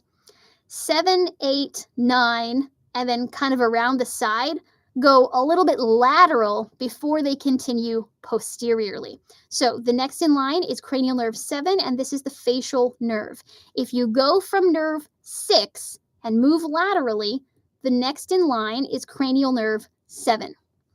Moving lateral to that is going to be vestibulocochlear nerve or cranial nerve 8. Looks really tiny right there. And if we continue moving laterally and we're starting to take a turn kind of more posteriorly now, we have cranial nerve 9, which is glossopharyngeal. Glosso is in reference to the tongue. Pharyngeal or pharynx is in reference to the throat. So this is going to play a pretty big role in swallowing. The vagus nerve is cranial nerve 10. Vagus nerve is located here. Wait a second. Why is this? Hold on. I may have to redo this slide. What's happening here? 7, 8, 9, 10. This is 11. That's got to be the vagus. Oh. What is happening? 7, 8, and 9 should not be separated, but I think that that's what they have done in this picture. Oh, stupid anatomy, people. Why would you do that? 9, 10, 11, 12. Oh my gosh. Okay. Yeah, I'm just going to restart this slide, but I have to use the same picture. It's the same picture that we use consistently. I just don't know why they have. Oh, why they actually like mess it up like that? Yeah, I'm just checking myself because it's late and I don't want to be doing something stupid. 6, 7. Well, you have to come back and do it again. This is definitely 11. This is definitely 10. That would have to be 9. Those must be 8 vestibulocochlear. That is so dumb. Oh my gosh. And also, I don't know how I've never noticed that on this image before, ever. Okay, I'm ready. Here we go. This is 5, 4, 3.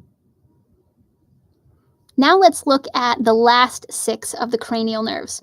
So we saw 1, we saw 2, 3, 4, 5, and 6. And you'll notice for the most part, these go from rostral to caudal in order, which for the most part is the pattern here. Now, the exception is right here after 6. 7, 8, 9 are going to take kind of a lateral and then posterior turn. So let's start identifying these. Immediately lateral to 6 is going to be 7, which is the facial nerve. So find the next nerve over. Now, the vestibulocochlear nerve is actually 2 nerves in one. So in this picture, they are shown as these 2 together. This would be vestibulocochlear nerve or cranial nerve 8. Vestibular is in reference to the inner ear vestibule, which has to do with balance. Cochlear is having to do with audition or hearing. So the vestibulocochlear nerve, cranial nerve 8, helps us with balance and hearing. The next one in line is cranial nerve 9, glossopharyngeal. Glosso is in reference to the tongue. Pharyngeal or pharynx is in reference to the throat. So this nerve is going to innervate structures that help us predominantly with our swallowing. All right, this big one right here is cranial nerve 10, the vagus nerve. This is a pretty cool nerve because it is it is the only cranial nerve that has axons that leave the head and neck region. Okay, the next one is the accessory nerve. Now, the old name for the accessory nerve, cranial nerve 11, is the spinal accessory nerve. I like the old name better, spinal accessory, because these are actually rootlets coming off of the spinal cord that come together to form this nerve. Now, this nerve is going to travel up through the foramen magnum, and it's just going to take a straight turn down through the jugular foramen, and it is going to innervate muscles that move your head, specifically your sternocleidomastoid and the upper fibers of your trapezius. What's really nice about the spinal accessory nerve is it's super easy to identify because you see all of these little fibers coming off the side of the spinal cord, coming up along the edges of the medulla. Now, the last one, hypoglossal nerve. Hypo means below, glossal is in reference to the tongue. So this nerve comes up underneath your tongue. But on the brainstem, where we find it is between the pyramids and the olives. So find your inferior pontine border. We know that caudal to that or below that is going to be the medulla. On either side of the midline is going to be these bulges. Those are the pyramids. So immediately lateral to the pyramids are the bulge that is going to be the olive. So in this picture, you can see that the hypoglossal nerve is coming out between the pyramids and the olives. Let's look at each of these structures on a real human brain. So the filaments of cranial nerve 1 are going to be associated with the olfactory bulb, which we know becomes the olfactory tract. The optic nerve is just this little stump right there, which we know would be extending to the eyeball, or technically from the eyeball to the brain. We have the optic chiasm, which is the cross, and that extends posteriorly to give us the optic tract. So those are cranial nerves 1 and 2. Cranial nerve 3 in this picture is right there. Cranial nerve 4 is this cute little structure peeking around from the back. And then this giant tree trunk of a structure, that is our trigeminal nerve, or cranial nerve 5. Now we know that the abducens nerve is going to be found along the inferior pontine border. And look how lovely it looks. So nice. And of course, we have to go lateral and down before we hit the rest of these. So let's continue. Facial nerve is going to be next. Vestibulocochlear nerve is there. Glossopharyngeal nerve. Vagus nerve. Now, the spinal accessory is all of this and there. And you can kind of sort of see on this side these little rootlets coming up like that. And then our final is the hypoglossal. So there is the line between the pyramids and the olives. And you can kind of sort of see these little rootlets coming out there. And that is our hypoglossal nerve, cranial nerve 12. Drew, was I too forward on that? It sounded fine to me. Okay. As I got to that last nerve, I felt like I was bending forward more, and I was like, oh no. Rachel, we are done.